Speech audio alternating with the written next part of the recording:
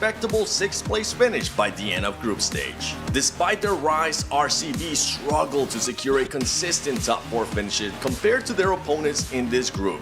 To advance through the survival stage, they will need to bring something extraordinary to the battleground, especially against other teams just as determined to earn their place in the grand finals. 4 Miracle Vibes burst into the scene in Group Green with a jaw-dropping performance, setting a record-breaking 22 eliminations in a single match, followed up by a chicken dinner on day 1.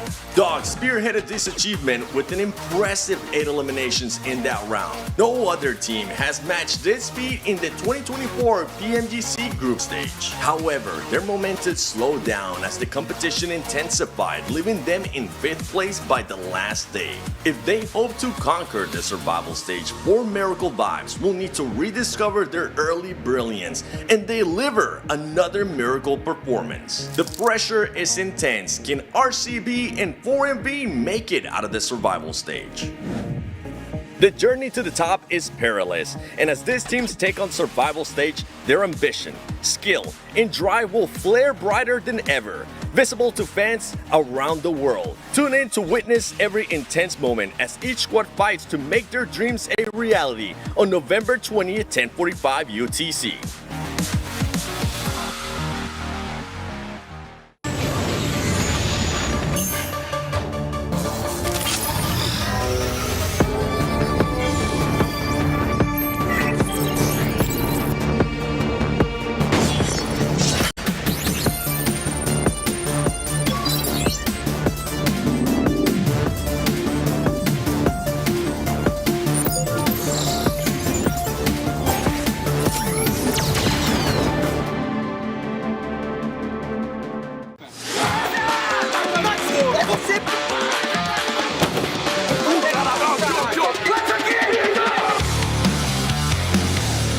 Hello PUBG Mobile fans, the highly anticipated Group Green has concluded. Come along as we recap the most thrilling highlights and history-making moments from this week's competition.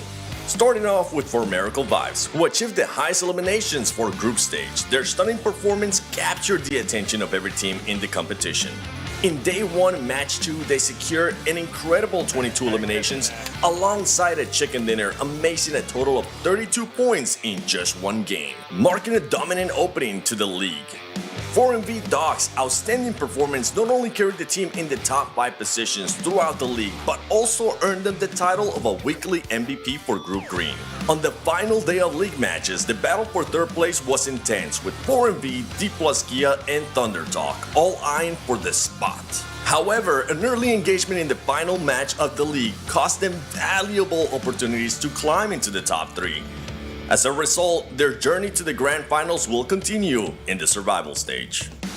Brute Force made a remarkable statement in this season's PMGC League stage. Despite a challenging start on Day 1, they began accumulating points from Day 2 onward, keeping that consistency, securing back-to-back chicken dinners with an impressive total of 49 points. Their performance was super consistent, truly deserving of their spot in the grand finals. This time, they will have finally achieved their long-awaited goal, turning last year's mistakes into success.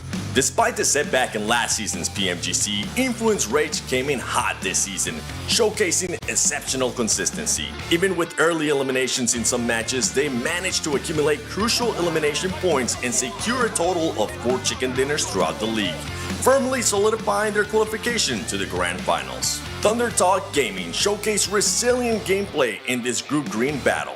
Despite a slow start on Day 1, they found the rhythm and made a strong comeback on the 4th day of PMGC League stage.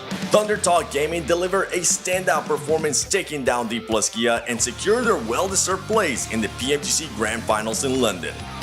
REGNUM CARYA ESPORTS, led by former PMGC champion Silas, faced a challenging start in the first 2 days of League stage.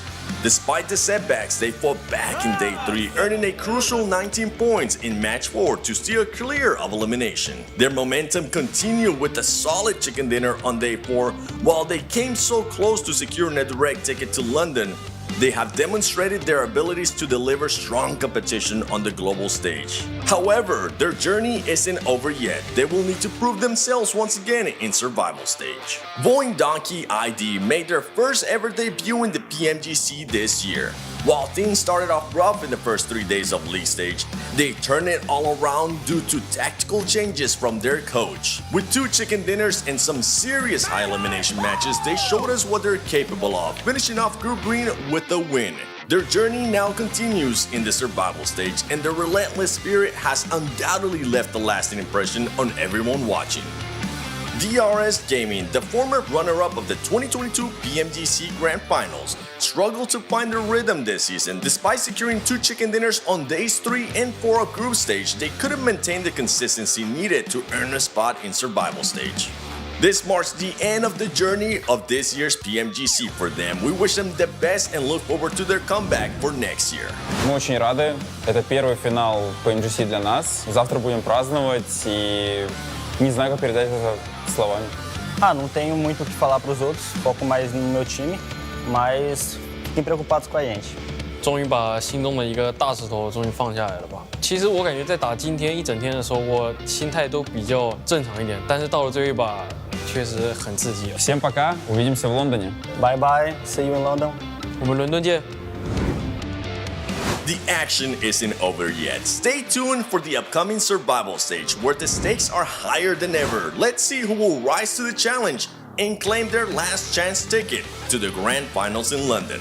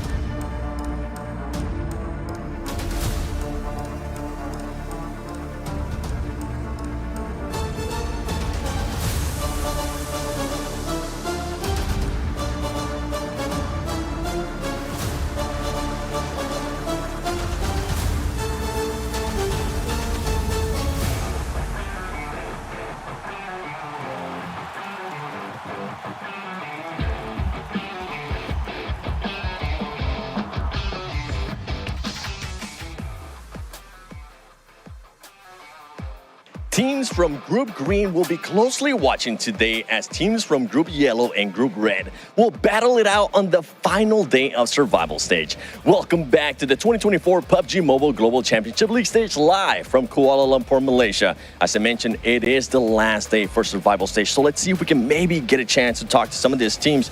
I got Sakshi with me, see if he can answer some of these questions, because this is a team that we definitely want to be able to see them in last chance. How's it going, brother? Good to see you again. That's not the question, though. The question is going to be, what are you guys going to be doing today to make sure you make it to last chance? You currently have 27 points. Nothing much to say. We're just playing, and you're just playing our best, and hoping we make it to the last chance. Well, I don't want to be biased, but I hope you guys make it too.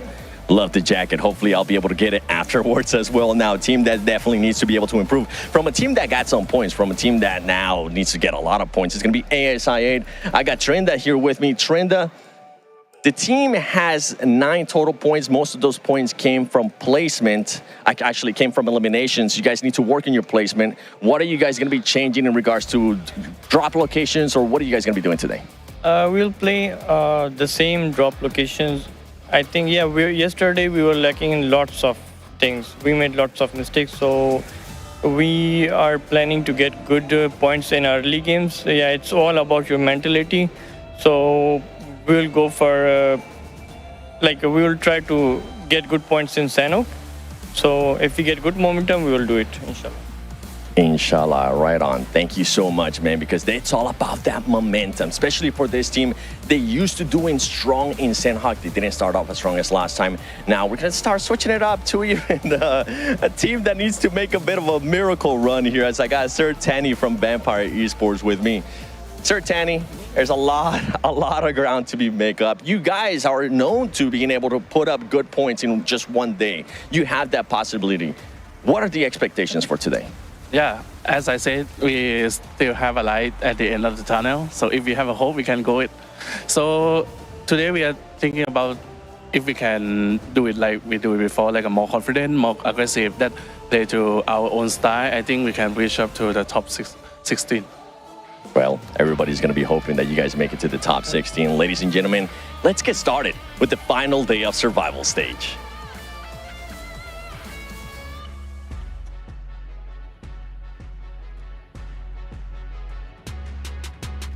Let's get it started indeed, folks. Today's the day where 8 of the best PUBG Mobile teams in the world will be going home. I'm your host, Hot Jukes, and beside me, I got the legendary Max Man. I know all you guys are wondering, where's Jason? Well, I promise you guys, this man fought tooth and nail to be here with us today. Unfortunately, he's dealing with an area power outage that's out of his control, so let's please keep him in your thoughts. But the show must go on, dude. So Max, how are you feeling today? I'm doing absolutely fantastic, Hot Jukes, and today it is the day, Hot Jukes, where we are going to be saying goodbye to 8 bottom teams, and we'll be continuing into the last chance after that. But I can tell you, at the bottom, it is a rough time right now, Hot Jukes, and they got to go tooth and nail today if they want to have the chance to continue in this year's PMGC. Dude, I'm looking at those names and it is crazy. I mean, we just saw an interview with Sir Tanny. That is one of the major names. These guys definitely need a miracle run. Yeah, miracle is definitely going to be necessary. I mean, we'll see, of course, how far they are when we look at the leaderboards, Hot Jukes. But really, even Vampire and IA technically at the bottom in 23rd and 24th, there's some hope. There's still some hope in the air right now, and they can still possibly make in the top 16. But they're going to have to start off strong here. Even in the first game on Sanhok, they need to pop off if they want to have that opportunity. I mean, speaking of Sanhok, right? We heard from the coach right there that they want to get some points on there. Do you think we're going to see another hot drop today from them? I don't know. I think that hot drops are going to be somewhat resolved. Who was it? I think it was VOIN versus I8 Ryan Hartin. That was a little bit of an issue we had. But hopefully that's going to be resolved because VOIN is not here, right? So because VOIN not here, it is resolved. That just clears out the entire issue. But of course, looking at the leaderboards, Hot Jukes, as we've seen, every team in the top 8 is from Group Green, which are not playing today. And not going to lie, with the 68 points of 4MV, it is seeming like all teams of Group Green are going to advance into the last chance stage. So yeah, all these teams, good job. You guys made it. GG, well played. Yeah, I mean, that's pretty wild. I mean, I did not expect that at all. I thought we were going to see some teams definitely like biting their nails in Group Green for today. But nah, they're big chilling. We're looking at the second page right here. This is that cutoff, folks. That 16th place. That is where you want to be at a minimum, right, Max? Yeah, exactly. I mean, right now, looking at the teams on the second page, I would have to say Deke Xavier, Major Pride for me are safe, Hot Jukes. I don't expect them to get like a 0-point day. So I think that both of them are going to be fine. But yeah, from 11th place below, it's where, you know, there's some wiggle room. Teams can go down significantly if they have a really bad day, or they can maybe have a big jump up if they just pop off with a chicken dinner here and there throughout these 6 matches for today. So as right now, big surprise for me is still to see Falcons in 15th position. Of course, they only played 6 matches, Hot Jukes, but like they are maybe in a spot where we could see them fall in the bottom 8, which is not what you'd want to see. Yeah, this is the teams in the bottom 8 right now. And you can see some big names down here. Vampire, only 3 points total out of 6 matches. An unreal performance. I think Sir Tanny would even just like posted that he was just like shattered that they saw that kind of performance. But I mean, I think he is right. There is still a light at the end of the tunnel. With 6 matches left today, you know, a good chicken dinner might just be their saving grace. Exactly. I mean, right now they're 22 points behind Loops and FaZe, which are currently in 16th, 17th position, tied for the break-off point for the last chance. So yeah, one win, literally, Hot Jukes, if they can get that win in the first, I don't know, 2-3 matches today, that is going to put them back in a position where they can compete for that top 16. But where's the morale of Vampire Esports and IA after their horrendous day one, Hot Jukes? That's the big question, because if they're unfortunately a bit down under, well, they might have a bit of a rough time getting back up there. Well, we got 6 matches today. We're going to start off in Sandhawk. Now, you're right. We're going to see some differences in teams. So I think IA are going to avoid that hot drop like you mentioned. But I think we also might have a couple of hot drops we will see today. What do you think, Max? I don't think we're going to have hot drops until the last match, possibly. Like, sure? that is going to be a thing. But I don't think we're going to have hot drops, no. I think that teams, at least this early on, like, when do you think hot drops happen here, Hodrix? What are your expectations?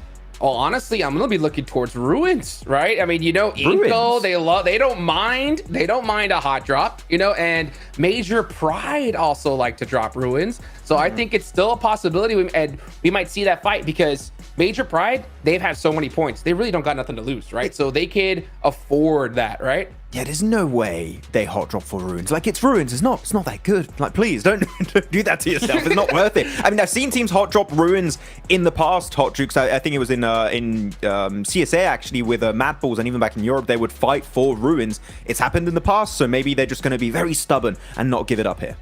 Well, Ruins may not be that good, but I'll tell you something that is real good. That's that Infinix GT20 Pro featuring dual chipsets and 144 AMOLED display. It delivers up to 120 FPS, providing teams with outstanding performance and visuals. And we got John Allen there on the screen. I love it. Still there. Yeah, it's my favorite wallpaper. I'm going to keep it, you know, all the time on my device. And I just wake up and I see John Allen and I'm instantly having a great day. So, no, good job, John. Thank you for that.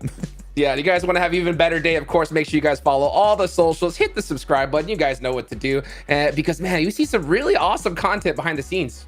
Yeah, a lot of cool stuff, a lot of cool dances. They gave some lollipops to the players today after doing a fist bump. Like, wait, why am I not there? I want my lollipops too. What's happening? Come on, dude, right? It's like going to the doctor's office, right? I want my treat. Let's go. By the way, guys, speaking of treats, right, go ahead and get one of your tickets here for the grand finals in London. Oh, that's going to be so exciting. There's going to be some exclusive merch there, all kinds of goodies. So go ahead and get that as well. So, man, dude, today is the day where I heard that you were battling the dragon last night, right? Yeah, I fought it like 2-3 times last night. I was facing the Frozen Fury in the caves under Erangel, and unfortunately, I gotta say, I not only got knocked by the dragon, Hot Jukes, I got flushed by the dragon afterwards.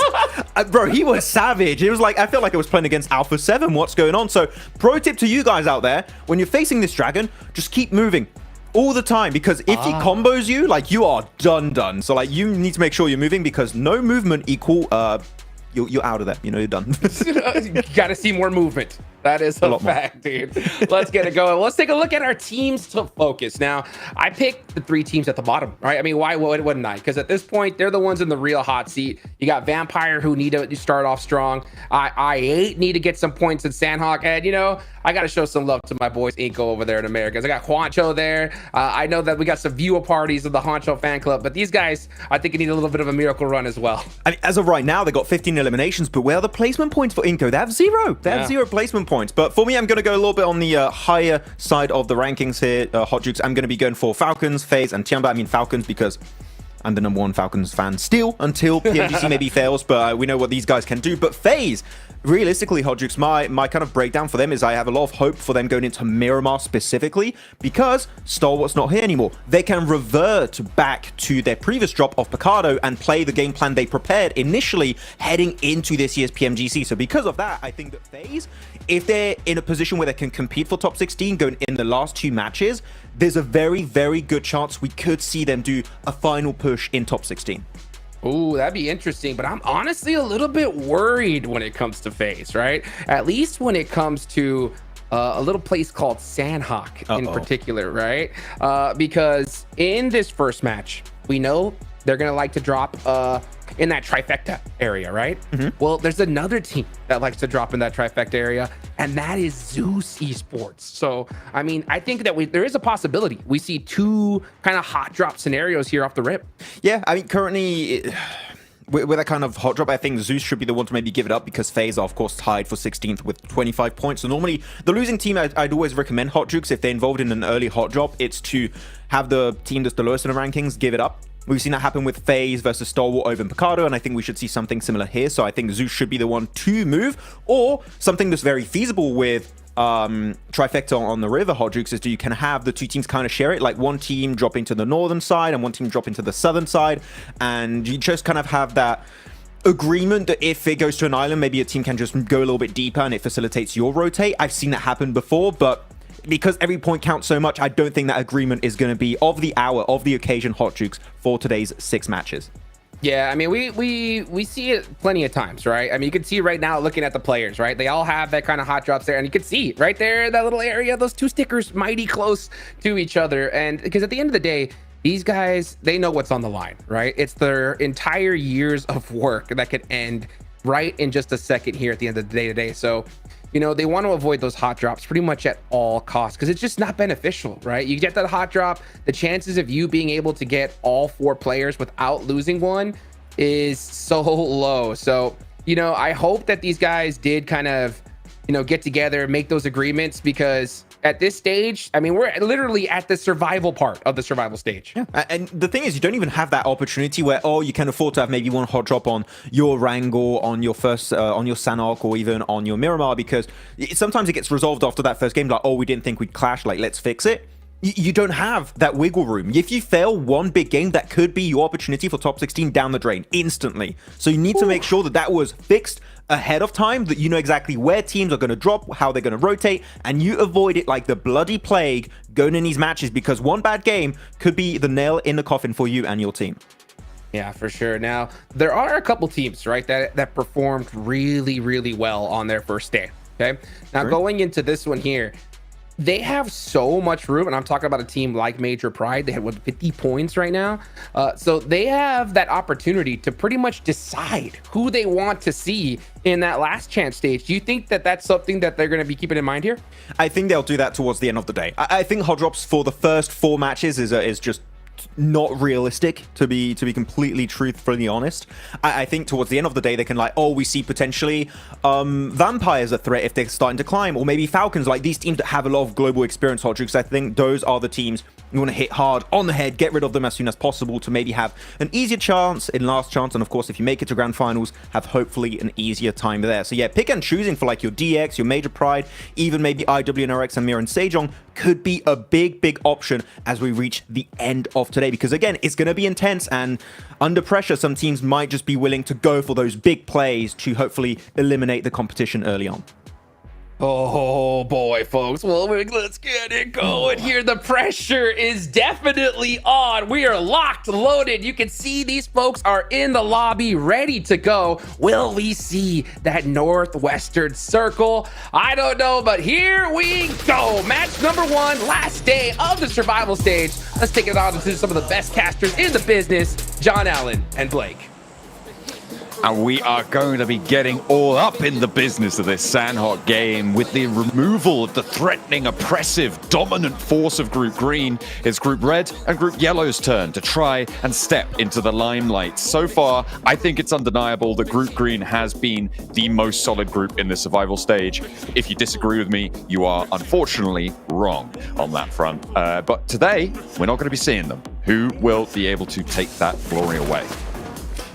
You've just angered a lot of people right there. I imagine there's going to be people in your DMs telling you off, telling you that you are wrong, that they are right. I've got some things to say about it. This is the problem, though, is that there is a huge amount of variance, a huge amount of contextual factors that go into this one, and that schism between Group Green and Group Red and Group Yellow is certainly there, and it's because Group Green comes off a very fresh performance from their previous week. They were all fighting in a very reasonable lobby, and some of these other groups have been absolutely dumpstered by some of the strongest squads over in Group Red and Group Yellow.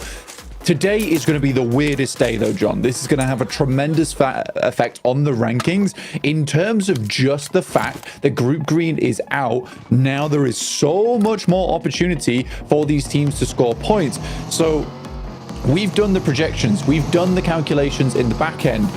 But in my opinion, although those calculations and projections are very valid and useful, I don't think things are going to play out any way that we can predict stat-wise today. It's really difficult. I mean, to call any individual team making that rise, absolutely, but it's just impossible. We are not going to see a Northwest Circle. of course, on this map. Why would we do that? We've seen it so many times. Come on, we're going down south this time. We are still splitting it in the middle with the river across Painan. Looks like INSILIO are going to make FaZe this time pretty tricky from the trifecta compound there. A flex out from Painan, actually making a big impact and potentially a big opening for teams like Zeus over on that northwestern island to be able to make their way on through. But you're right, I mean, projections are just that. They're projections, and their bearing on reality can be tenuous, especially over only 6 matches played. And that is a massive amount of volatility. Well, look, man, I really do believe in statistics and how calculations play out. We actually can go through them a little bit later in terms of where we think teams are going to end up. And I think that generally in a 16-team format where teams are all performing to a relative consistent standard, yes, that's absolutely fine. But here in survival stage, removing now the strongest group from the lobby and also a group that has terrorized a lot of our teams here, John.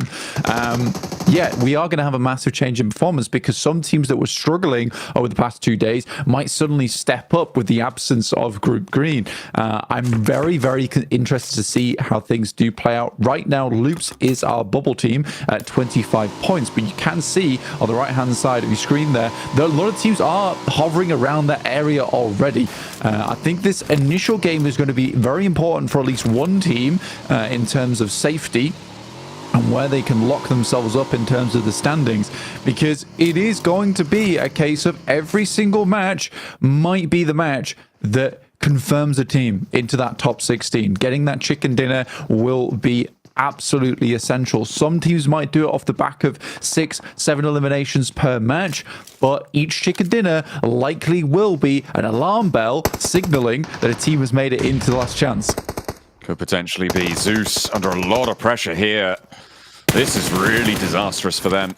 Their maneuvers on the western side have been cut short, and that's Team Queso to be able to do a lot of the damage to them as well. That is a lot of points added early. 4, and they get away clean. All of them still alive and in such a strong spot in this circle. Team Queso onto a winner, maybe.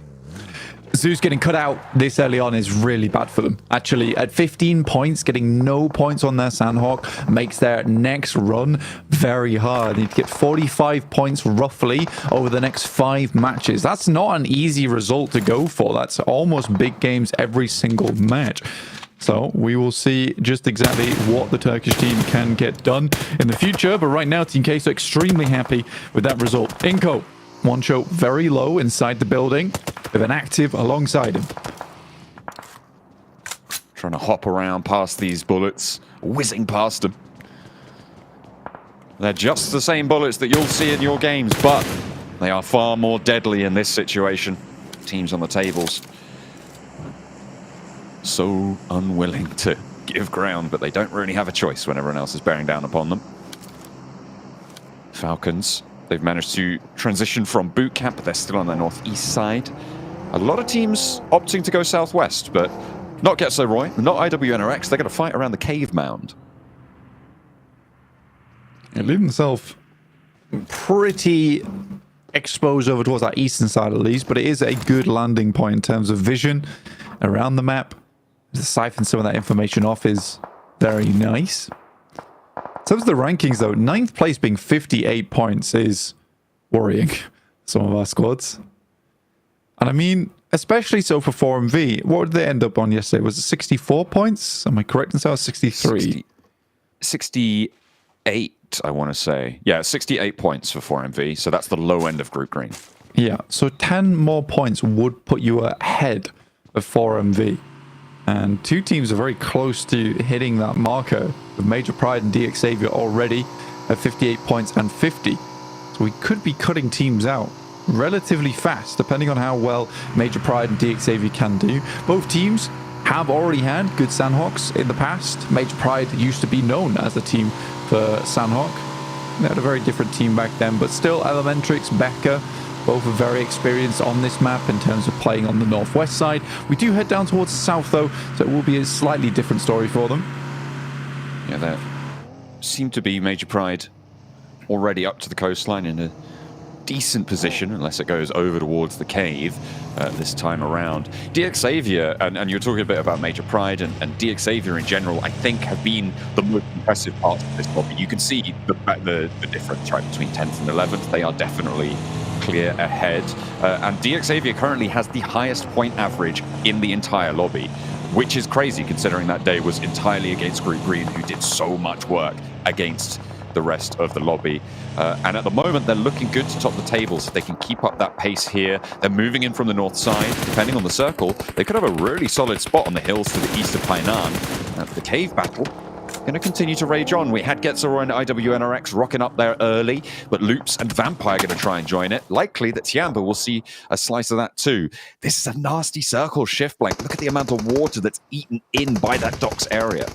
Yeah, run Bantai, a struggle bus scenario here. Great nades from Neil, though, over to Getso Roy, finding two off the back of it. Now looking over towards Porsche and his teammate Car. Very, very disgusting stuff. And a second one over the top. Goodness me, Neil. He's going straight through him. Doesn't even need to see him, just launching these nades in. Perfect for Loops. And at such a crucial time as well. They've got 2 elims already now. They're looking to rack up those further 3 elims, sorry, from the nades that Neil found. And they are a bubble team, Blank. They were neck and neck with FaZe at the start of today. So starting off with a good day, with FaZe losing a player early, playing on the outside still, by the way, by Ruins. That could be great news for Loops and Loops' fans.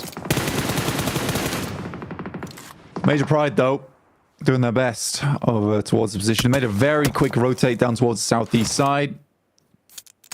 Now, it has worked out, honestly. The Falcons, on the other hand, very much not so. Down 4 players already in 15th place, only getting 1 elimination off the back of this game. Vampire also lost a player. Now, for Vampire, it is most likely done for them. I think they're one of the few teams that we can kind of call out here. To put it into perspective, they would need a 10-point game every match for just a tiny sliver of a hope to get in. At 63 points. I do not see Vampires making it in unless they have, which they always keep in the back pocket, those comeback moments. And I think that is something that Vampires very much known for, but losing a player early doesn't bode well. Losing Stoned early on, but they are in a position that is not unlikely to see a later stage of this game, but the difficulty is, of course, leaving here. Look at Loops' lineup on them. There's no way, unless they find a pick over towards the high ground, that they can make too much of a move. But actually, Loops are going to retreat a little bit, and Vampire take shots, harrying them as they fall back slightly. IWNRX on the far side of the cave hill will be that roadblock to the rotate from Loops. And actually, on this circle, Loops is kind of more trapped than Vampire, weirdly enough, even though they have oversight onto it. Vampire closer to the middle. Loops has to rotate either through IWNRX, Inco, or Vampire. So they have to take a fight on this next rotate. That next rotate will be extremely important as well, considering we're kind of on this crossing, right, where we have the river passing through Camp Charlie. Most likely teams will have to move down towards the southwest or back up towards that northeast. And Cave is very populated right now. It's a crowded area. You know, it's uncomfortable, getting a little bit hot over at that position. DXavier making a pretty wild rotate through, but maintaining the sightlines away from the rest of their squad. So they do make it through with all 4 players, though they take a heavy lick of damage. There's 1 player at least getting knocked on the back lines. Yeah, they give up Lamborghini, but that is a price they seemingly are willing to pay. That is a nasty circle. Oh my god. The Bantai shift. This is about, I want to say, like 60% water in this circle right now for stage 4. People are going to be getting wet, and Getso Roy going to lead the charge, going for a dunk first with Car. In terms of consistent performances, this cuts it out of the question anymore. It's never going to be consistent with a circle like this. You had to pray and hope that you got the circle shift off the back of it. And Team Queso, very happy with their position. Although in the past, we've seen Team Queso be cut down before, completely shut down on strong positions on the map.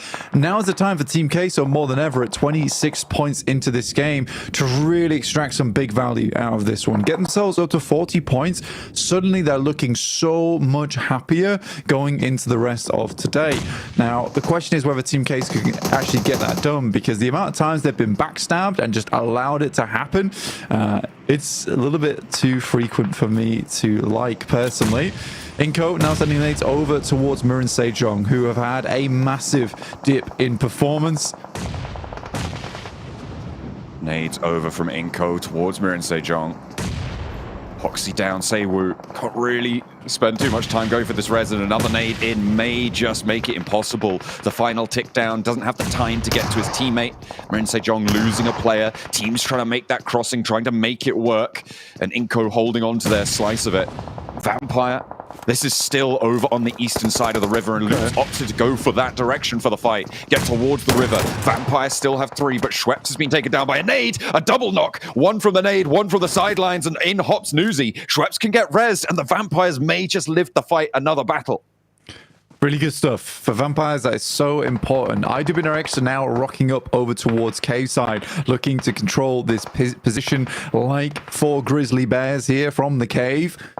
Looking down towards Vampire, who is the prey. They do have that high ground to work with. These teams need to move, importantly. Schweppes attempts to find a sideline angle, but the smoke dissipates at a bad time. At stage 3, this will start to hurt quite a bit. They need to find some kind of opening off the back of this. They have vehicles, but what a nice angle there from Zedwolf, all the way off towards that northern side. And the high ground off angle, Kind spots Tony K, and the blue zone's upon them now. It's only stage 3, but blank, the landmass available here, this is a stage 5 pretty much. This feels really nasty.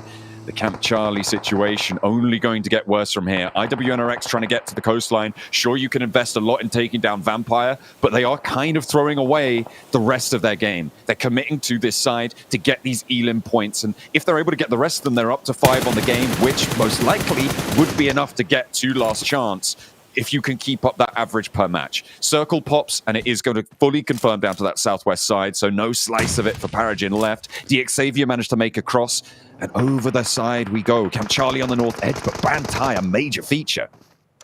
Massively. I think for Vampire, it's most likely done and dusted here, but they will double their point scoring with that knock over towards Zedwolf. A double first aid kit, which I did not see coming through. They were both on 1 HP, essentially, John. Out comes Frozen. Good shot out the side of the vehicle. 4 points total. I thought it was all done there for Vampires, but somehow, miraculously, they make it out. And now we're looking heading towards the water. Potentially live this game out a little bit further. Schweppes immediately diving down towards the deeps because they need to get deep into this game. Everybody's going to have seen that crash. Paragin, the backstop for DXavier. You can see the forward 2 players playing up to the cliffs. They're also going to be aware of this. I don't think there's a way that Vampire get away from this one. Paragin's going to have to regroup at some point. Team Queso have oversight with Melodious, who's on a wide flex out, and there it goes. That's Vampire getting eliminated. The points going to DXavier. They have 4 points now, and that is a spot as well across the way from Major Pride in Camp Charlie towards Paragin. So DXavier, 2 players left. 6 points for Major Pride and 4 for DXavier. Both place themselves in a really good position here to qualify. They're still both in 9th and 10th place respectively, but that might change when it comes down to those placement points that come through. But 10 teams still in this one. IS-I-8, they said it was all about mentality. I can only agree, because things do go from bad to worse.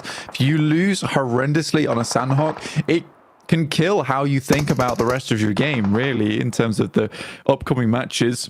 But it's a nice outside chance here for ASI8 over on the western side, John. I actually do like the position. It's going to be a little bit difficult and will require them to eliminate some of the opposition up towards their north and south side, but I think they can do it.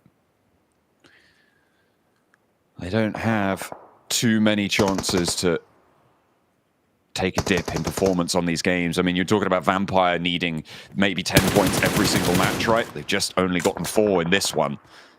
For ASI8, it's not too far off either. Sure, maybe you reduce that to an 8, but it's still really, really tenuous, and I'm not sure that they can do it, given their performances. that we've seen from them on their last day of gameplay. Let's see if they can stand tall here. This wide flex from Team Queso now sits straight in the middle of this circle. What? A big pickup on the picture-in-picture there with FaZe.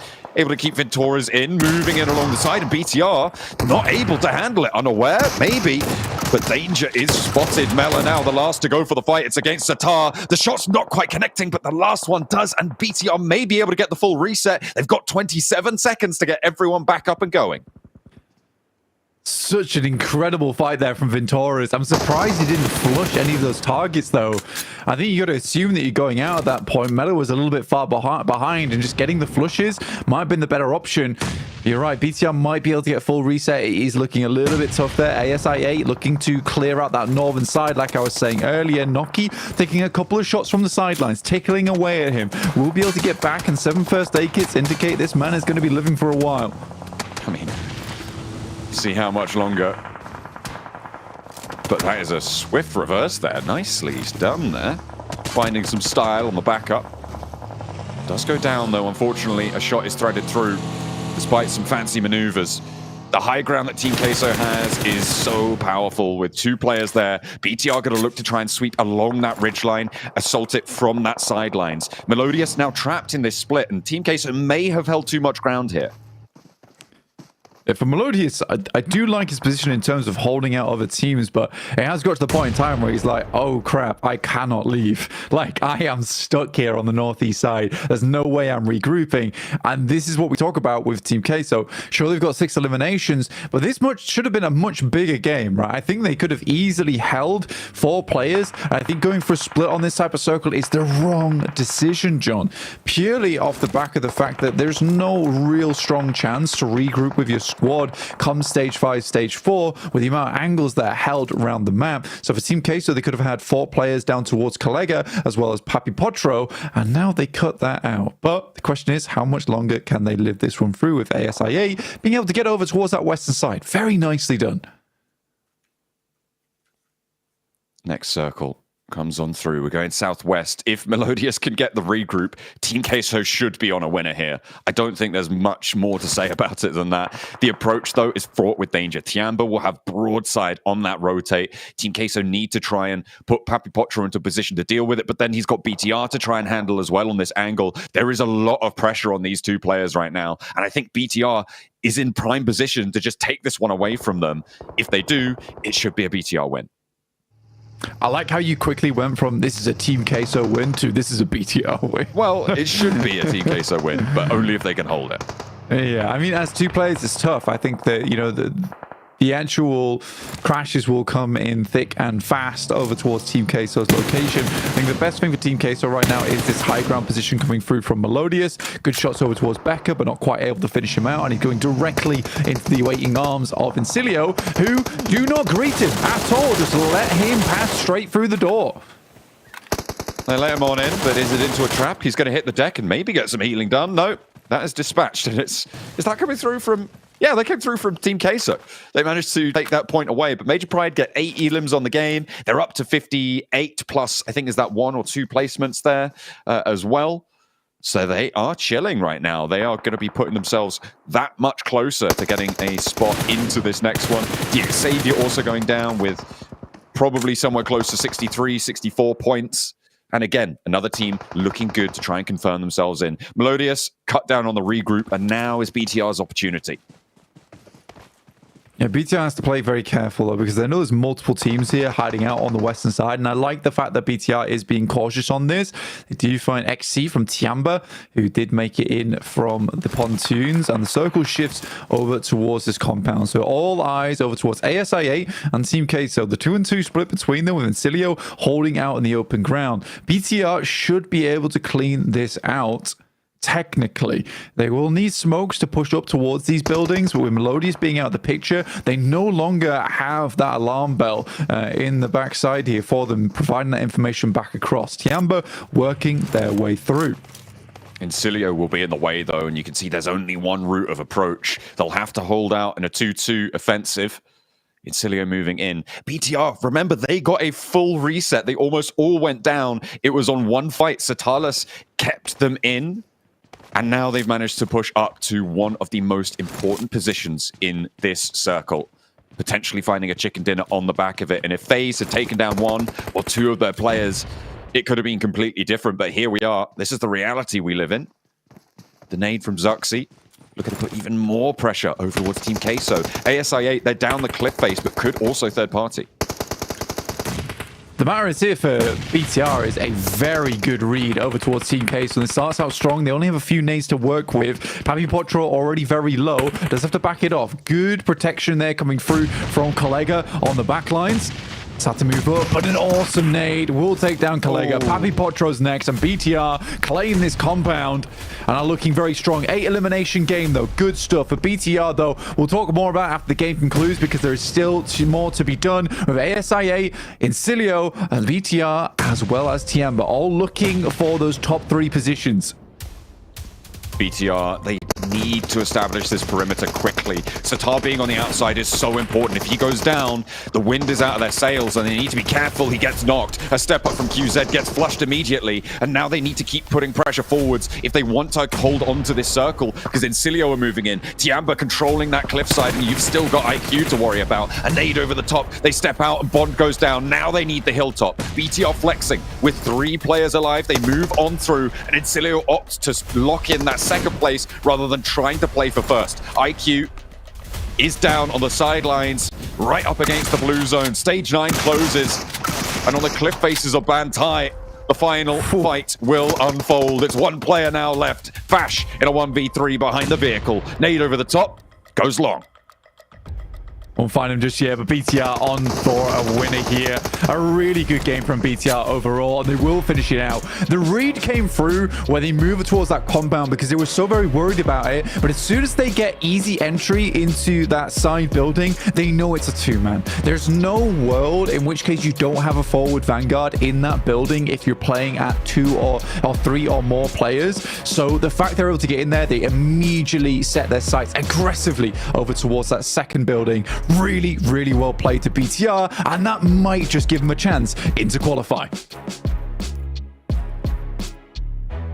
BTR win, baby! Let's go, man. That'll definitely heat things up here, Max. Oh, definitely for them. I mean, BTR are going to be so happy for getting that win, but can we start off right out of the gate, Hodrick? What a weird circle. Dude, Southern Circle, what a weird circle. It's playing mind games with us the entire time. Like, oh, you have 60% water. Now we go back onto Bantai. Oh, no, you think it's going to go downhill. It's going to go up here onto Team Queso. It was all over the place, but BTR sweeping the edge, which I have to say, looking at BTR, the edge sweeping playstyle is not something that I really see this team do too often, but the way they did with FaZe, then Team Queso, it was a thing of absolute pure beauty, Hot Jukes. And you know what, with their position before this game in 14th position, maybe this is the match to qualify them in top 16. That's how many points they were able to secure in this match. Man, this gotta also do big things for their mental game as well. You know, now they got this big chicken dinner off the rip. They can kind of, I mean, you don't want to relax fully, but I mean, gosh, that big weight on their shoulders has definitely got to be lighter now. Look at the stats right here. Zuxi with 3 eliminations, Satar as well with 3. Dude, I mean, this is exactly what this squad needed. Yeah, and by the way, and this is something you guys can use in your own games when you're playing Ultimate Royale, is hold on to your utility until the last fight if you can.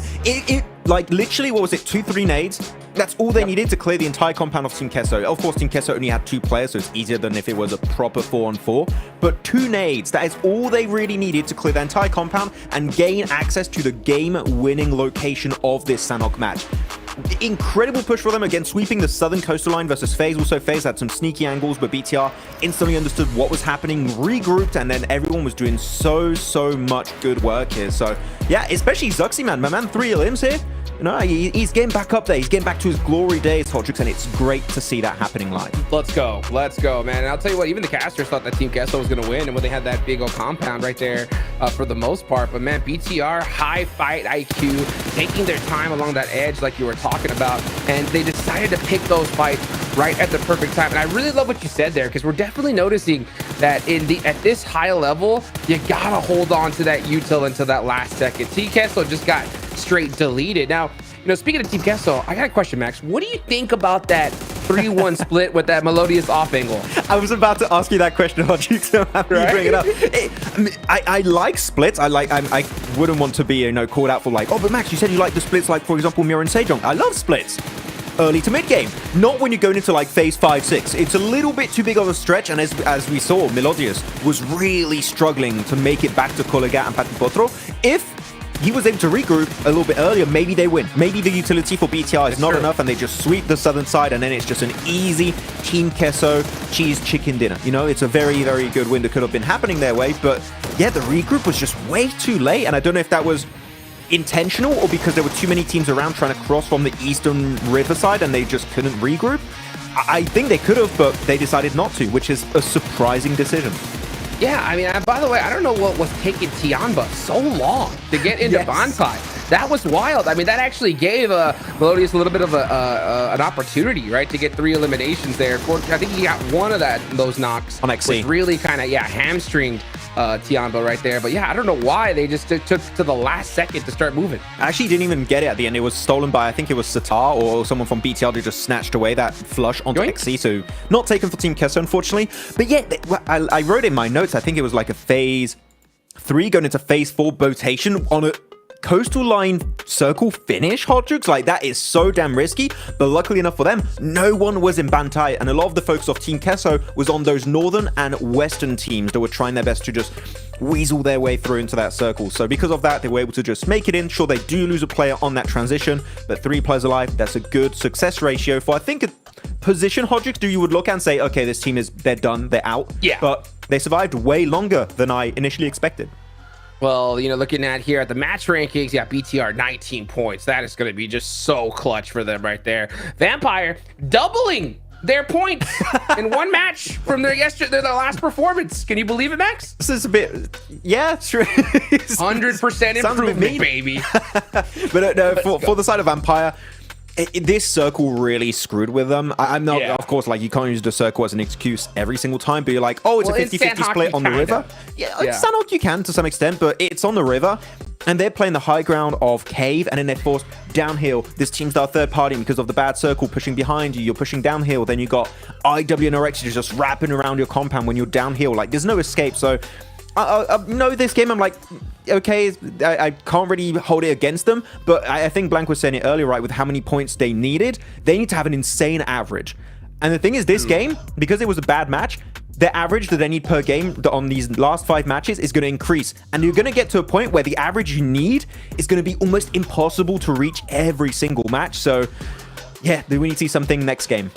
Well, yeah, we definitely do, because they needed, like a 10-point average. 4 is not going to be enough. So they need to catch up big time. It's literally chicken dinner time for Vampire at this point. You can see the overall rankings. These are all the teams that are safe. Let's go over to the second page here. Loop's still at that cutoff with 28 points, but we are going to see some movement. Look at that. You got BTR sitting pretty, INSILIO moving up, as well as Team Kesso. It is very nice to see BTR jump up from them 14th position up into 11th, but one team I'm a little bit surprised by, and not in a good way, has to be IW and RX. Like, they put on an absolute clinic in their group, right? And I was like, oh, IW and RX are going to be top 16 easily, like, no doubt in my mind. But I'm in a position where, are they maybe gonna keep slipping because they didn't get much done this game? And it would be so rough for them, because I think it was by 1 or 2 points in Group Red they didn't qualify. So imagine you just barely miss out on the top 3 and then you fail at the last hurdle. That would hurt. But Falcons in bottom 8? Oh my, okay, I'm crying inside. This is not good. No. Yeah, this is not good for sure. I mean, we got 3 Air Gales left still here, and one good match would definitely help them out. But still, I mean, do you see them in this position? It is just not a good sign at all.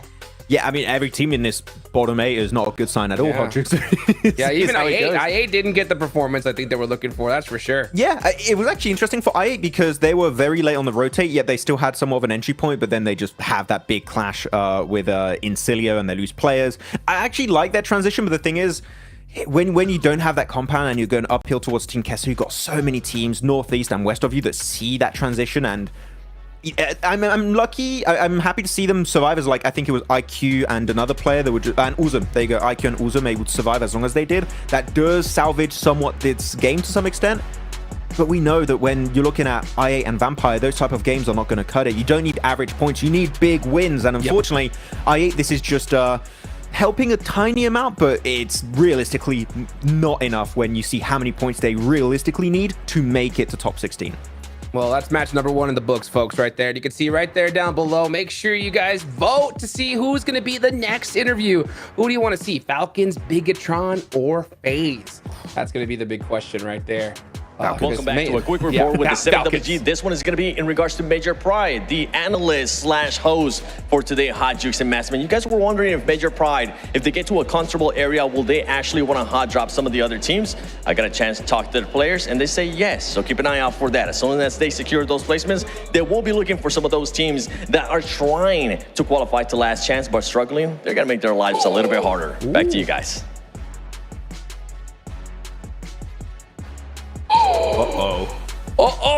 Baby, no. That is one team you do not want gunning after you. I want to see it so bad, Max. Team says they want to hot drop. Hodrux, you are now my favorite team. Yes, dude, you are amazing. Right? Thank you. I just want to see them with the MG3 go brrr, you know, against some of those squads that are going to be fighting for, because this is going to get wild after hearing that. The thing is, we know Major Pride are like safe for top 16 with their points, right? They're just going to have a field day today. The thing is, I'm looking also at Xavier that has been a hot drop-esque kind of team in the past. So like those two squads might be actually an absolute thorn in the side of these teams that are just competing to hopefully make it in the top 16. So man, yeah, you got to be careful because you got enemies in this lobby right now. Oh, 5 matches left to go, folks. 8 teams go at home. It all starts and begins in Erangel. Let's see who's going to be able to get it done. Let's take it on over to our casters, John Allen and Blake. BTR bucked the trend with a chicken dinner over on Sandhawk, and we will be heading on in to Erangel from Primorsk up towards Kameshki on the plane path. Match 14 as we are drawing inexorably closer to 8 teams' terminal location here in the tournament. We'll have to wait and see who it'll be as we go around for our merry way over Erangel. Second match here. Obviously, teams are looking for more points on the card. Some teams already put up quite the number over that last game. BTR extremely happy with their result. Zuxi seeming very calm coming today as well is a really nice indicator. It's really cool to see how Zuxi has developed as a player and as a person as well. I remember when that guy used to just be completely in the zone, shouting inside of the lobbies, and now turn into, you know, a very just chilled out, calm dude that likes to play PUBG Mobile. It's really good to see, and I think that mentality shift has certainly helped him, going from playing over in the collegiate leagues, being dropped out of BTR for quite a while, and now making his return to the stage over the past year has been awesome. It's been really awesome, and I think BTR definitely deserved that last game. It was a good push. It was a good ascend over that top side into the buildings and the clear over towards the west. The plane path just about reaching the end of it now. And the circle goes southwest, Blank. We haven't been down to CARYA in a while. Maybe it's time to take a trip down memory lane and send our teams back out that way. But could be Military Island as well. We'll have to wait and see. Would definitely be. I mean, there's a small chance of it happening. BTR will play over on that northwest side, likely getting some vehicles, potentially head over towards C block, especially 4MV not inside the lobby here. INSILIO finding Uriel from MIRAEN SEJONG already, clipping the angel wings from his shoulders, and now we'll have to go it alone. Oh, they're saving grace. Unfortunate stuff there for MIRAEN SEJONG, consistently losing play, still on 30 points. And again, this is a team that absolutely adores having 4 players alive they can rotate off the back of. A little bit of high ground located for Redlick and picking up that elimination. No chance to get him back up on his feet. Not going to be there. And as much as you adore it, sometimes it's just not possible. If you can avoid it, preferable. But MIRAEN SEJONG on 3 players now, which is, again, a little cut short for them, and that's got to be a little bit worrying. 2 of your 3 matches now, you're losing players a little bit early, or 2 of your 6 matches today, you're losing players a little bit early on. Not ideal. Loops, they are looking to try and cause some waves here, Blank, and we heard from We heard from the players there. They're looking to try and change it up a little bit. But right now, they're the team that's fighting around that bubble, and they need to be careful. Yeah, I think for MIRAEN SEJONG, at least, just going back to their angle is their best map as well. So yeah, already having your first one done in like this, well, it's not good. It's not good. BT up to 46 points. INSILIO, not the team I expected to be ahead of INSILIO, but here they are. They're certainly fighting hard to stay at the top side of the lobby.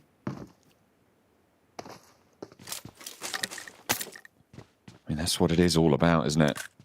It's so tense, and when you're playing these short-form tournaments, every single match matters so much more, and that really weighs on the mind. We saw a little bit of an elimination focus in day one for a team in this lobby, and in day two, we sort of saw that fall off a little bit as teams started to get a little bit more worried. Obviously, Group Green, it was their last day of play, so I think we saw a little bit more consistent approaches to the lobby from them, whereas everyone in day one was a little bit more bombastic. Let's see where Group Red and Group Yellow settle when pitted against one another in terms of that dynamic. On Erangel, sorry, on Sanhok, I feel like that kind of wasn't really representative given how crazy that circle was, right?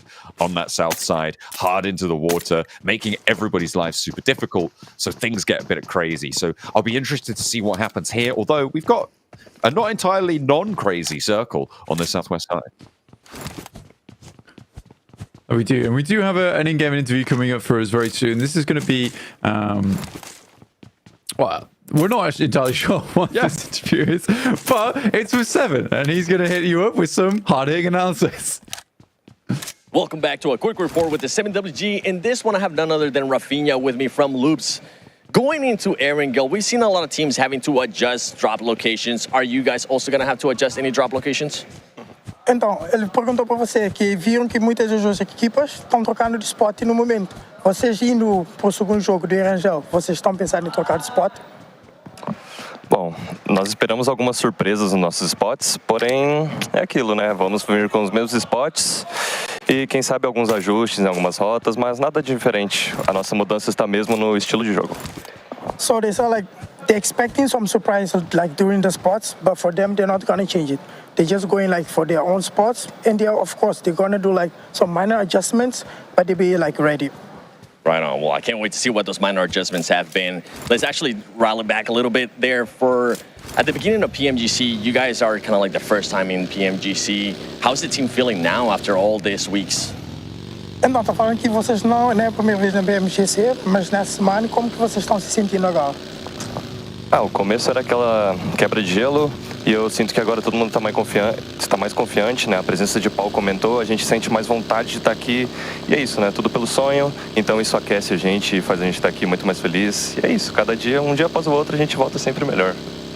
So of course, like in the beginning, it was just like the icebreaker, but now like they got just like to be on the stage, they're ready, they're like feeling confident. Of course, they're here for their dream, so every day they'll be like doing the best. Right on. I'm pretty sure a lot of Brazilian fans are hoping that you guys make it to last chance. Obrigado. Boa sorte. Back to you guys. Thank you. Well, there you go. So they are just looking to maintain consistency here for Loops. It was Loops. Okay, there we go. We did catch up with Rafinha there. Thank you very much, Seven, for dishing out all that juicy info. And on the bubble, I don't think I can blame them too much at all. It is just about keeping a level head in that scenario. I'm glad you heard it. Yesterday I heard the rat-tat-tat, today I heard brrr, so a little bit unfortunate for me. Sound effects with Blank. Yeah, he's a Foley artist. I am. There you go. Why don't you fill me in? Fill me in. What just happened? They were saying they're not changing their drop spots. They're just going to try and stay consistent. They're feeling okay, calm after the weeks that they've had away from the game, obviously not playing in that Group Green scenario. But they're feeling okay. Good to know, Loops. I'm glad you guys are all right. The Loops are okay. Yeah, in 16th place.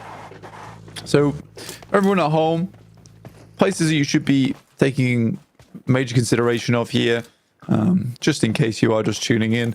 17th down to 24th will be going out at the end of today. So for all these teams, their main goal right now is to get above that 16th point barrier, or just in 16th place is fine for Loops, but it is a little bit tenuous with Falcons hot on their heels with 27 points. So for a lot of our squads, we are looking to just get above that marker right now.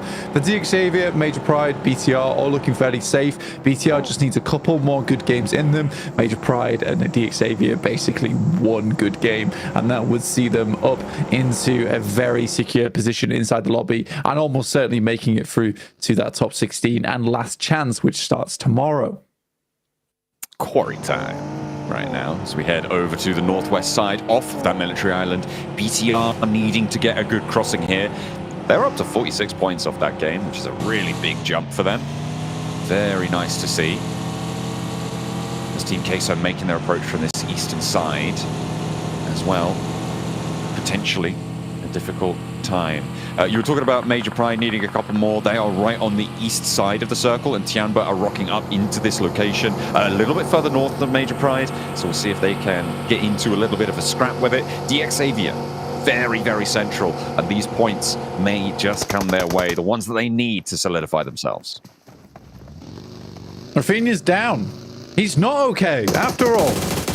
Oh, good stuff. For you guys over in chat, you can vote on the next interview coming up between the Falcons, BIGETRON, or FaZe. So make sure that your vote is known, exactly who you want to see Seven speaking to, which player you want to hear from. So let us know over in that poll that will be popping up over in the English YouTube chat as well as the Indo chat as well. And you can have an impact on the show. Hell yeah. It's always good to see. Just like Major Pride having an impact on Team Queso right now, you too could have that sort of a say on what's about to happen. Because right now, Melodious, he's not that split this time, but he's still going to go down nonetheless.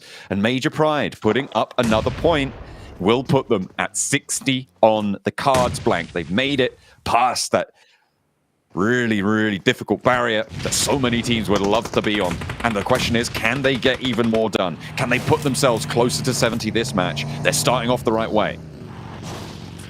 For Major Pride, it's not a lot of points that they need going forward. I think around about that 65 to 70 point margin is where we basically said that's a safe position to be in, especially with the points margins up towards the top side of the late table, which have been juicing up a little bit. It might reduce the points down towards 16th, but yeah, 65 to 70, and you could just be like, we're done for the day. We're finished. There's no way we're leaving it. Becker on the tree. Colego seems to have heard these footsteps, but a long nade to the back lines connects a little bit of damage to Team Queso. They are circling now, pushing them on to the downstairs floor. Major Pride has sent Team Queso to the basement. And trying to keep them there may be a little bit difficult, but they'll try and get this point value from it. Evo Station needs that reload out the Bison. In they step up to the tree. Papi Potro does a lot of damage, but doesn't get the knock here. Now onto the pump action. Two players bearing down upon him. Takes a lot of damage. The off angle may come into effect, but it's just through the front door they go. And Colego now from the low ground needs to try and keep Team Queso in this one. Has one player close by. And Milosa trying to move around the edge. That is a good spray, a good pick up on the Becker. For Major Pride, that will be a little bit of an opening for them to get taken down here, but it's a 2v3 and they are still in control. Major Pride apparently keeping neck in the basement. A weird turn of events, but there you have it. Major Pride looking for a few more points here on the game. 4 points total would be nice, and it is looking more and more evident that they will pick this up. But a 3 versus 2, not entirely impossible here for Team Queso. Currently sat in 16th place, right on that bubble.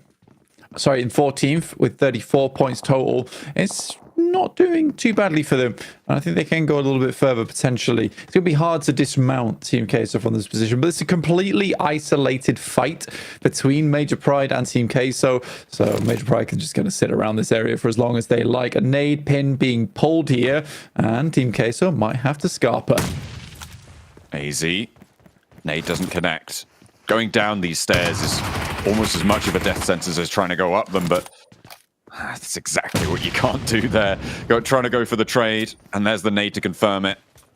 Colego right around the corner. Hits him with the stunner on the bounce. taking steps. They know the angle. INSILIO, they're up into the fight. That's BTR as well. Goodness me, third party's finally rocking up onto the south side as Major Pride torn apart and maybe hunkering down in the basement keeps the cheese safe as Elementrix looks to try and turn off the climate control down here and will unleash a hail of bullets. Unfortunately, INSILIO now take up the mantle as finally Kolego goes down, sure, but so many teams now close by. BTR with a wide split to get some insight into this fight as Major Pride falls second. They will go down 4 points only found, but again, for Major Pride, they really did not need to put a huge margin on their point values today. They only need to get a couple. So if they're getting 4 elims per game, that's going to be absolutely fine for them. Lepar sending the hovercraft. Water. Stuck the landing. 10 out of 10. Oh my god! Wait, he's side-raiding the hovercraft. Someone, dude, get back. Oh, wait. Oh, he was wing walking it. That was unbelievable. That's crazy. He's upside down now, though. That's a done for. Yeah. Well, it got him like a good 10 meters. I'll do. Not sure the greatest of plans was to just throw yourself off the cliff in the hovercraft. I get that it's quite slow, but I'm pretty sure he could have disengaged from there. Zeus, 15 points. The team desperately needs a big game early on today. Because honestly, for these teams who are low down the rankings, you need a big game early to at least give you that sense of this is doable, this is possible. I think once you get in towards that third match and you're on 10 points, the mentality starts to degrade, right? You have a bit of that brain rot coming through, like, we're not going to make it anyway. So, yeah. Yeah, it can be really terrible feeling that sort of consumes your performance, and that's where a team can really make or break it, right? And having the ability to just stand up and say, you know what, I'm going to give this the best shot that I possibly can, even in those dire scenarios. Still having that mental fortitude is the sign of a really strong player. And even if you're not playing for this tournament, even if you think you're already out, done and dusted, and maybe that's what's happening to Zeus here, they have had an incredible rookie run, and it's something that I think will be the envy of many rookie rosters as Uzum hops out, takes down another, and gets the spray done. And that's great news for ASI8, actually, to be able to pick up another point or two in the dire position that they hold. But having that mental fortitude, you're not playing for this tournament, maybe, but you're certainly playing for your future teams, your future rosters. You're playing to get picked up if you want to move teams, or you're playing for your teams next season. And that is how you make a champion team. Yeah, for ASI and Zeus is completely this opposite ends of the spectrum right now, where Zeus, they have that horrible game on Sandhawk. They're not able to get back into it. The ASI, on the other hand, they get a really good salvage run there on Sandhawk. Third place and a couple of eliminations. Now come through into Erangel, feeling a little bit more reinvigorated here. They hold the ditches over towards the northwest side. Not a bad position to be in, but Tiamba is in front holding them out. But Tiamba's holds have been a little bit buttery. They've been letting them slip quite a few times. We'll see what they can do versus ASI8, but I'm more worried about DX Xavier, who is slightly off towards the southwest. IWNRX looking to hold off against Vampire. IWNRX looking to solidify, Vampire looking to ascend, but Newsy's down first, and the opener is good for IWNRX. They're looking to try and get that flush as Ventores gets spotted from FaZe, that's on the northwest of this fight. IWNRX with multiple threats to deal with, but they're doing okay for now. Zedwolf gets the flush over towards Vampire, that's not a second knock. And nades over towards the backline. Tony K not going to get tagged up by that one. He is far enough abroad, and Swain moving on in. The hovercraft again, returning on through. Not too maneuverable there. Swain needs to be careful on the hop out. There is an off angle as well from the backline. Satar has got into position. Zedwolf spots Tony K. And IWNRX keep all of their players alive. Vampire once again finding their seams tearing. And it is a terrible time to be a Vampire. Stoned does manage to get one back. Tony K, though, still knocked, still bleeding out on the outliers. I mean, it ain't done yet. I mean, BTR, though, starting to chime in. Satar on a big old wrap over towards that western side. Schweppes trying to stay alive here. Has to drop the nade early on. Moves away from it in the meantime, but Frozen has good eyes towards this. Should be a good burst over towards him. Schweppes on 1 HP. All up to stone. He does go down. What a way to start. For Vampires, that might be the final nail in the coffin for them. I don't think they're getting back up from this one. The Vampires will stay sleeping during the survival stage. They've got 4 more matches, but you're right. It is such a monumental task. They need 3 chicken dinners at least out of these next 4 games to be able to find it. Xavier, though, they're looking pretty happy right now. Rolling up towards Tianba. Not a care in the world, but maybe they should have had some. As Levi's does go down, and shotguns from QZ, they're pretty deadly. You got to be careful. Levi's flushed, and out in the open, Xavier kind of crunched in now, and 3 players alive. ASI8 going to try and look their way. Lamborghini takes a lick of damage, and Noki tries to follow it up with a buggy rundown. Doesn't quite tag on, though. As Nate stays alive, gets the heal, and drops the smoke. Yeah, Xavier holding on to this one very, very well. Even be able to get a knock over towards ASIA as they made that push in. It was a good opportunity for ASIA to get something done here, John, considering where they were on the circle. But this does move over towards the western side. We're into stage 5 already. Teams are dropping down quickly. Xavier, their run's done, I would say. You know, they're up to 67 points now. I don't think they have to do too much more. They should be comfortably in towards that top 16. Any more points they can get on top of this is just the cherry on the cake. With the games that we've seen so far today, we've had a lot of points concentrated towards the very low end and the very top end of each of these groups, which means that the bubble has gone down slightly in terms of where I'm expecting it to be. And in general, getting over that 55-point mark right now is going to be enough. But of course, that can change. It started up towards 58 today. And so that drop-off, you can just see how volatile it is on these low match settings. With only 12 to play, it can change at the drop of a hat. And you called it right at the start, right? It's so hard to predict. Yeah, it's hella tough. IWNRX now looking over towards BTR, who are making pretty tremendous run at the moment. Hansel not able to find a shot over towards IWNRX. Skyen will pick up one over towards Satai, who has been consistently a very strong player. In the meantime, Getso Roy getting pulled apart by FaZe. Blast through him fairly handedly. Now BTR attempting to get it up over towards the hillside. Terrible time for that smoke to disappear. IWNRX with 2 players alive, trying to fend off 3 from BTR. 3 eliminations already from BTR, and with their past chicken dinner that we just saw, they're having a very, very good day. Looking to push up over that 50-point mark now on this match, but a big nade over to Hansel lands perfectly for Kine, and they will just be able to take this one down. I don't think the Zuxi's going to be able to curtail it, and the shots are sending out his way as well. Frozen suppresses the tree line. They're looking for that flush. They could just molly him out, force this peak as Lapar goes down to an off angle from INSILIO, who, by the way, are now the best performing team from their group, from Group Red, having surpassed IWNRX in that last match, but that's not going to go down too well with IWNRX. Looking to keep this one rolling. 5 elims. They're looking to push through BTR, get them out the way, and move along this forested ridge. A huge moment here from Zuxi. Looking to peek out from the side, but there is just loads of DBS shots going through over towards his location, and BTR goes down in a 3 versus 2. On IWNRX. 8 eliminations now for them. A really strong performance from IWNRX in this game. All things considered, getting crashed upon by Vampires, having off angles, been sent into this. BTR attempted to even shut them down and couldn't even do that. It was in their first day of games as well that IWNRX came off a 0-point Sandhawk into a big chicken dinner. I think they got 22, 21 points, something like that, off of that single game. There are only 2 players here, and I'm not expecting them to stand up to that tally, but we know that they have that bounce back in them, and they are displaying it here. There is a reason that people are so worried about this team from Turkey, Blank. They have a lot of power behind them, and you leave Frozen and Kyan in a fight, you might just find out what it's like to be up against them. They're a topsy-turvy squad. That's the problem with them. They're either up or they're down.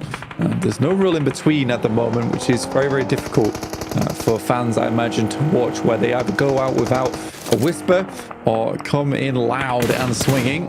INSILIO, though, really good games from them so far. Honestly, INSILIO have impressed. They're one of the teams I think a lot of us just didn't have on our radar at all. But they've been doing quite well off the back of it. Just some good rotates, some good clean gameplay. I think they're this team that just has above averages across the board, but then combine that with very good teamwork. And that just makes a strong team happen. Like, there's nothing... This is not an insult, by the way, but there's nothing incredibly special about INSILIO, but there doesn't have to be. They're just consistent. It is very impressive what they've been able to do. I don't think they're yet in the conversation for a top 6 position, though, Blank, which would be necessary if they want to get to those grand finals. But they are definitely, like you say, just so consistent. Very, very talented players on the roster. Their calls are a real big factor of their performance as well. Their positioning is nice. It's their team fights that sometimes let them down. Their mechanical skill usurped sometimes by other players in this lobby, but they give themselves those favorable coin tosses with that macro play.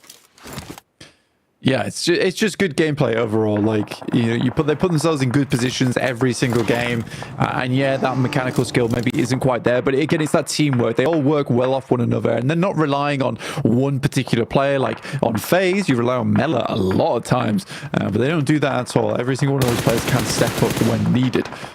Right, WNRX though, looking to peek over the top side over towards STN. Frozen still going, and I mean, these two players on the South Ridge, a fearsome presence. FaZe going to try and step up for it. Westron answering with a volley as well to help IWNRX in this instance. Actually backs them off this angle. Next circle to be coming on through. Where's it going to shrink? Out northwest, so off of the ridgeline for all of these 3 teams on the South Blank. Falcons eating hearty right now, but can they hold on to it? WNRX. Going to peek out the window. Just kind of alive remaining for the squad. Good shots over towards FaZe recently, and they've got a long way to go. But Falcons almost certainly on for a win here with that circle shift over towards that northeast side. They've been relatively quiet, but I imagine that dial will be put to 11 later on in the game. Ooh, the battle for the top spot of Group Red goes the way of INSILIO, as IWNRX have already put up a very, very big game, but INSILIO are on 7 eliminations. They're 4 players. They're looking to sweep through. Even if they can't take down the Falcons, they could be onto a winner here. In terms of that points gain and keeping themselves even safer up towards the top side of these tables. FaZe looking to try and fight back, try and crunch in around Kine, who goes down to the shots from the top line. As Falcons yet to really have an entry, but they move up to the hillside now. They flexed out Icy in action. Yeah, Falcons moving through here is a little bit dangerous in my opinion. You have a lot of space to work with, but I imagine they just want to hold some players off. FaZe up to 6 eliminations now. East finding Mormon though on the back line. Really good shots coming through from the back of the container. Should pick up that knock. These are some great shots on the M4. FaZe just opting to try and win that fight out to their west side instead of taking shots down towards Falcons. East is just lighting up the battlefield right now, and the Falcons have such great open sightlines. Everybody's going to have to move, and INSILIO move out as one. A fleet, an armada trying to wrap around. Fash meets a wall of bullets, crashes face first into it. Redlick up to the wall though, and they're into the compound with the cost of one of their players. The nade from East could be big. If it finds it, does damage, doesn't get the knock. Healable, but the sidelines are there. The Molotov is through. Redlick goes down to it, and Icy maybe looking to flex out. The nade moves the vehicle, and it's going to allow Icy the window of opportunity he needs to move in. Falcons, 7 eliminations, looking to put more on the board. Top now the player on the forefront, and it's just 3TN to try and hold this one down. The nade around the edge, looks for the second knock, goes into East with a wall of DBS shots, and now it's into a 1v1. Danger approaches. The Falcons may have just been shut down. INSILIO with 1 player remaining, but a great nade from the back lines will put them down, and the Falcons find themselves a win on this game. But what a terrifying push coming through from INSILIO. Fantastic stuff from them. The rollout, they really had to plan far ahead for that one to come through, because they were instantaneous, and I think it absolutely caught the guys from Falcons off guard. Despite all that though, IWNRX with a 4th place and a bunch of eliminations. Really, really well done. Oh man, that last fight was way too close, Max, man. A top went left all of a sudden, and that forced a 1v1 situation. That was way too close for comfort, but man, after that performance, I think Falcons are feeling real comfortable, huh? Yeah, I mean, they're going to be looking happy because they just slipped down in the bottom 8 too, right, Hodrick? So this is the perfect time to get yourself a win. I was scared for a second there. Like, no, there's no way INSILIO actually get it because they had center control. Look at that thumbs up. Look at that. Real happy East. But they did not expect when they did the solo push, well, the duo push on the solo of INSILIO, they did not expect the nade going into then a DBS shot on the side. Like, that was an instant pivot. And it really worked out great for him, but luckily enough, they had the nade to put the nail in the coffin here for INSILIO. The thing is, sure, Falcons win it, but I gotta say, this is also a great game from INSILIO. They moved around so well. Look, this is where I went wrong. Top decided to go left, and that forced a 1v1 situation. If he would have just been with his teammate, they would have overwhelmed him. But he just tried to go for that little cheeky off angle, got caught, and then Icy. Look at his nade. Didn't have to look. The look away nade to win the game. That's pretty badass. Yeah, so you don't agree with the fact that they sent one to the right and one to the left of the container, right? Well, the reason why is because what happened was East can't see behind his head, right? So he feels that top was right beside him. So they thought that they were just going to be able to overwhelm pre-fire and get the dub. But at the last second, top decided to go to the left. And I don't think he told his teammate, hey, I'm going to go on an off angle, like hold on a second so we can both like go at the same exact time. And that one little mistake could have cost them the game. I actually like the idea of sending one to the right and one to the left. I think that was actually the intention. I think they communicated, let's just try and go for 2 angles because it's one player.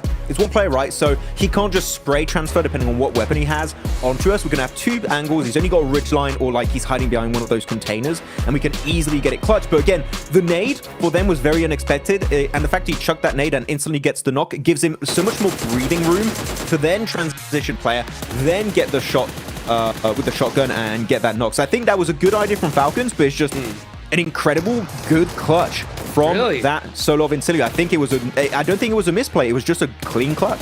Yeah, I mean, I like the idea, but the timing has to be perfect. Like they have to both decide to go into that fight at the same time. And that, I mean, we're talking about the difference of like 2 seconds, you know what I'm saying? But that's all it takes at this stage. If you just mistime that by just a hair, you offer a 1v1 opportunity, especially with a shotgun.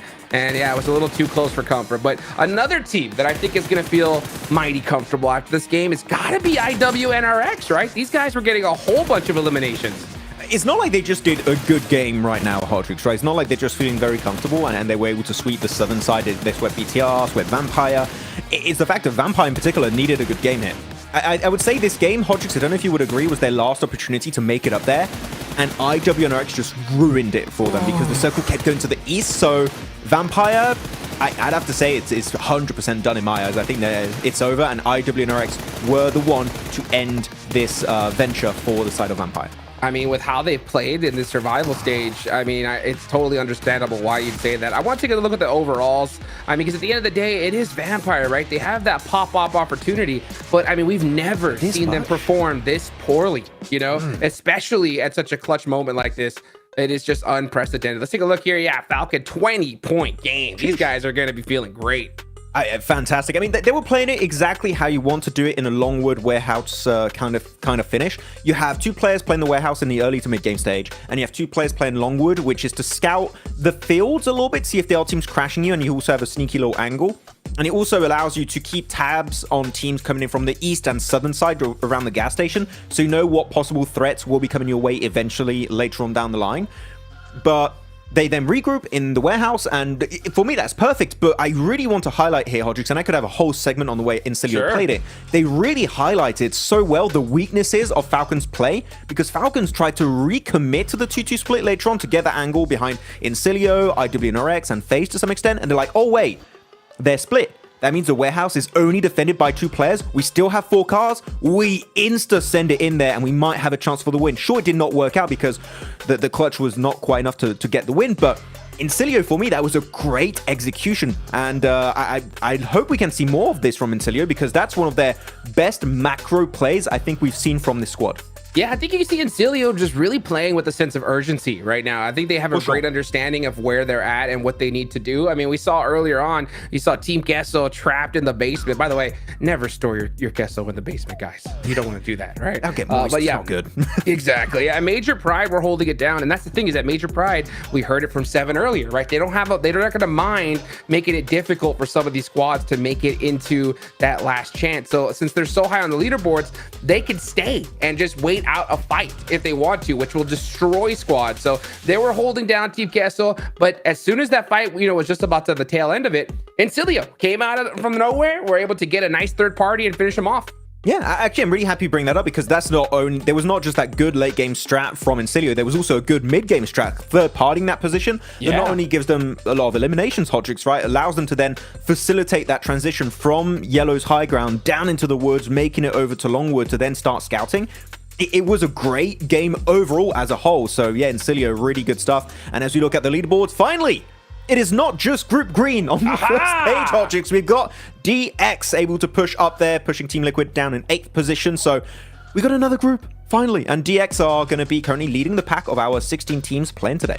Let's get it going. By the way, this just proved, guys, how well Group Green performed, right? That is so wild. These guys are still way on top. We only got one team pushing through and only a handful of matches left. So yeah, we definitely saw some of that Group Green dominance, and that's going to help them out a lot going into Last Chance, Max. Yeah, it's going to definitely be a good little bit of a help for them going in those 2 matches this weekend. But here we go for the second page. FaZe able to jump up. Same for Falcons. We're going to have that happening the entire day, Hotrix. We're going to have this weird ping pong situation going above and below. Top 16 teams are really going to be stressed out of their mind until that very last game. And even then, they are going to be looking just nail-biting match at the end, and hopefully they'll be in the top 16. But here we go, going down. MIRAEN SEJONG go down in 17th. Damn, that's after how they played in their group, Jukes. I did not expect this kind of outcome in the group stage. Yeah, I mean, MSJ was one of the teams that I, expected to finish top 6 in Last Chance with how they performed. And right now, it is just not looking good. I mean, let me look at, I do want to look at the bottom though, right? Because I want to keep an eye on Vampire. You said that they were done. I was thinking that too. What is it? 33 points is the cutoff right now. With how they played, yeah, I think that's it. I think that is nail in the coffin for them. Now, if you look historically, you look at this team, you look at the roster, Sertani, I love you, man. You got to have that pep talk here and now because it is still mathematically possible for them. It has to be a chicken dinner this game, though. Like, it has to be. If they do not do it here and now, then it is 100% nail in the coffin, at least in my eyes. And just to repeat my point I made, I think in the first 2 days, right, is that they had that opportunity to come back in 3 matches in PMGC in Jakarta 2 years ago. They could do it again, but it's too late.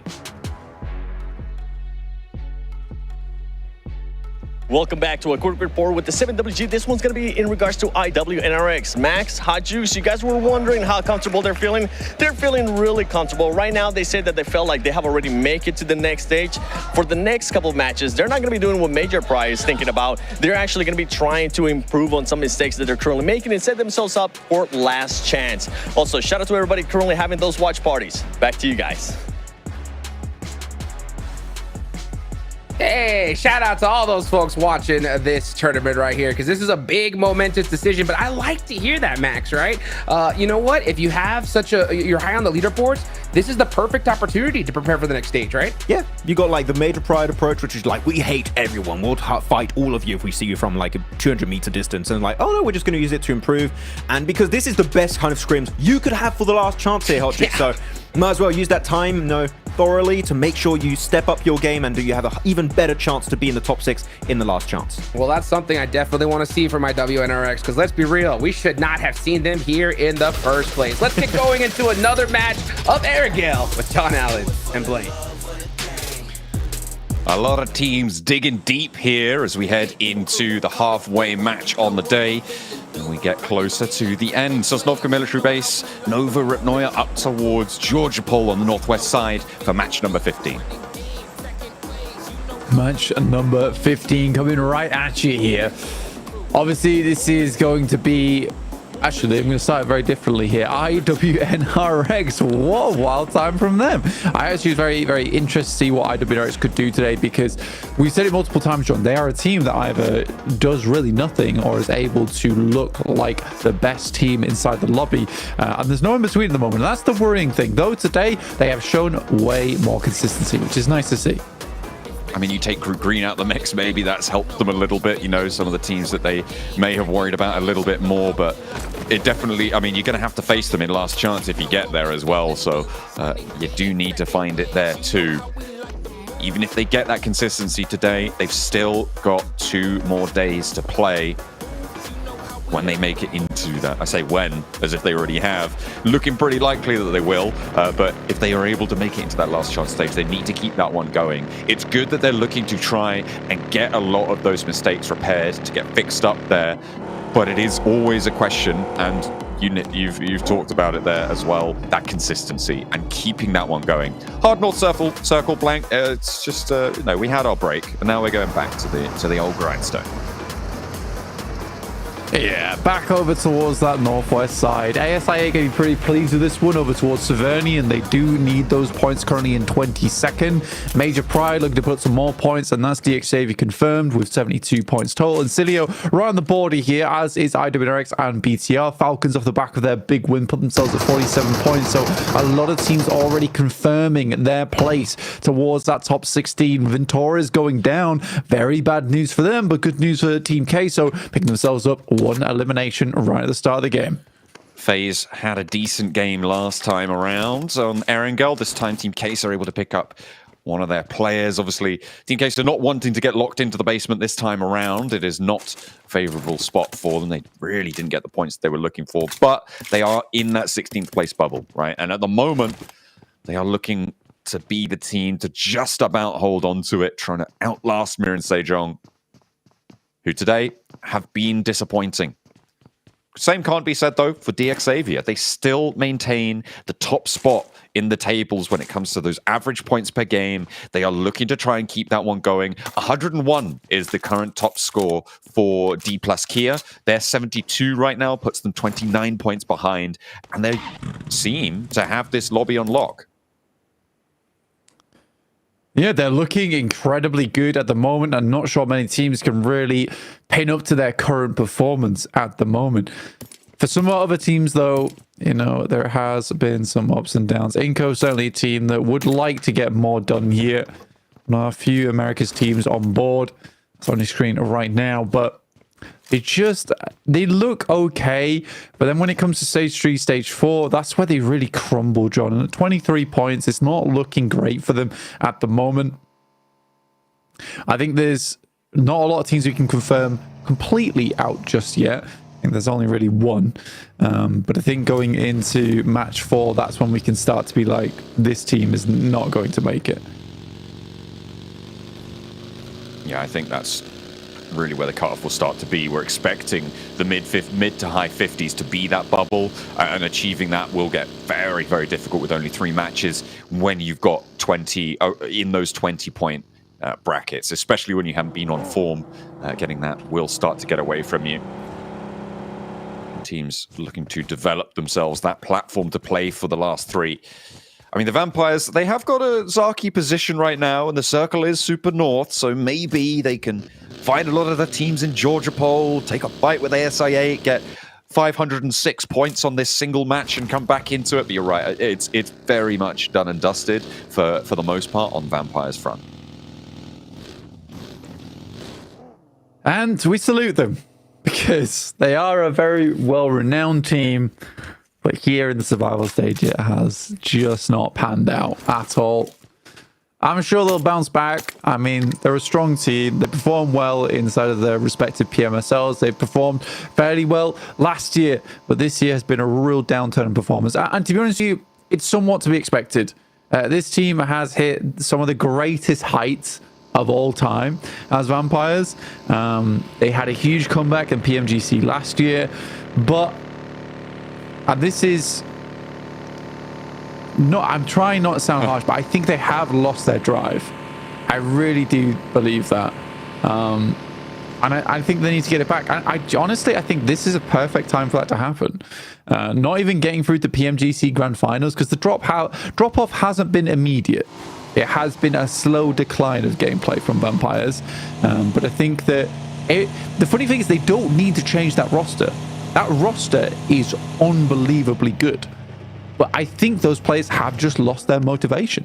And it's a similar story to Zuxi in the past, where, you know, he went away for a while. He had like his little bit of an exodus from PUBG Mobile, still playing in it, albeit at smaller leagues.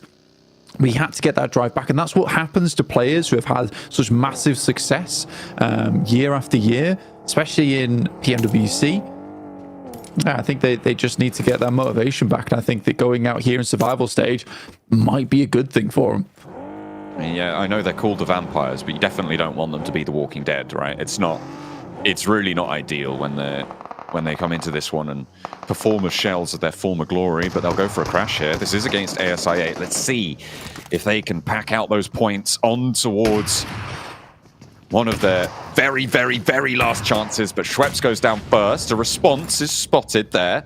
The Vampires do have an answer to it. Schweppes may be resable, depending on this nade from the high ground from ASI8. Uzum not quite in the right position to go for that full flush. Valak with the nade cooking. Tony with one of his own up into the wall. Nade bounces in, but doesn't connect. That one goes long through the corridor. Gets Tony low, but doesn't get him out. Schweppes is back to his feet. ASI8 now on their route out of Severny. Coming into conflict with the Vampires. Tony K up onto the rooftops, but a nade from IQ nade. hits high. And in a perfect position to get that knock. He's not really going to be resable in short order that they need to get back into the fight. And Schweppes next. Bolak putting the lead across the door frame. Will be able to blast Vampire back once more. IQ spotted, but a one-for-one trade. It's not good for the Vampires. Stepping in, trying to keep them in, and Stone does go the distance. Nobody there to third party just yet. MIRAEN SEJONG may be able to get there, but with 3, the Vampires finally find something. A good success. They lose a play off the back of it, but yeah, this is sort of that final hurrah coming through from the Vampires. Major Pride on your screens, making it in through that southeast side, past Inco. I don't know if they'll give up on the hovercraft. It's a nice vehicle to have in terms of cover. It's just slow, that's all. And not being close to the center here, it might be one of those vehicles you just ditch, leave behind. We're almost into stage 2 now. 8 minutes into this one. Only a little bit of action so far between Vampires and ASI8.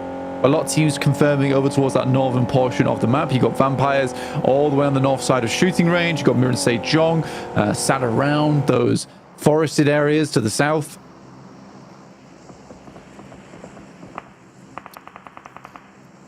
On the south side of those shooting hills. I mean, Team Queso looking to push up towards it as well, with the circle going up north. Pushes teams further in there. MIRAEN SEJONG, they also, a team right on that bubble, need those points to come on through, and this is the perfect circle to do it. If they can't hold it here, I'm putting them in the bottom 8 here, Blank. I don't think they're going to be able to make it if they can't do it here on this match, on this circle. With the position that they hold, they have control over the Georgia Pole bridge crossings. They've got control to access the west side. The teams on the east are going to block each other from getting too close to them, but they have a lot of control over this. Getting some points, getting some elims here is so important. Yeah, they desperately need it, like in a big way at this point in time. A fair few squads of ours do. Looking over on the map, at the moment, Loops is most likely going to be having a decent game from the southwest side of Severny. We're currently in 18th place, not quite breaking into that top 16 yet. Team Queso, who are on the bubble over towards that southwest side, holding out versus BTR and Zeus. I think that was Zeus taking shots over the north side. Giving a knock over towards MIRAEN SEJONG. MIRAEN SEJONG looked like they wanted to regroup, but they sent Final close to the river, and it's just going to get flushed away. An unnecessary flex back. If MIRAEN SEJONG wanted to regroup, they should have committed. Do not just randomly go back over to that bridge side. Zeus go across and losing that post, and that might be enough for me to just count them out right here. Yeah, for MIRAEN SEJONG, They've lost a player almost consistently in the first 10 minutes of every single game. They did hold that 2-2 split, but it was pretty handedly taken over by Zeus there before they went to go for that regroup, now playing as 3. Not a terrible position to be in for MIRAEN SEJONG going forward. But they are going to be assaulted by FaZe in the coming future, who have lost a player themselves. It will be 3v3, so not entirely impossible to work with.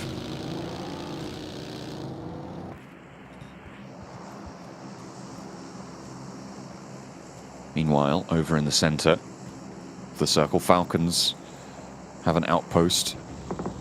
A lot of control from the east edge. Loops looking to try and leave from the suburbs of Severny up into the hillsides near Tianba, who've got that ridge out to the west of Severny. Xavier in a 2-2 split right now as well. Lamborghini repositioning the vehicle. I do kind of want GetSoRoy to try and crash on this one. And I'll tell you for why, because then we'd see Porsche versus Lamborghini blank. And that is very fun. Porsche versus Lamborghini, you say? Let's see which one's the fastest one. I know that they're copying nothing from Jaguar either, so it would be a fun and creative fight, to say the least. Yeah, breaking the mold, redefining what trends are, you know? That's what they're looking to do. That's a... I wonder what the crossover is on understanding that joke and PUBG Mobile viewers. But either way, we'll be going further into this one on BTR's POV as they try and approach from the western side. They had a great game earlier on the south side of Sandhawk to put themselves up to 49 points. They want to try and stretch out towards that 60-point barrier to see themselves safer, but they got FaZe and they got Zeus in the way.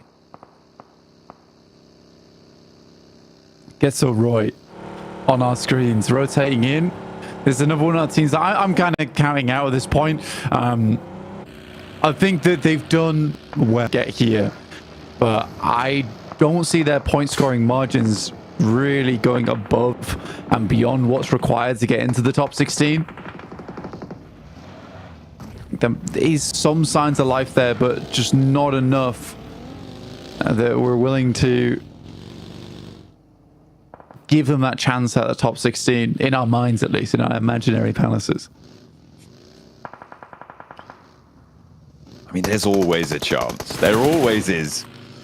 But it does start to slim down as time goes on, and the same can be said of their opponents as well. And the maths doesn't bear it out more often than not. INSILIO take a knock over on, where is that? That's northeast side as they try and move off of that Severny ridgeline. They do lose, I think that's the player on their front angle, closest towards the shooting range, but they do have a position to go for this res, so might be able to get this one back into the fold. Tianba further across the way. They're holding across the other side of the shooting range, and only 2 teams around these borders. The Vampires may chime in at some point. BTR could crash in later. But for now, it's a little bit more malleable than we see a shooting range position. Yeah, it's kind of undecided, and that's because there are so many teams already in here, so many teams already battling for position. Usually have our 2 teams who already have significant spot circle, and other squads are going to be held quite massively. Here, a lot of squads have been able to make their way in. I think a fair few of our teams here are now looking for more placements, which is why they're going for less aggressive holes, because they know a single point will now count for their future in this tournament. Tianba taking some shots themselves over towards GetSoRoy. They find an initial knock, but that's about it. But similarly, they are taking bullets from along the way. That's INSILIO taking shots. INSILIO just trying to give themselves opening, get some scouting, get some suppression to the angles around them. Being on the northeast side of this circle means that they're very likely going to have to move, and they will spot it out now. The circle goes a little bit northeast, gives Xavier's position some strength, gives Loops a nice chunk of it as well, but that's under a lot of pressure from IWNRX on the east side. The Falcons as well, from the southeast edge, can look to stretch on in. BTR maybe looking to run down MIRAEN SEJONG. Yeah, possibly. I think with BTR, again, one more game and they're done. They just need one more strong match, and they're going to see themselves very happily in towards that top 16, currently in 13th place at the moment.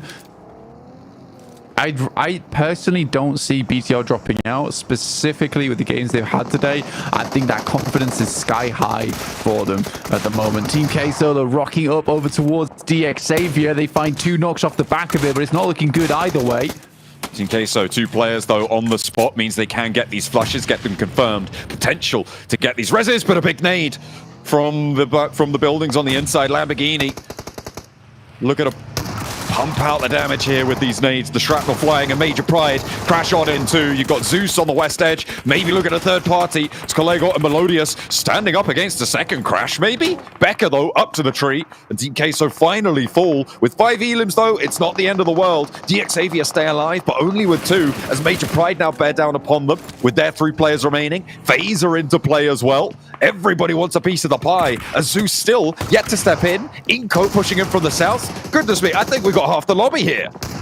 Yeah, it's a very significant compound to be holding over towards. Paragen goes down. Mela will pick up that elimination. Lamborghini inside the building, taking it to task versus FaZe as Mela tries to get over towards that top floor, but the pump shotgun will do the trick as slugs are injected over towards FaZe. Major Pride do back it off. That hovercraft made it all the way here with them. And now Inco, come on in. Becca goes down to a run down. The hovercraft not doing much of anything other than spewing out hot air.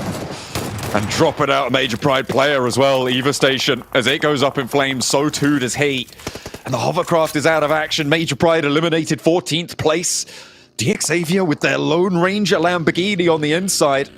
We could still be on for the Porsche versus Lamborghini, but I think it's very unlikely that Lamborghini gets away from this one. You got Tiamba, you got Falcons, you got Inco, you got Zeus, you got FaZe. Every single one of them surrounds this compound. They've heard all of this fighting, and they will send bullets your way as soon as you step out. It's the type of situation you get into with these survival stages, especially last day. You hear a fight break out, you want to third party because you know how much each individual elimination point means to you. With so many teams boarding around 30 points, 20 points, every single one of them would have wanted to get involved with this one. ASIA do go down as to Team Queso, but 5 points on the game. It's not horrendous. They can work with that. In the meantime, BTR working that northwest edge, spotting Getso Roy. That is a condensed position, though, and difficult to confirm that yet. The standoff continues. Teams seem to have retreated somewhat. That was a veritable feeding frenzy. The Piranhas over here in match 15. Making short work of the teams on the inside. And those bones are clean, picked dry by every player around them. North shift pushes FaZe and DX Xavier's remnants up towards that north edge. Getso Roy loops in good spots. Getso Roy off towards the west side. Holding on, loops as well. Like you say, they do need a big game off the back of this. BTR sending on in. Hansel drops out the vehicle as it takes a bit of a tumble. It's taking quite a lot of damage from the blue here in stage 5. BTR playing it much more cautiously than any of our other squads. A nasty shot onto the back wheel spinning out. We'll now need to go for a reverse down the hill. And that's Vampires on the northern edge. Nade over to Onzens. As Lamborghini looks to extract, you've still got Vitali, who is flexing out for Inco from their south position, and Juancho actually as well. But you just can't move up to it. Everybody's got sightlines. Vampire spotted. And it's just Tony K to remain. They had an early fight to contend with. They rocked up to ASIA. But now they're down to 1 yet again. Can they get everyone back up? The smokes were there. They took out the vehicles. They may have the cover to get it. But Getso Roy know their location. However, with BTR approaching, maybe Getso Roy's time is consumed. Getso Roy holding on to their position at the moment. MIRAEN SEJONG as well as BTR would like to take over. Very high nades here sent in from Inco, but I'm not exactly sure at what. Each individual one was towards the center of this compound. Now Lamborghini's making his approach inwards as FaZe. Maybe not expecting of this one. I think they have heard the footsteps now. A bold push out from Lamborghini. But the smoke cover is starting to fade and has to get back into the other building there. I mean, that's wise. You know that there's a third party on the south edge, and Inco going to read into this. They think there's fighting still going on. Mormon blasts the door off its hinges. Inco still not quite fully committing to this push. Vitali into the side house building. There's a nade over towards FaZe. Lamborghini back up to the top floor. He's got to wait this one out just that little bit longer. They still got a minute until the blue zone touches, and they are right on the edge. A vehicle delivery is pretty good as well for Lamborghini. Is that nades from Tiamba as well? They're trying to chime on in, or is that over towards Falcons or Zeus? In the meantime, either way, Lamborghini tries to bug out the back. There's been a massive amount of fighting over towards this compound for such a long time now. Everyone's getting involved. Tiamba looking to pick up the life force that does come out from this area, but Falcons already on the side, finding an immediate pickup over towards Shan quite quickly. Zeus holding their own on that southwest. This is such a hot spot inside the circle right now, and I think there's only going to be more action pouring on through. Tiamba have taken 2 knocks in the background against Falcons, against one of them, but Inco lose 2 on the approach to FaZe. The duo on the inside, cutting them apart. And now it's just inactive left for Inco as he tries to keep a position further forward. By the way, Lamborghini got away from this. He's in the middle of the circle, dead central, and on a loot crate. So a level 3 refresh for him. The guy's a warrior, and they'll keep on fighting. FaZe now on their breakout, inactive. Behind the tree, doesn't have the angles. Tiamba and Falcons both preoccupied with each other, and that's going to allow FaZe to extract here. But inactive with a nade over the top, launches one to the backlines. Will not find the flush, but Onsens does go down to it. In the meantime, Mormon hits the deck, tries to stay alive. Tiamba outs versus Falcons, who managed to get themselves a full squad wipe, but not without casualty, losing 2 players. Lovely nades coming through right now on BTIs to make the full push in, and it is Zunder to head over towards the top side. Not exactly sure what he was thinking, but Satar is down. Lepar holding it down in that front line versus Kai, who's sending shots over his way, playing this one very safely. BTR now down to 2 players, but securing themselves a few eliminations, up to 3, sitting themselves nicely at 52 points overall. Teams are starting to drop out now. You've got MSJ trying to move on in, MIRAEN and SEJONG. They've been on 3 players for a while, have tucked their head down a little bit, but now they can start to unfurl the wings and fly in from the western side. BTR, an opener sent their way over towards Lepar. That is isolated as well. Zuxi, his position's known. A nade going to be sent on forwards. Rolls over the ridgeline, does a lot of damage. And Hoxie and Uriel both able to send on in. BTR pushed aside, and MIRAEN and SEJONG mount a comeback.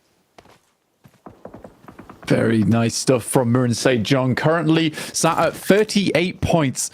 So pretty good result here, which could go even further. Loots have been sat so calmly over towards shooting range for quite a while now, but IWX have their number, are looking over their way. Not wanting to let them leave shooting range calmly. As Nay's been passed back and forward like a hot potato over towards this south side. Zeus finding east, though, is a big pick-off. Ooh, Mormon. Steal. Gets that point for FaZe as well. And every point stolen is one step closer to that last chance stage. The final nade from Zeus. Able to get the work done, but it's Eren and Darkin now against Action from Falcons. Falcons with only their last player left standing. Action needs to pull something out the bag in this 1v2. 2 nades left, and he has to back off the rockers. They're layering them on thick for Zeus. The rollout for MIRAEN and SEJONG, actually, they're wrapping around towards the south. They're trying to sweep through this, and Eren goes down. Potential to steal this Elim as Darkin gets spotted. They don't get that second Elim, but they are taken away nonetheless. Zeus eliminated. 6 teams remain, and Lamborghini is still alive. It is very, very surprising that Lamborghini was able to shift this one into gear 5 and get himself over towards that north side very quickly. And now he's saddled between 2 loot crates, giving him some very, very decent cover. Tony K knocked. I was honestly surprised that vampires are even still in this game, personally. Managed to get that reset, and with Getzo Roy going down on their oversight position, they were allowed to rotate, but they've taken a knock. Loop's looking to try and put more nades out their direction. I don't think Tony K gets back up here. Goes very, very low. Gonna have to commit to the res if you want it, but I think you just have to keep that low profile. Maybe look at a stick it. Rafinha tries to bow them down, and the nades from Loop still go in, but they're not quite connecting. One more might do the job. Newsy steps up. There's the flush, but Neil is rebuffed from the wall.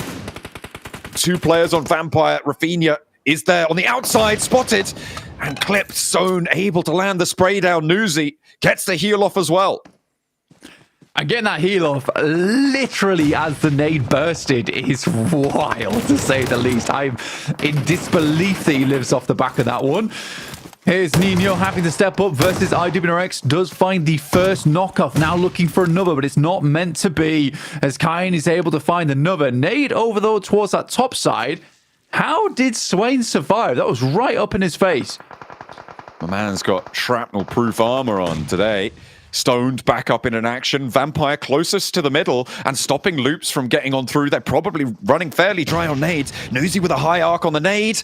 Not going to quite find the distance there. Kine still on the off angle. IWNRX looking to go back up to 3. Rafinha very low as Vitinho goes down. Nades in still. And a double bouncer. Gets the flush. 6 elims, 6th place for Vampire. Getting a little bit more done here. So not going out without a bit of a blast out here from Vampires, and fair enough. Save a little bit of that reputation for the squad. 2 players still alive at 6 elims, looking to once again double their point scoring on the game. Good pickoff over towards Kine, but now the sidelines are starting to break out as MIRAEN SEJONG has eyes on.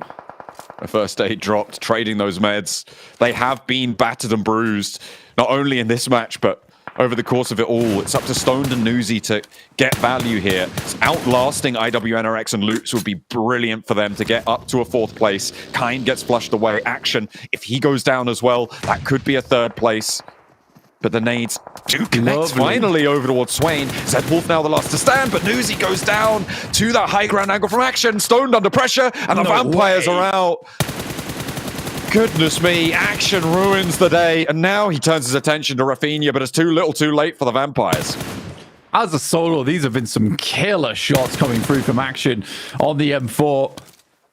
And this is a game that should see Falcons safe, honestly, off the back of this. But he picked up 2 elims on the barest of slim angles over towards these players. Rafinha gets a bit of own back, though, over towards Action. And MIRAEN SEJONG, despite everything, may be on for a win here. 7 eliminations. Uriel, Seiwu, Hoxie, all really trying to take this one home. Interesting that they do sub out Jason coming into today, thinking he might be a weak link for the squad. Lamborghini, I mean, the fact that he's still alive is crazy. He's been on this loot crate for a long time. The nade not quite connecting. A little bit too long to pinpoint that one. The second also bounces long. MIRAEN SEJONG, I wonder how much more they've got left in the back pocket. That one, okay, moves the crate. That's why he popped up there. Takes a little bit of damage.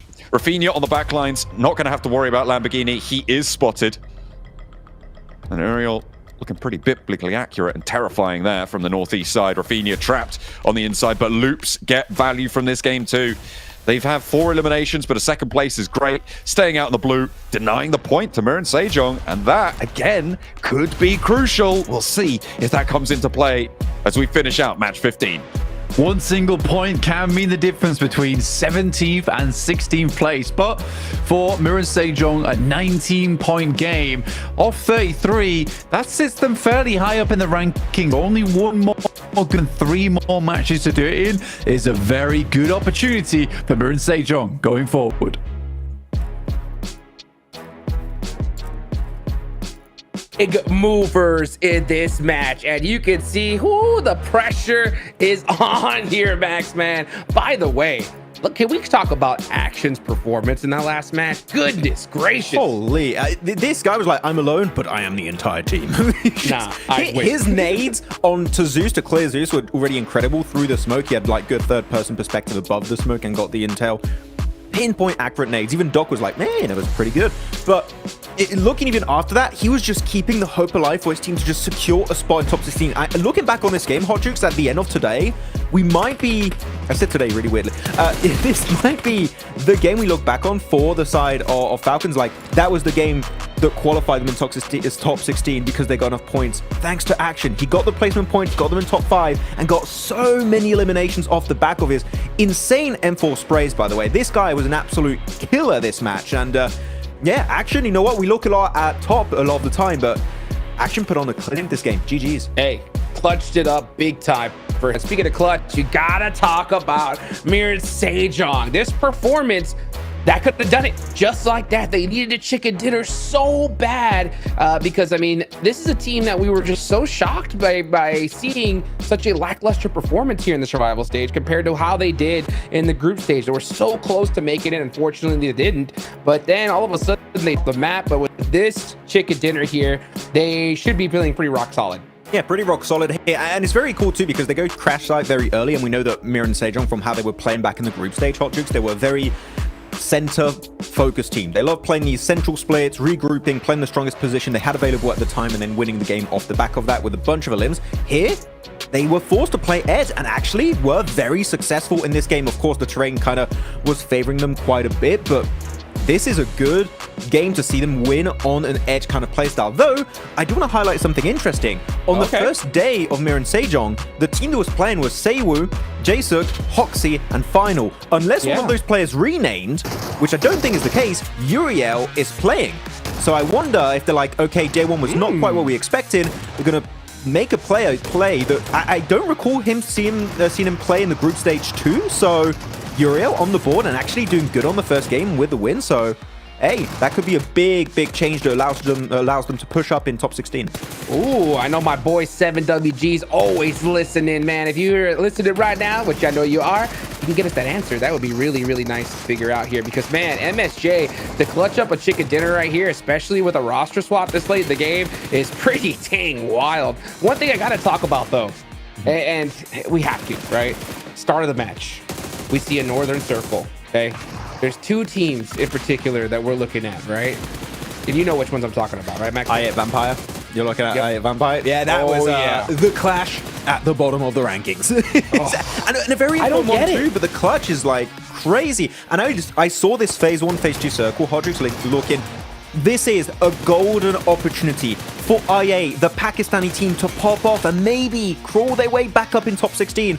And Vampire be like, nope, screw you guys. We're going to crouch you, we're going to ruin your day and your chance to continue this year's PMGC. Because they're already, like, we said it, Vampire pretty much out. They got nothing to really lose at this point.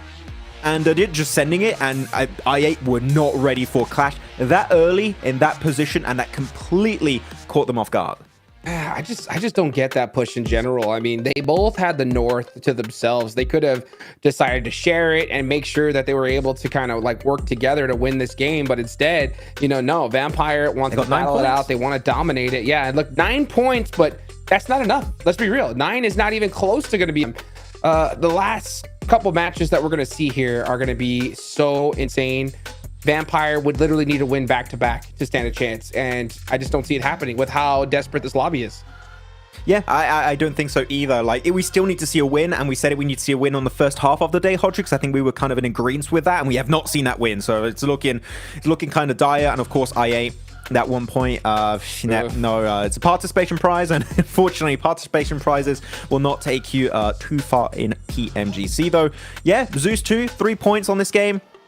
I like their approach to the lobby here this match on the southern side, trying to use that high ground to their advantage and getting intel on that third party of DX versus FaZe versus Inco. That was good, but unfortunately, every team here is so strong, Hot Jukes, in this lobby. Even the teams that are struggling to make it in top 16 are that good that Zeus just crumbled apart the moment they were encountering teams. Yeah, you know what? That's the tough part about this lobby. And the reason why I'm being so skeptical, guys, not like I'm not a believer in Vampire and these teams at the bottom, but I mean, what are you going to do when you have like names like D Xavier, Major Pride popping off? Like Team Kessel had a solid match, right? Not too long ago. And then they go into this one with a good solid position. They're starting to put some pressure onto Major Pride, but then D Xavier just rolls up behind them. You know, I mean, what do you do when you got sandwiched between two squads like that?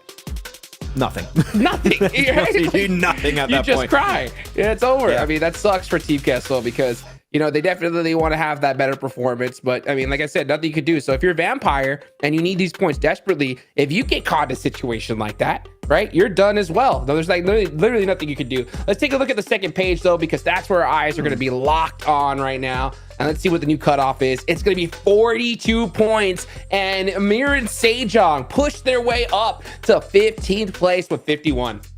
I kept telling you, Hot Juice, before today, like, we're going to have this weird ping pong situation up and down, above and below the 16th position mark to make it into the last chance. It's going to be down to the wire. It's going to be down to the last game. We still have 3 matches to go, and we're going to keep having this ping pong situation happening. Game in, game out every single time. But FaZe, in particular, these guys need to be careful, man, because they are getting involved in so many fights, and it's getting so damn risky for them that right now, literally, one bad game, it could be a GG, see you later, guys. See you in 2025, and it will be the end of the road. Though, going on the lower page here, the bottom 8, you can see after that game, Hodrix loops, one of their players just like, ooh, their head in their hands, just like, oh my god, that was just not enough points. And yeah, as of right now, they're still in 17th position. We still need to see a win from some of these bottom teams, and yet, over 9 games, none of the bottom 8 teams have gotten himself a single chicken dinner. That needs to change right now. Yeah, and man, let's be real. For Vampire, they need 3 chicken dinners if they want to stand a chance. So short of an absolute miracle, these guys, it's over. Nail in the coffin. You know, I8 are in big trouble. I mean, look at the drop off in points between 18th and 19th. That is a very, very large drop off, considering that we only have 3 matches left here, Max. Yep, not a lot of time, unfortunately, for these teams to make it work out. And man, Inko with only 1 placement point, I realized. 26 Dude, we need to see placement points, Inko. We need to see you reach the late game, Inko. What's going on? That is so wild. Oh, man. You know, 26 eliminations. But yeah, 1 placement points, definitely not going to be able to do it here. Guys, this is getting really, really crazy. We'll be right back after this short break. Don't go nowhere.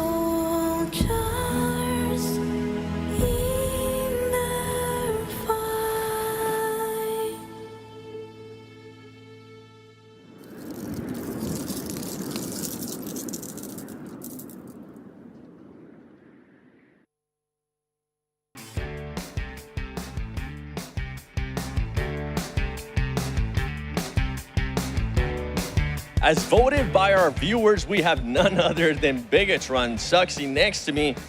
You guys started off hot, man. At the beginning of the day, you guys were talking about how you were going to continue to play your game. First game in, you end up getting the win. What are the expectations for the next 3 matches? Oke, kita boleh nampak lah di awal-awal permainan kalian main dengan sangat-sangat bagus. Menurut kamu sendiri, apakah ekspektasi kamu buat 3 game terakhir ini? Ekspektasi aku sendiri yang pasti ya di setiap gamenya itu kita main yang bagus saja dan maksimalin poin game by game aja, dan ya semoga bisa lolos ke last chance. Alright, so basically my expectation for the last 3 games is basically trying to give our best, and we try to maximize our point game by game, and yeah, hopefully we can qualify to last chance. Well, you said that earlier. So far, it's been working out. I hope it continues to work out as well. Now, I want to rewind a little bit to this last match that just happened. It seems like you guys were controlling the area pretty well, especially towards the outer, and then something happened on the rotation. I want you to walk me through it. What went wrong in this last match? Oke, jadi di match terakhir tadi kalian awal-awal udah bagus lah mainnya rapi dan segala macam, tetapi kalian berada di situasi yang sangat sukar, yaitu ketika bertemu dengan Jiroy dan juga diterpati sama MSJ. Bisa cerita ke apa yang terjadi di match itu dan apa yang salah di match itu? Yang terjadi di tim kita itu sebenarnya nggak banyak, cuman satu hal yang sangat fatal, ya itu misdecision aja sih. Jadi kayak keputusan belum dibuat, itu aja sih. So basically on the last match, I think the only reason that we lose that fight is because of misdecision. I think my team haven't ready yet, and yeah, the decision has been made. So yeah, that's one of the things that make it harder for us. They definitely did. Thank you so much, Suksman. I believe that's how you say thank you in Bali. Thank you, brother. Wish you the best. Back to you guys.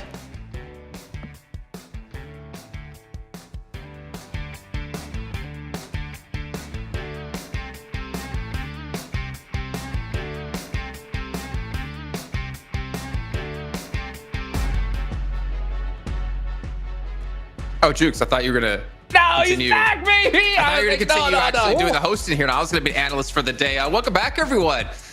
It's looking a little bit better on the desk now that I'm here, of course. You know, looking fresh, looking clean, looking ready to go. And my power's back as well, so I'm happy to be here. And also happy to be able to tune into these last 3 matches, man. We already had some teams making their moves here, as you did get to hear from Zuxi. They're just trying to focus on these next 3 matches and make their fans proud. And obviously with their victory over on Sandhawk, that might have been enough to get them through into the last chance picking up tomorrow. But gentlemen, before we can hop into that, I'm not even gonna tempt fate here. I'm not even gonna try to brag about my Infinix GT20 Pro that I have on my desk right next to me, because I don't want the power to go out yet again. But Max, you're more than welcome to. Did you put someone new? I summoned Jason. Aha! I was hoping for Jason to come back, and it's not focusing. My camera's not being nice to me. You can only have one Jason focused on camera at a time. There we go. Ooh. Nice. We got him back. Yeah, and obviously check that out, 120 FPS, 144 hertz, AMOLED screen. Hotjukes, thank you so much for covering for me. But I'm back now. It's my turn to take over, and your turn to start talking about these teams. So as we take a look at our teams to focus, you do have Loops, Tiamba, and Team Queso. Hit me with those reasons why. Oh, baby. I mean, at this point, these are the teams in the big hot seat right now. I mean, Team Queso really are desperate for some points, and they're getting stuck between 2 of the top teams in the lobby in the last match. That's going to hurt their overall morale.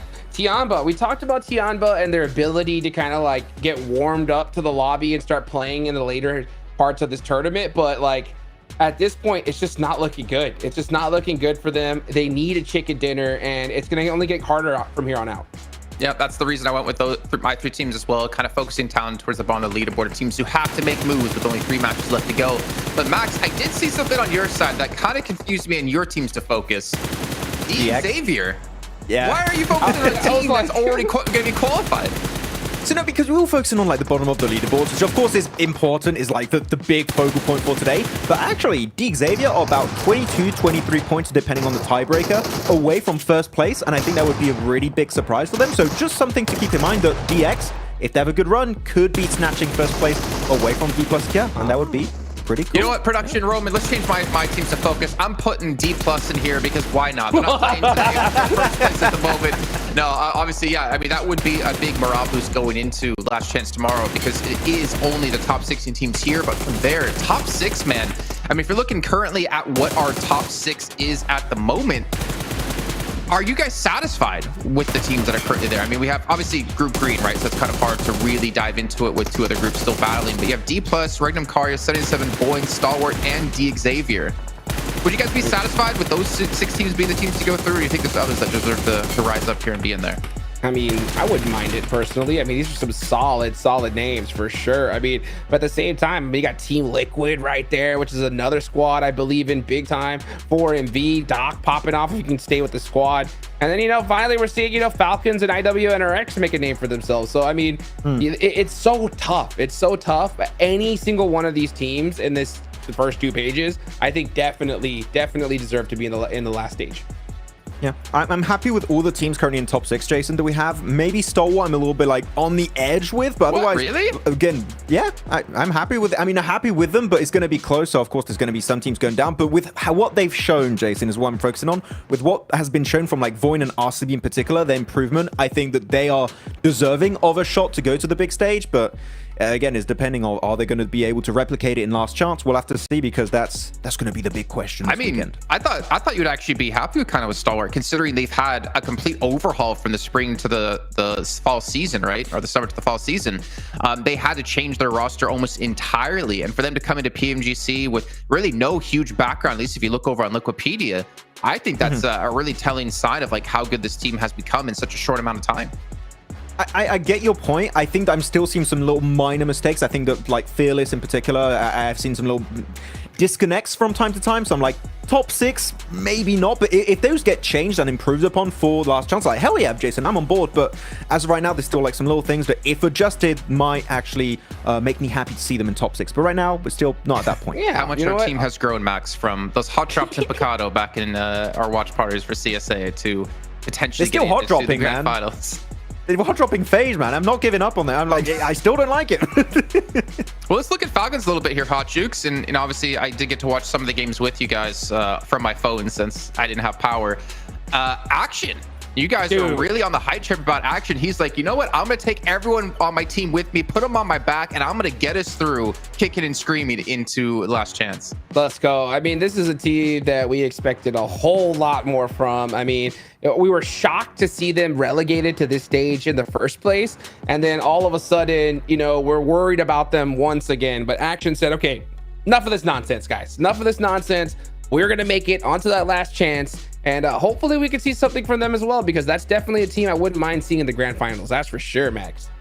Yeah, looking at everyone in this lobby, even a solo is a threat to you. Like they could snatch away some pivotal points that would allow you to qualify in the top 16. And the thing is, we keep highlighting, oh, the top player of Falcons is always going to be top, right? But no, Action, he's the fragging partner of top, and he was able to just stand out. Again, we highlighted his great sprays on the M4 on the teams down in shooting range. His nades, which is not really what you think of when you think of Action. You think of his sprays and long range, like, engages. His nades there were pivotal against the side of Zeus Esports, and I think that really definitely cleared a lot of space. And who's that? That's just, oh my god, he's a Sith Lord. Darth Dingos. Oh my god. Well, if you do look at our leaderboards, we did have in the back of our minds, and maybe I wasn't around what changed going into today, because again, having problems on my side.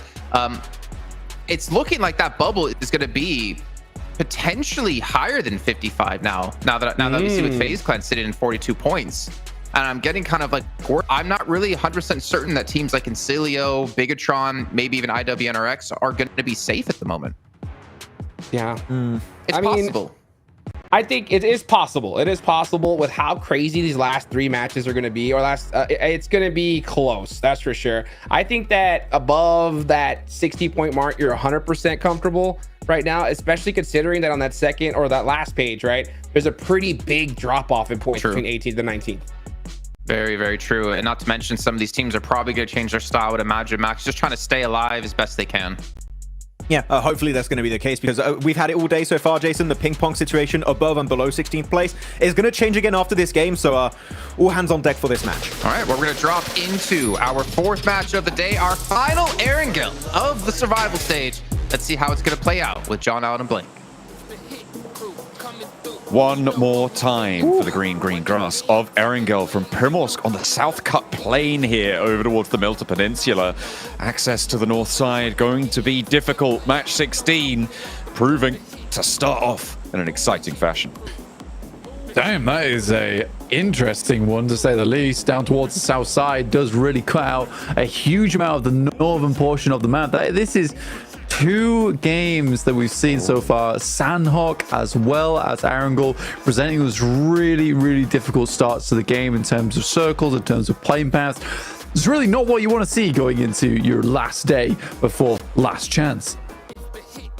And look at this, ASA8 back down to the military island. Is there danger afoot? BTR dropping out a little bit further east from them though. So ASA8 on that west side split.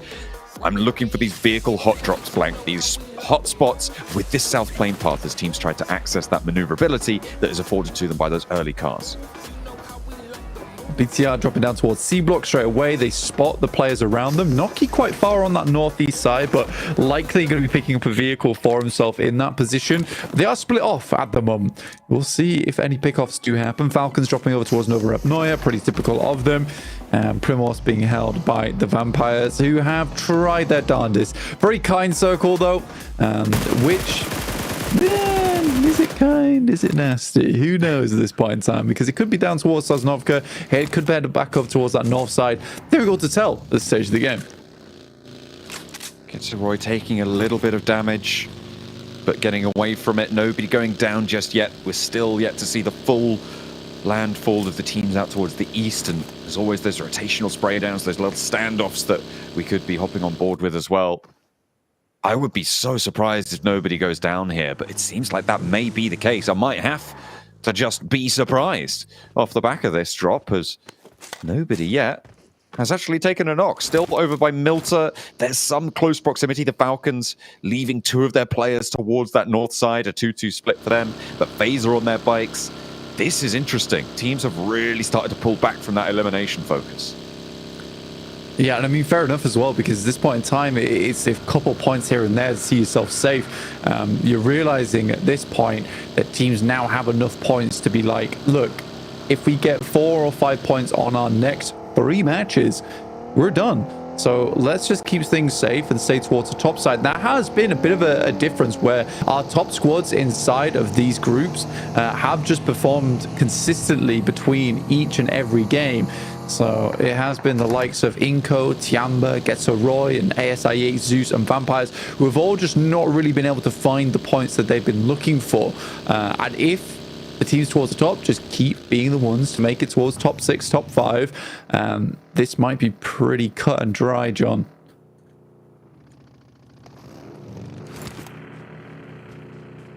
It's a really closely fought competition, though, I think, on all fronts. And the dominance that Group Green displayed really changed up a lot of the dynamics of this lobby in general. Whoa.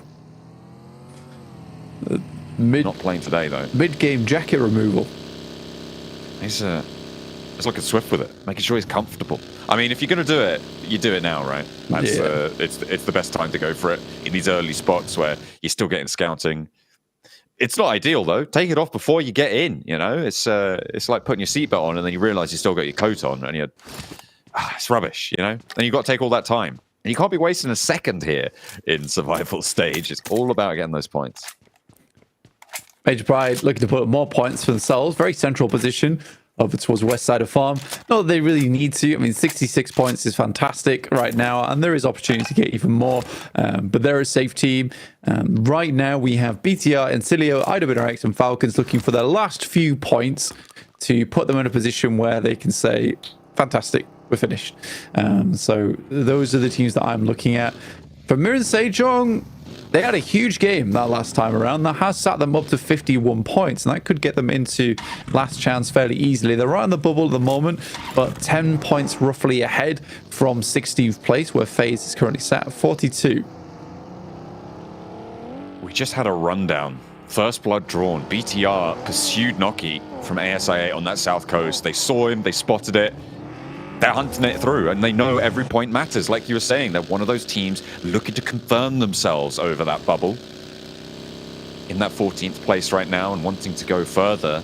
Flexing out very, very quickly. Nobody's going to the military island right now, Blank. And I mean, sure, it's maybe 15% of the circle, and if it's very unlikely to end out there. So everybody is conglomerating that northern side, but close to the coastline. South of Potato Hill, south of Pachinki. ASIA going to have to play on with 3. Not going to have Noki in the fold. They are going to start to close off their opportunities, and teams from 20th and below are really going to start to lose out by losing players, losing matches. They've only got to play. Only 3 matches left. For those matches, ASI need roughly 40 points off those games. So they need a big point average. And losing a player this early on, likely to go down early, you could even really call that somewhat of a death sentence for ASI8 if they're not able to get much more done in this game, because they're playing in from the outer edges as well. Even more likely that they are going to go down. Yeah, so 3 matches at what we're talking about, roughly 13 point something average to get through. Oh dear. Yeah, it was oh dear. Disastrous.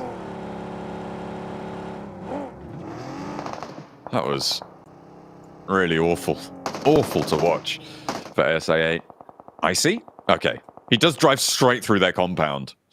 The Falcons lose a player. Don't worry though, they still got action. So they've still got 7 players on the team. Yeah, he did a huge amount of work that last match. Really taking shots to everyone inside of shooting range. Getting a massive amount of work done, which is great to see.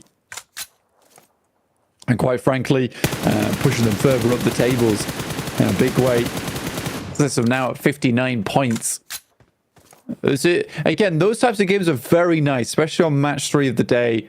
I always say that you don't really want to be confirming over towards the 5th match. That's scary. It's a lot of pressure on your hands. So for Falcons to be able to get that match, set themselves up to 59, it's a really comfortable run towards the end of the day. But they can't let the foot off the gas just yet. There is still a little bit more work to be done. And it's not out of the realms of possibility to get 0-0-0 on the next 3 matches. That would be probably the worst feeling in the world, to be sat towards the top end of the bracket and then just bam, bam, bam, down, down, down. That would be really, really nasty. And we are still on track, Blank, to have every single team from Group Green qualify. 68 points for 4MV. They are slowly sliding down the tables as other teams do get past them. But they're still, what, in like 9th place right now, ahead of Major Pride? There's just no way that they don't qualify, which means, I mean, we were fairly certain before, but with 3 matches left to play, don't worry about it. Don't worry about it. The buggy's there. It's fine. Don't worry about it. But with 3 matches left to play, there is no way that it is possible for enough teams to surpass 4MV to push them out. And the same is true for Team Liquid, who sit in 71 points right now. So I'm really interested to see what sort of dynamic that's going to bring to the last chance stage. We're going to military. Oh my god. It happened. Yeah. Mad dash, go. Yeah, again, I sort of expect, to be honest with you, in my head, I was like, this is probably going to military base with the way it set themselves up, because there was a lot of circle that was Sosnovka. And teams will now need to, like you say, get a move on. Really quite a tough decision to make early on. Major Pride get themselves in the old ski bike. Going to make their way over. Uh-oh, Major Pride? They crash into the other side. ASI8 going back over the bridge that they left, but Vampire are ahead of them, and Zeus are behind them from up on high. ASI8 may just be pulled short here, and with a bad game now, it will spell their demise.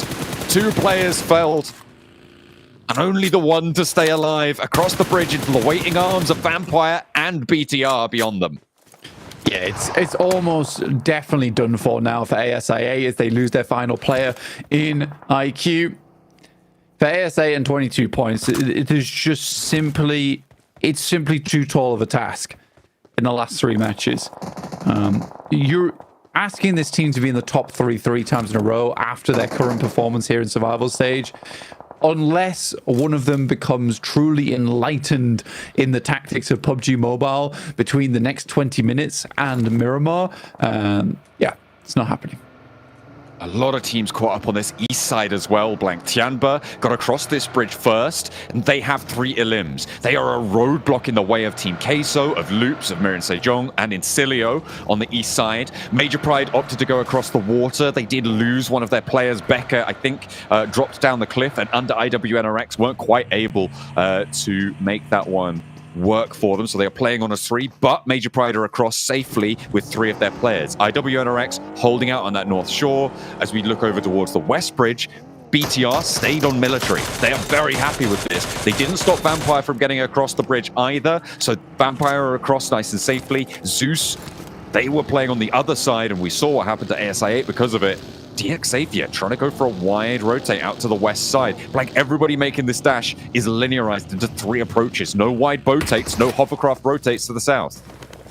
Yeah, it's straight going for these bridge crossings. I mean, so many teams were just like, we want to confirm a position over towards Sosnovka. Let's get there right now. It has opened things up a little bit. For Zeus, though, this is an opportunity to pick up a fair few points, but is it enough for this team? Even if they can get 6 eliminations from the bridge, it's always going to be tough moving down towards the south side, and BTR could not be happier with this result.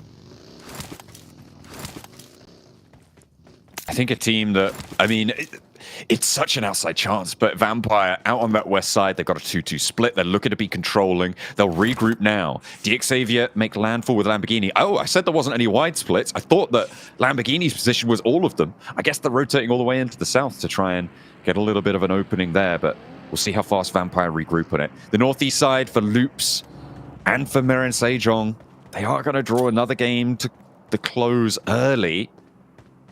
Both of them pretty desperate for points, so it would be nasty to go down here. Yeah, MIRAEN SEJONG just immediately go down to 1 player is very unfortunate.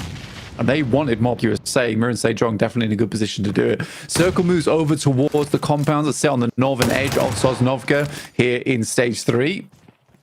Nino trying to get these shots through the window. For Vampire, let's put it this way. They need 15 plus elimination chicken dinner. Okay, that's what we're looking for, which is why I'm just not going to talk about them until they do that. We'll have to wait and see. We'll have to wait and see.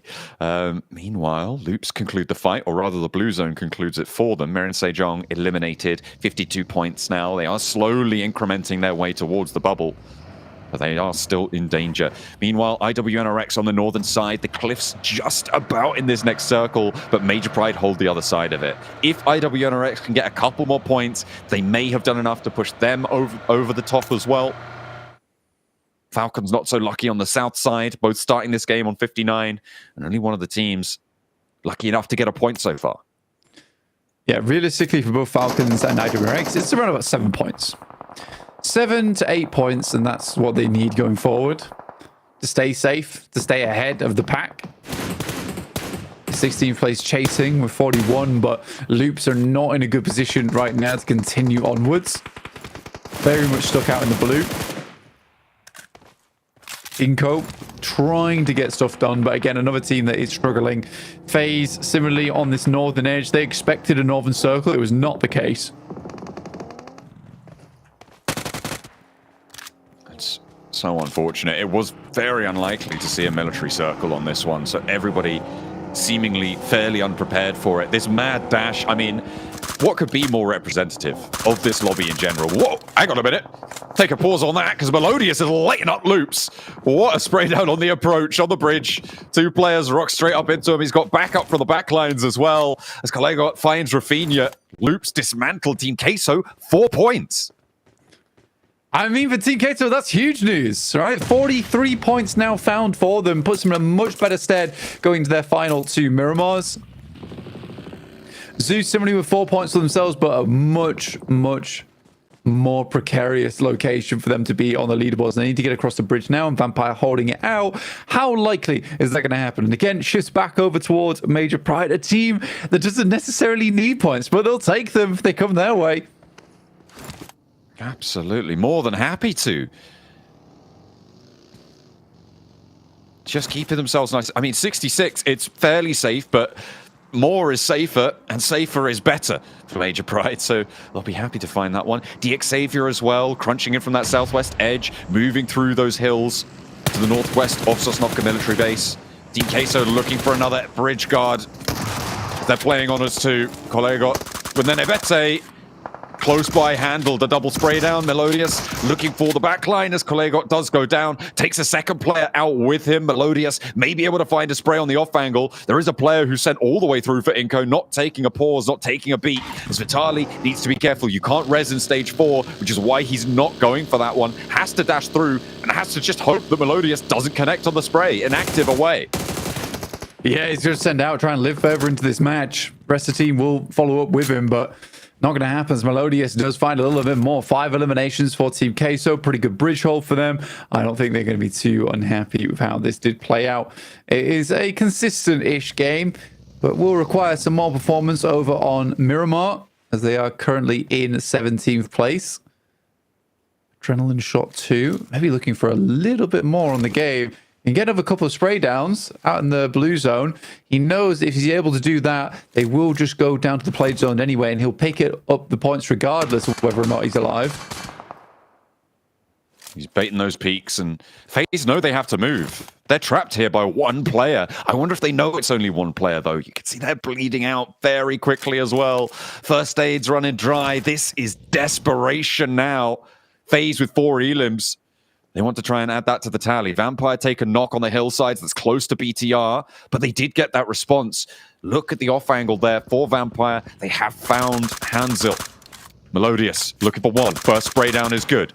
Can he find a miraculous hold against FaZe? 3 players to contend with. The bleed out is big. Melodious ticking down low. No first aids here, and he's out on the hunt for FaZe. Mela steps up, looks for the spray, and that will be the end of Melodious, but he has done so much for Team K, so 5 elims could be huge for them. Not quite catching up to FaZe Clan, though. Running 47 to Team Queso's 44. FaZe Clan likely to go down here.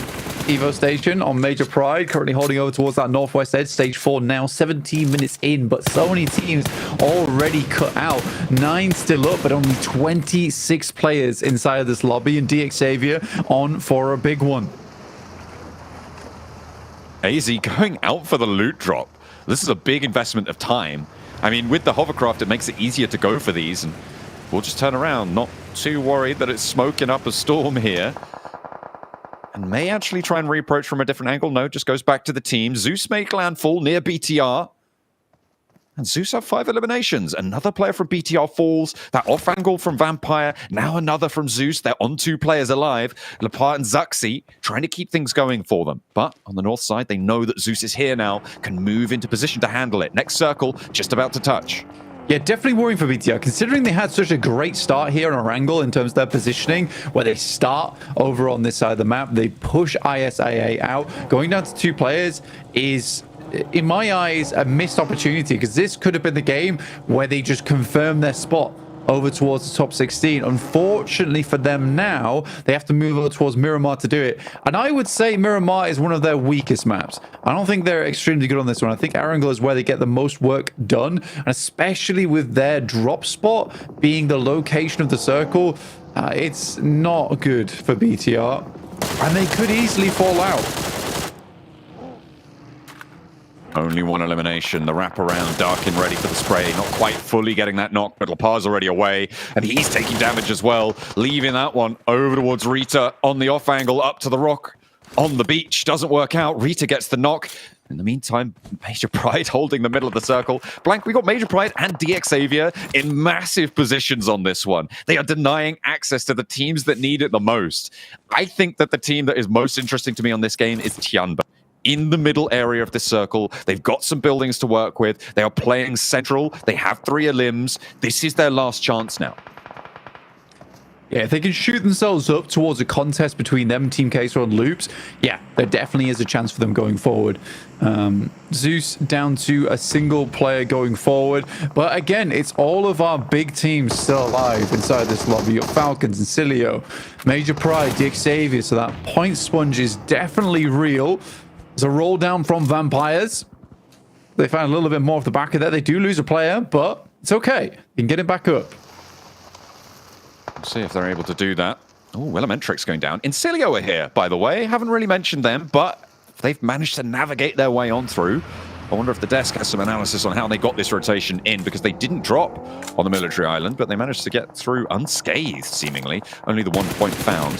Vampire pick up a 4th elimination point, but Stoned and Newsy spotted. A crossfire found on towards them. Schweppes goes down next, and I think the Vampires are drawing to a close here. And the door, once again, remaining firmly shut, not allowing them past the threshold. INSILIO on the east side have a good shout into this game too. Yeah, it's just amusing that a lot of our teams towards the top side of the lobby, again, like I said, are the ones picking up a lot of these points. They're making it so difficult for our squads underneath to pick up nearly anything inside this lobby. The Xavier do take a knock, but no flush or eliminations. 101 points was the mark to take first place. Let's see if DXavier can make that happen by the end of the day over Dplus. DXavier know exactly where he is. You can see those pings going to be furiously slamming onto that rock. The nade goes high, establishing that smoke cover around the side. Darkin breaks out wide, but there's 4 players looking your way, and they're on DXavier, which is a mean team at the best of times. And now on the west side, they're fairly free and clear. Evo Station last to stand, and again, Tianba in the hot seat. They need this match to go well. Have a strong spot to play around with. They are very grouped up, huddled together for safety. And hopefully that huddle of turret fire can take down the rest of the squads inside this lobby, with DXavier down towards the southwest.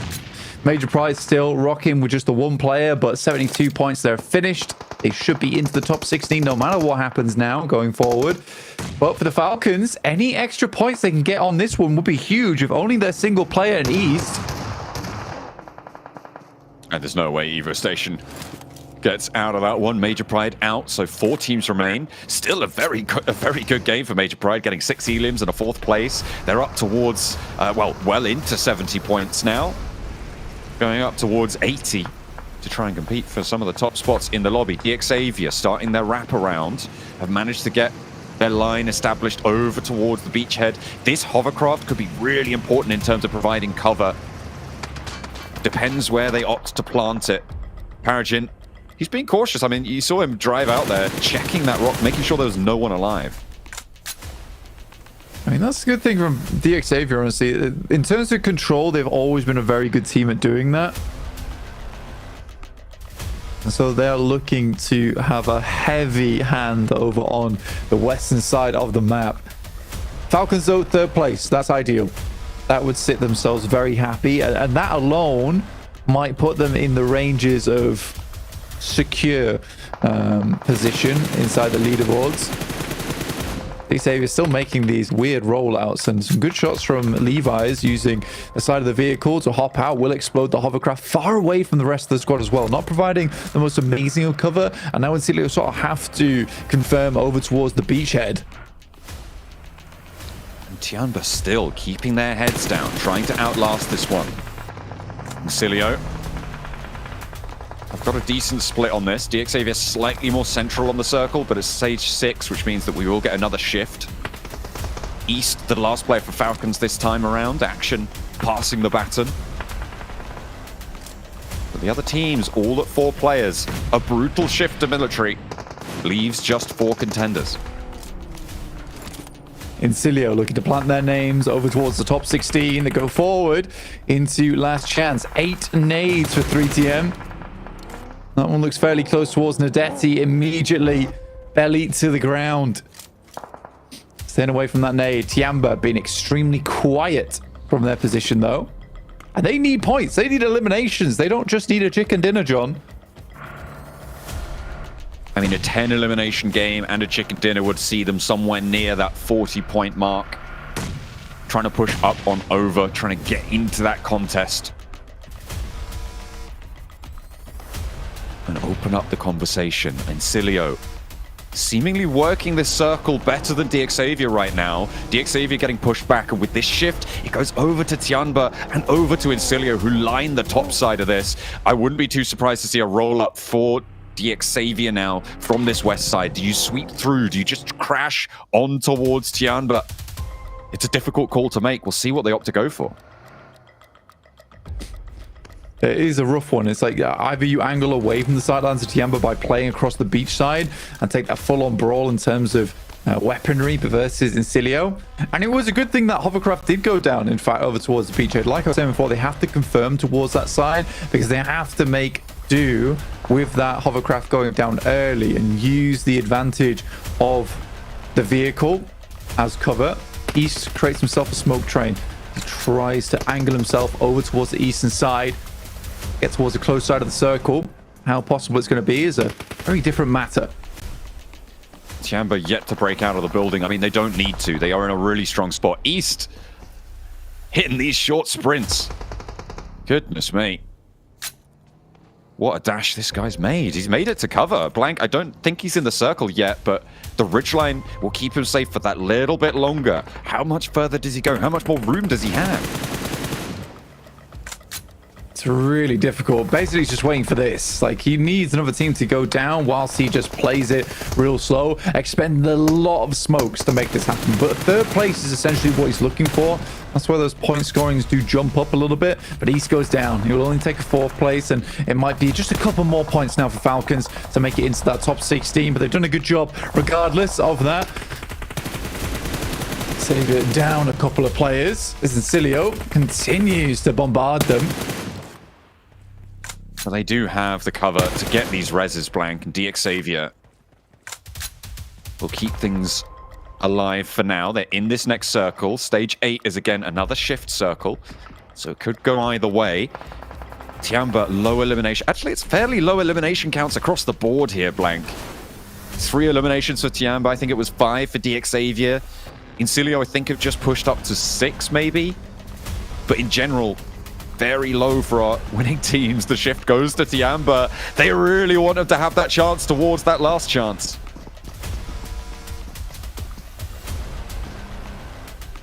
Tiamba sitting inside, almost down to stage 9. This will all close in, and Tiamba wants all of these points going their way. DXavier with 16 nades. INSILIO apparently have nothing, which I highly doubt. Might be the case. I see a smoke in the hands of one of them. Okay. Already. So they definitely have something. Dropping on in. They're trying to establish that smoke cover. INSILIO just trying to squeak their way closer and closer. Westron now within nade range of Tiamba. There's a really long arc on it. So hard to make that move. It's on DXavier to make the move first, as well as the blue zone's pushing in, putting pressure on.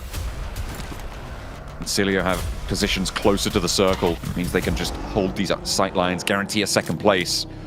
Push DXavier back to the blue. INSILIO playing it out slow. Every team now waiting for stage 9, essentially. Push each other in. The fact that Tiamba hold this compound, this is the main thing for them. Paragin goes down, that's over to Fash. Pushed out of the way a little bit, but it will be stolen by Bond. Extremely important pick off there from Tiamba.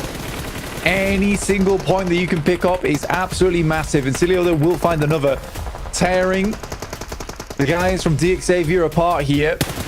A meal for both squads. Unwilling to share, but not really a choice in the matter. Oh, that one's stolen away. 5 elims now for Tiamba. Looking for that 6th over towards Levi's. He's a little bit left to change the spray. Come on, Bond, you can do it. Just need to tag on one more round, and it will be done and dusted for DXavier. That goes to INSILIO instead, though. And now they go down 3rd, 5 elims. Again, great game for them, but all eyes on Tiamba with their last chance to get in there, trying to step up to the rooftop. INSILIO read that really well, and Fash is so ready for the ridgeline. Dropping back, XC wants the res, moving out now. Vehicles have been saved for Tiamba for a long time. They have got a little bit more gas left in the tank with that nade in towards Bond. A 2nd, a 3rd. Is he going to go up in smoke? Goes half HP, but the long nade looking to bobble to the back line. Not connecting either. Tiamba stay alive with the first bombardment sent their way. Bond is that first to face here. He is a real critical member for the team. He needs to find an opening pick-off for them. And there goes one. 3TN down. Now Bond's done his job. He can back up towards the rest of his squad, start to send the nades in. Second knock as well. A lot of damage done to Redlick and a final tap from the weapons through the smoke. This is the rollout for Tiamba. This is their chance to make their mark. Westron down, and it's just Fash. He's got one low in response, low HP, and another nade will do the trick. Tiamba find what they are looking for. A brilliant match at a crucial time, but will it be enough? Have they found what they're looking for? Super important match there for Tiamba, but more work to be done in the future over on Miramar, our last 2 matches of the day. So Tiamba, although worked hard here, sweated hard here, they're going to have to go the distance. So quick swig of water, quick refresh are on their side of things, but they have to go again. Well, like Hot Jukes has been saying, day 2 is the real day 1 for these teams from PEL as Tiamba get a big win here, and a win they really needed as well, considering where they were on the leaderboards. Going into this match, they were sitting in 20th place at 24 points. And we'll check in to see where they've been able to move up to. But as you heard John say, their job is not done just yet. They still have more work to do, and it's going to be on our back-to-back Miramars here, Hot Jukes. Who wrote this script, dude? This is getting stupid. Dennis. Okay? This is getting wild, dude. I don't understand. Like, Tiamba, why do you do this to your fans' hearts? Like, why do you gotta clutch it up right at the end? I mean, hey, big shout out to them. You could just see INSILIO. These guys were like, oh, I can't believe this. I can't believe this. And it's like none of their nades could connect at all, Max. I don't know if the idea was to send GGBond forward with the, I was going to call it a BRDM, it's kind of a BRDM, but the hovercraft, and just bait out all the nades. But I was like, okay, INSILIO, this is easy. You got like so many nades, just wait for all the smokes to come out and nade those smokes on the exit point of that one building. And none of them connect? Hello? Is this reality? I mean, Max, you were talking about this when we were watching the game. Like, Tiamba, the resource management was insane. They had so many damn smokes to use, so many nades, so many Molotovs to throw out when they needed. And once they did make that push, I mean, INSILIO, yeah, you had a couple nades here or there. Maybe you should have hit 1 or 2 of them. But there was just an overwhelming amount of force coming their way.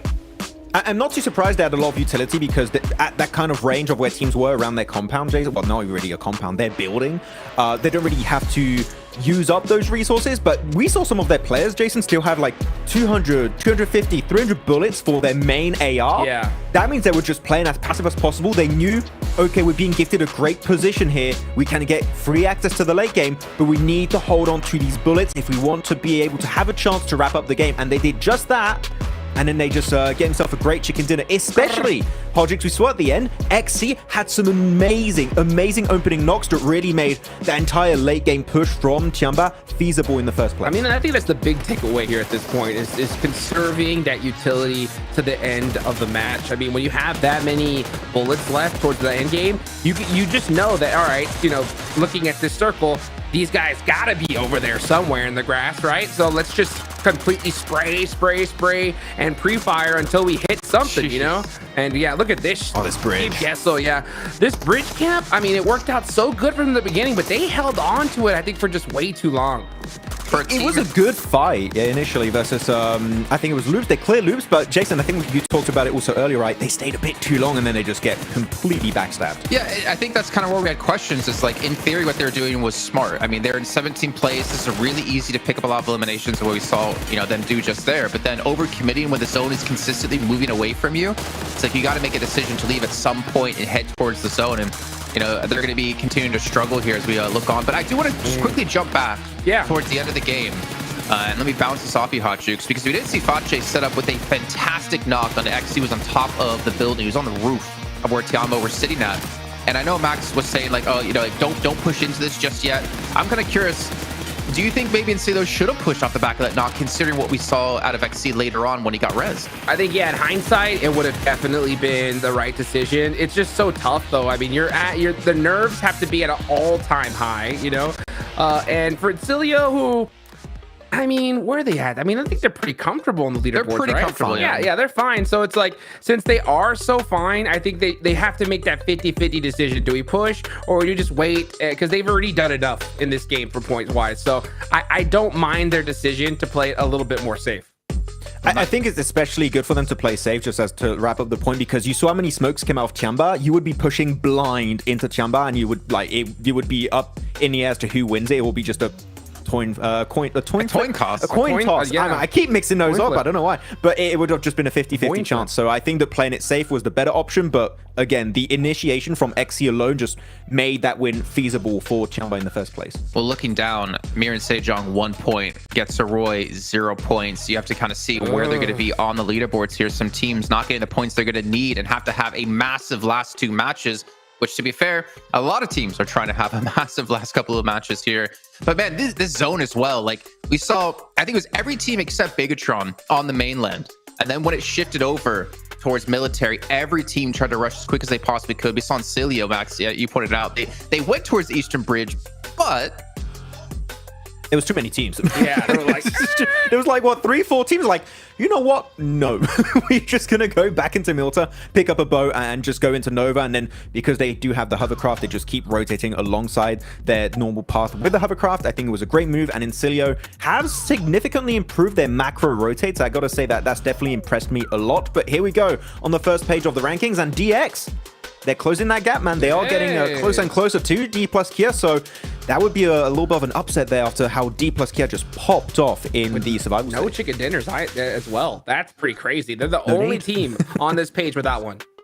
I think they have the highest placement. Yeah, just barely the highest placement points. Actually, it's VOIN Donkey going to be at 50 with 2 chicken dinners, so 30 outside of that, which is kind of ridiculous. But as we take a look here, you can see INSILIO now in 10th place, able to move up with 68 points. That means 4MB, Falcons, IWNRX all going down.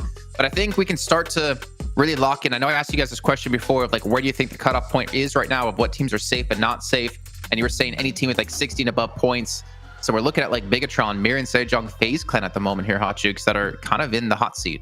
Oh, they're definitely in the hot seat right now. FaZe, MIRAEN SEJONG especially should not feel comfortable. Let's just take a look here. Oh, Tiamba. 43 points. They are in the mix after that match. 20th on down.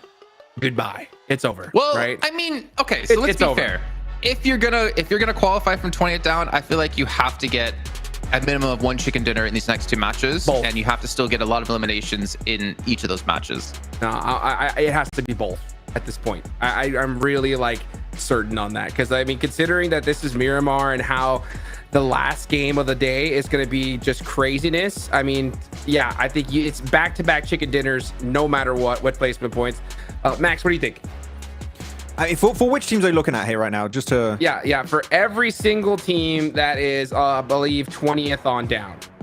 20th on down. Yeah, I mean, you got a little bit of a cutoff right. That was that like 14 points. Yeah, you'd have to get a win if you want to have a chance of being in the race. But yeah, it's going to be down to the wire. I think that Chamba here giving themselves hope with this chicken dinner. Team Kesso Loops, they need to be a bit careful holding on to these edge fights a bit too long. But I don't know. Again, it's the year of uncertainty here, and we got 2 more matches, our 2 Miramars to wrap up the survival stage, and we're going to have some big changes before we end the day. I'm sure about that. Bro, I mean, I don't know, man. I'm looking at this. Like, even Vampire, I know you guys want to count them out, but if they get like 10 eliminations of a chicken, that's 20 points. That puts them at 41. That puts them in 20th place. Then they just get a decent amount of limbs in the next game. They could very well do it. You know, I'm not giving up on my boys just yet. No. Sir Tanny did props to your Rolex if they do qualify. Let's head into our first Miramar of 2 of the day. Our last 2 matches about to be kicked off with John Allen and Blank once again.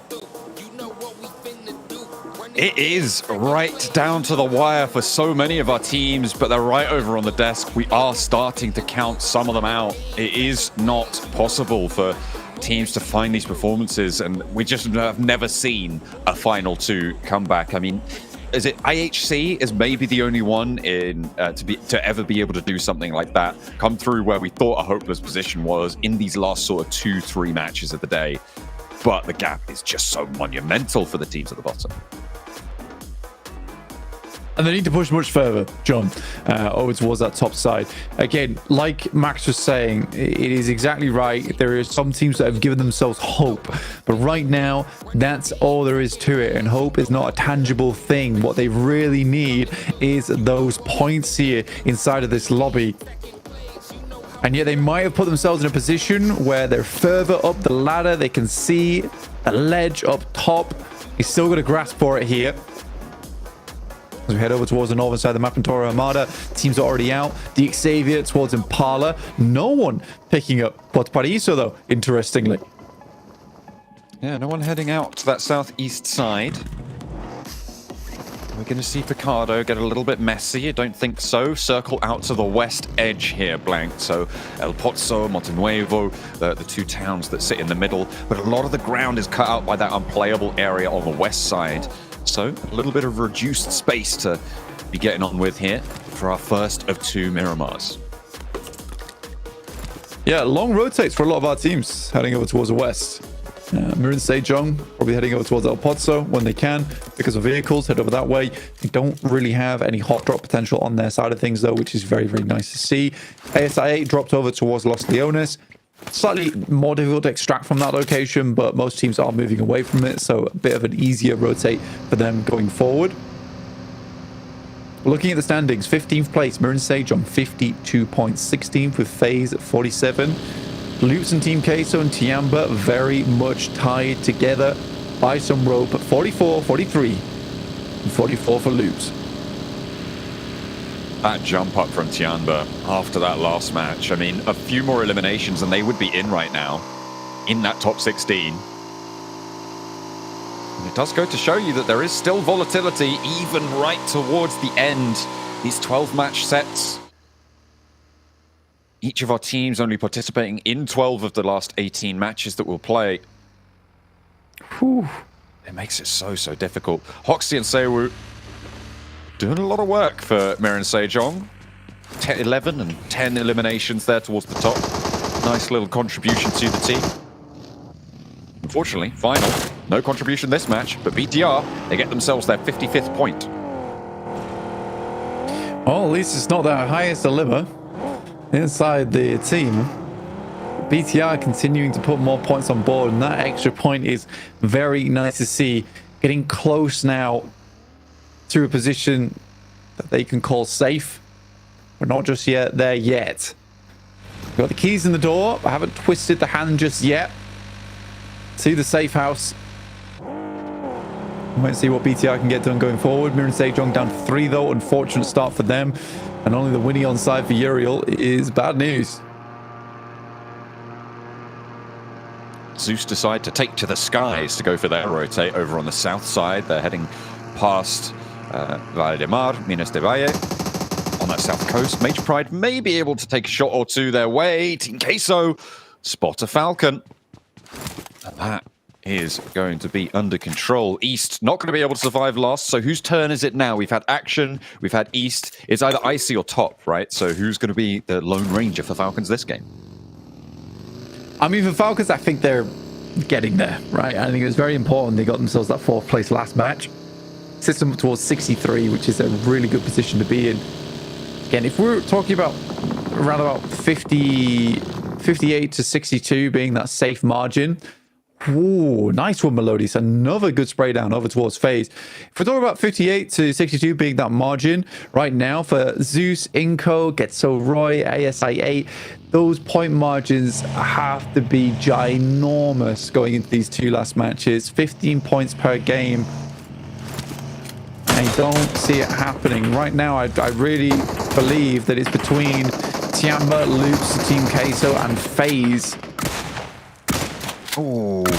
And FaZe at a crucial time, able to get the knock, find another as well. 2 players from Team Queso take a tumble. And the fight in 16th and 17th, it's going across the bubble gap here, playing Team Queso needing to take FaZe down here. And they've got 2 players to try and do it. Melodious has been pretty dastardly over certainly the last match, and this one too. Able to get 2 elims so far, both the roll-ups clipped, and Falcons lose one to it. FaZe lose one as well to it. Prolego moving away, but Major Pride are close by. Everybody descending now towards El Pozo on this west edge and moving into these foothills of Montenuevo. Yeah, we've got Collega making it out for the team of Queso. 2 players down for FaZe. It looked like it was going to be pretty bad for them, but being able to take down 2 players from a team that's directly behind you is fortunate. And also really nice for staying up towards that 16th place because they are battling it out. Versus 3 teams to hold on to that bubble position at the moment. KARYA taking some nasty shots from along the way, and Becker will find him, and that is KARYA down, leaving only Melodious now as the last player for Team Queso. Likely going into their final match on 46 points here, John. I wonder if Hoxie's going to figure out there's a player in here. May have just spotted a sliver of it here, but going for a second wraparound. There is a buggy on the inside, and yeah, Hoxie smells something's off. And out Melodious goes. A little flex out scout for Major Pride as well. Just going to spook him a little bit. And on the road he goes. The potential salvage game here for Melodious to just keep them safe, but that is really nasty for Team Queso. Tianba, they're on the northwest side of El Pozo right now, up on the high ground in the hills, stretching out down towards the south. Let's hop on over to MIRAEN SEJONG though, because Falcons have managed to find them. Is he going to go for the spray down, get that flush? No, Action's still alive. But there is still threat from across the way. I think that's from Getso Roy. Could be from Zeus. I know it was pink, but I didn't quite catch which one it was. MIRAEN SEJONG though, they're cut down to 2. MIRAEN SEJONG very much struggling, honestly. It is an annoying one as well for MIRAEN SEJONG because they are in 52 points. We were able to catch up with them with 7 in the meantime. We'll run them through exactly what they're trying to do to get in towards that top 16. This time I'm joined alongside none other than Maestro, the coach for MSJ.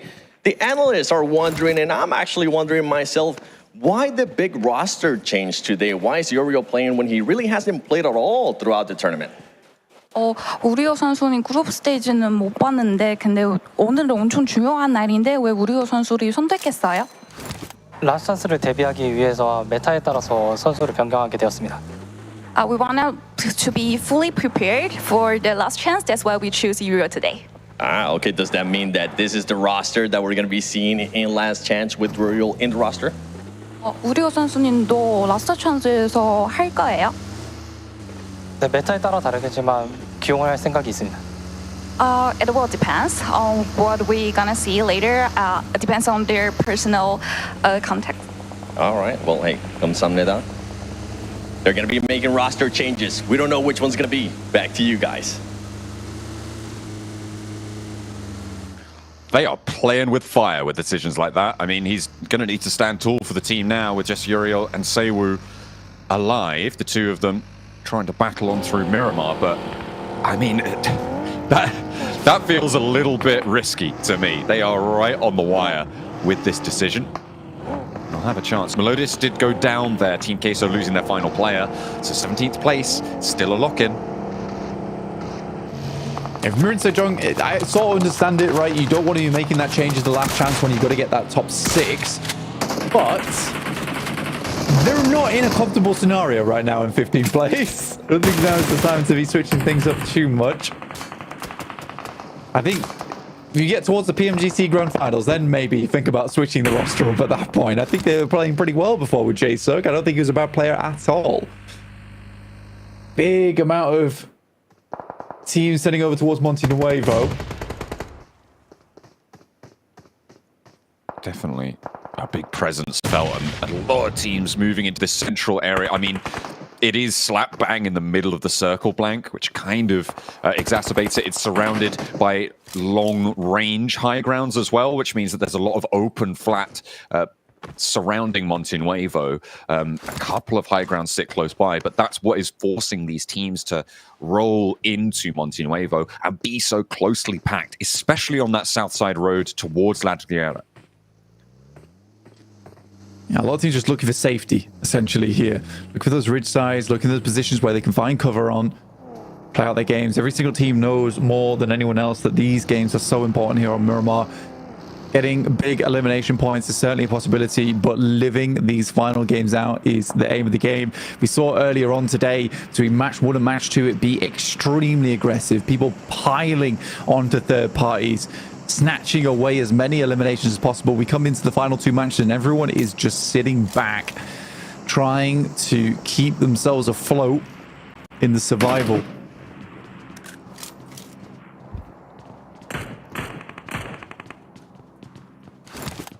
trying to keep their heads above water. INSILIO take a knock on the southwest side. INSILIO in general, and we've said this before, a team that has impressed so far. Coming into this tournament, not too much expected of them. But coming out of this tournament, people will be paying attention to them now. Hard east shift. Let's see if they can display their macro muscles yet again, because it's going to shift out to that east side, to IWNRX, to Vampire on the northwest, and DX Xavier on the southeast. Yeah, for IWNRX, this is a very good shift for them. For Swain, Kind, Frozen, Zedwolf, all loving this one. Zedwolf currently holds a lot of high ground up towards that north side. It was a bold decision to stay up there for as long as he did, but it has paid off now. I wonder if he'll regroup with the rest of the team, but a lot of that vision, a lot of that information passed back to the squad will be extremely important going forward.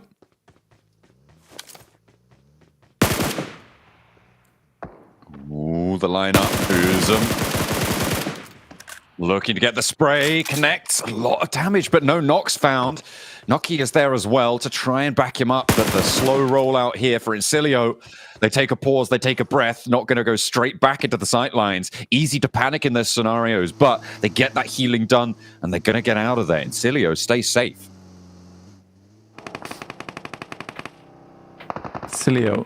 Exactly, keeping themselves alive here. I mean, 69 points, I think they're absolutely fine. Inko go down, one player out by Kind. That's from IWNRX, and it's MIRAEN SEJONG in a very troublesome location. Uriel with only the one medic kit, actually. So, we'll be able to get himself up to full HP one time only. No first aid kits in the back pocket.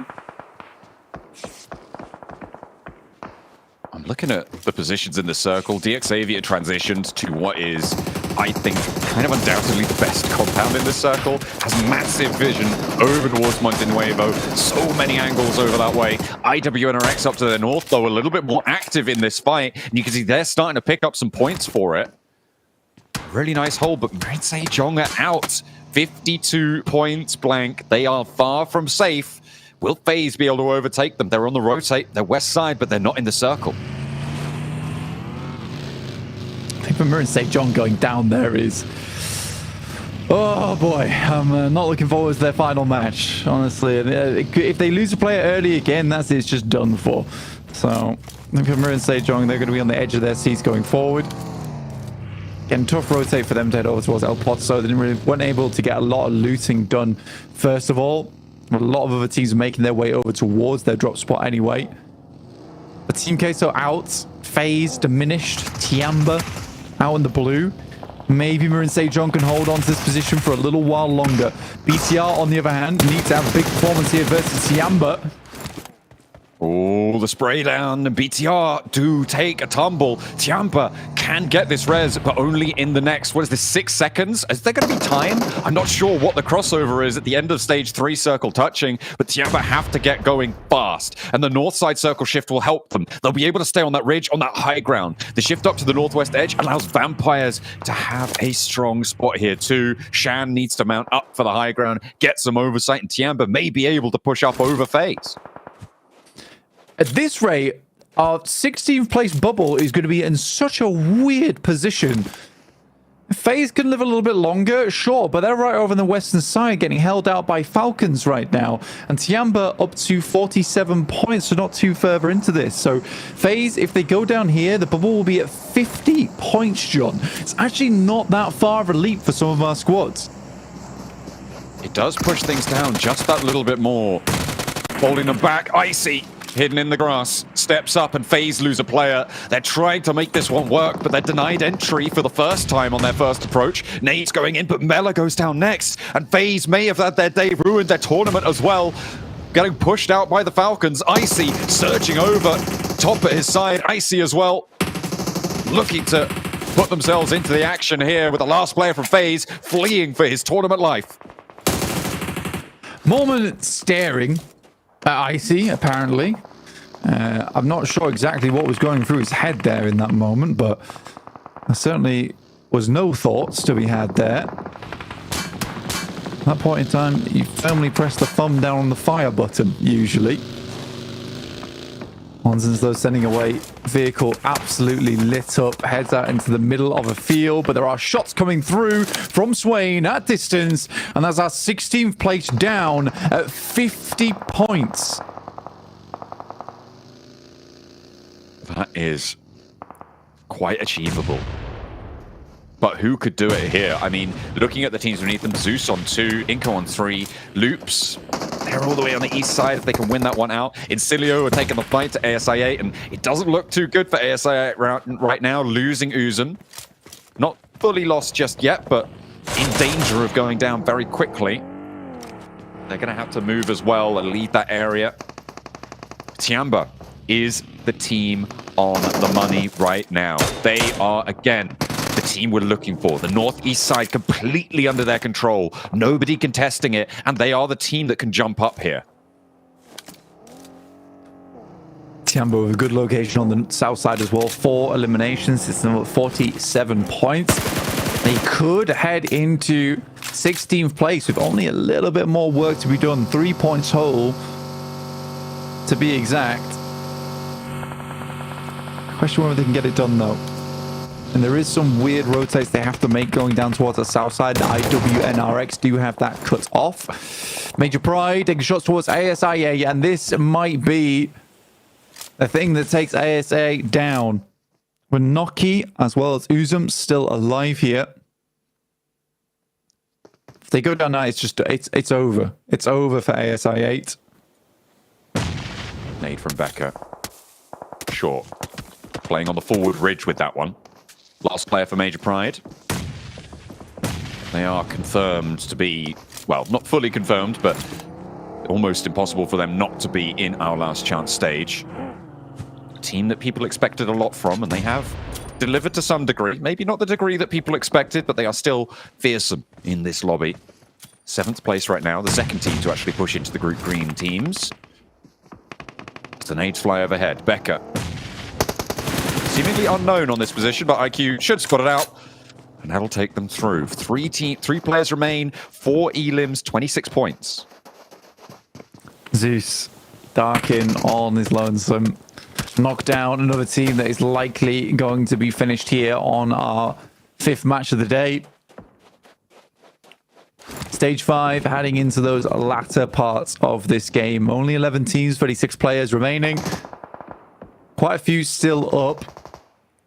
More or less this western side is going to start popping off between ASIA, INSILIO, Gitso Roy, Falcons and Zeus. That might be the end of the season for the rookie run. Zeus have been impressive.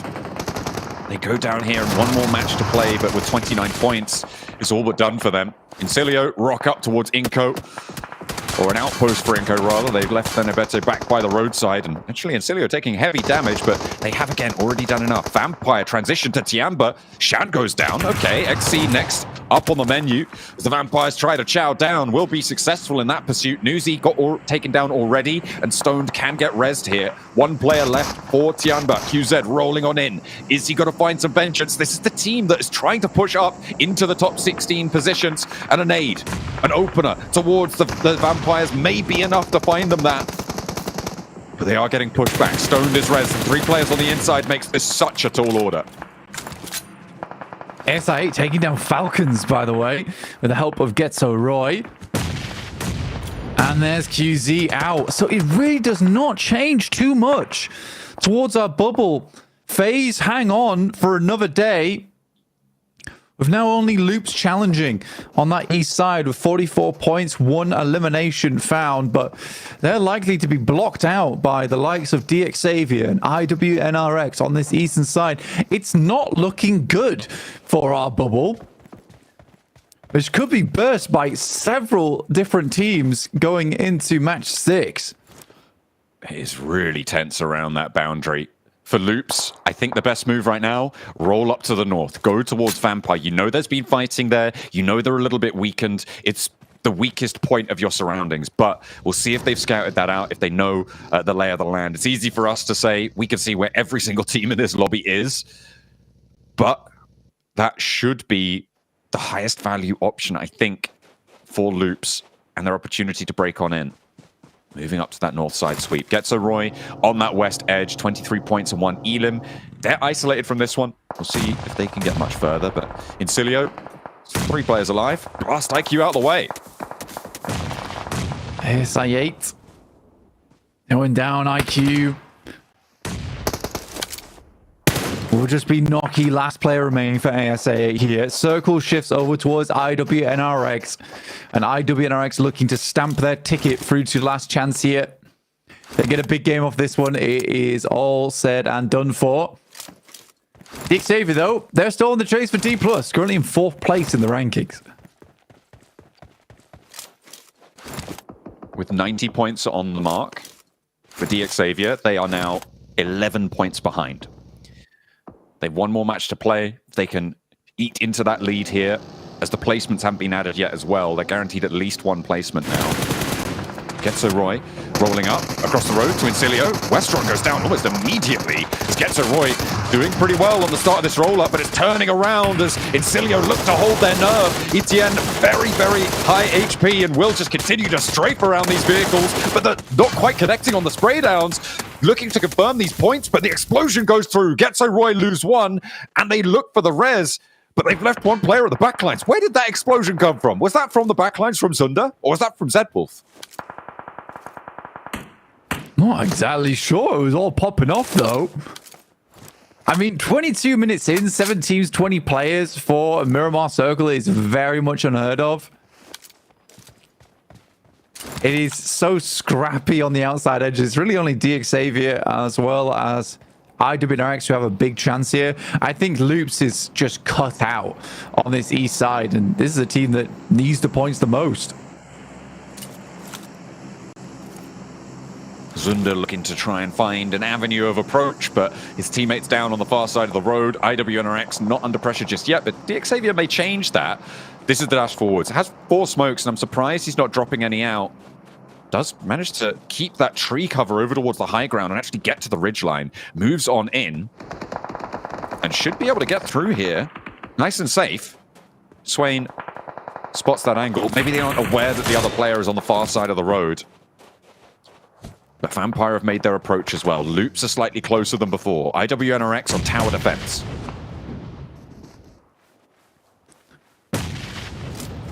They're not doing too bad of it. They got the darts. They see the balloons around the map. These guys start to throw them out.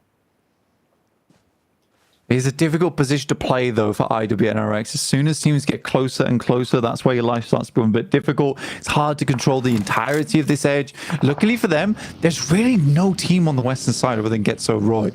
So a lot of their contest would have come from that western side, but it's all over towards the east. So IWNRX have very clear sight lines and a clear idea of what needs to be done to win this game. IWNRX, in my book, coming out of Group Red, would have been my prediction for probably the strongest team out of this group into the survival stage. But right now, INSILIO are ahead of them, right? They have managed to push past. They are on, what is that, 68 and 6, so 74 points. IWNRX behind by 10. So if they can catch up to that mark, I think they might be happy. But how further, how deep into the tables can they go? As the circle goes away from Loops, forces this fight to at least kick off now. The nade over to Zedwolf not connecting.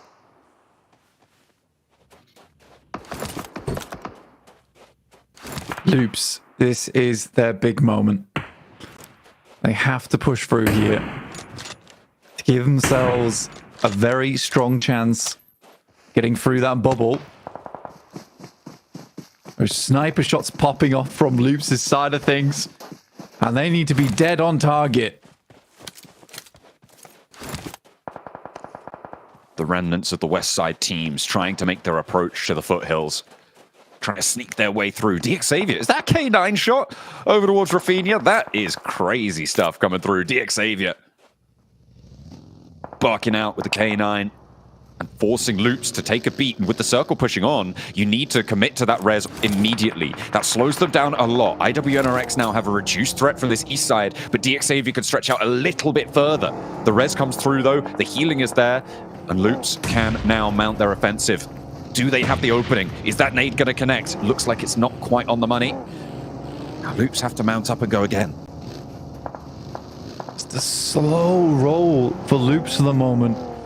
I think that it's very clear that this team is worried about their position in the standings. Great nade sent down. A lot of damage as they try to push up, and IWNRX need to defend. An initial knock, maybe a flush.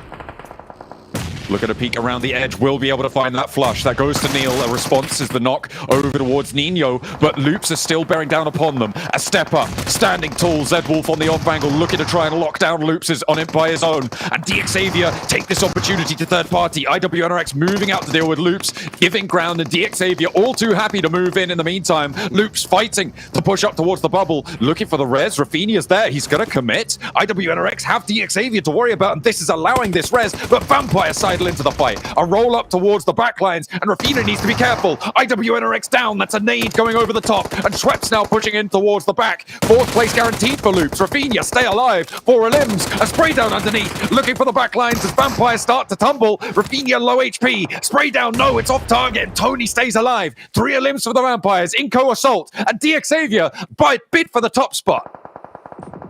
For DXavier, this could be it. This could be the game that sends them over that 101 points margin. Tony K is out, leaving only Inco alive. Loops might have got themselves enough points to sit themselves close to the boundary, maybe just over it. But we know that FaZe is going to come back kicking and screaming in this next match to claim their spot in that top 16. Lamborghini split. Not going to matter too much. Vitali low is healing. There goes Nate to find that res onto Lamborghini. This is discipline from DXavier. It's tempting to just go for those rollouts, but these reses have come through. They've lost sight of it. But immediately after the res, comes back on into the fight and goes for the spray. 1-2 punch. DXavier run through the lobby towards the top spot. They will take that first place. Very, very well done to DXavier. Huge game, and that will set themselves apart from the rest of the teams in the lobby. It has gone from good to better to best here for DXavier in terms of their performance. A little stretch because these guys certainly have been putting on here a clinic. Well, we might have our new first place team here with DXavier potentially passing a Dplus and still with 1 match left to go. I still have to wonder though, where was this DXavier in the group stage, man? Fantastic performance out of them here on Miramar, but then if we take a look at a couple of these other teams, gentlemen, Max, you know, Vampire having 3 towards the later stage of that circle with so many teams alive. You had Inco there as well, Loops. A lot of moving pieces, but I think there's only really one piece we do focus on here, which is Loops. I thought you were going to say the One Piece. No. But no, Loops here, they were the cutoff team with FaZe. They were in 17th position with 44 points. And yeah, not being able to go the entire way was rough. It was a good fight too, but based on the circle hot jukes, they were forced to engage IWNRX. And then it was a really good play from both Vampire Esport and DXavier to third party that fight. You want to suffocate those two teams and get rid of them. But Loops, unfortunately, it was just too much thrown their direction all at the same time, and unfortunately to weather the storm like that, it's just almost impossible. Yeah, what are you gonna do, especially when you got Para Jin and squad just crushing you? I mean, that's the problem. Is like at this point, what do you even do if you're DXavier going into this last game, right? Like it's just literally a victory. Yeah, it's just a straight victory lap. So it's gonna be really interesting to see what happens. I mean, man, this cutoff bubble teams, it's so dang close. Yeah, after this game, yeah, it's GG for Vampires and quite It a is few other possible teams. here, Hot Jukes. If they can pull a 4MV with a 32-point chicken dinner, it is possible. Let's go. Hey, you know what? I believe, dude. Now I'm a believer. I'm hyped up, dude. But like, if they're gonna do that, they gotta push everybody. And it sucks because like they gotta start playing towards that lobby. I say go for it. Why not, right? Because if you don't even try, then it's impossible. Yeah, actually, so we talk about this a lot here, and Max, I'll throw it to you on this question.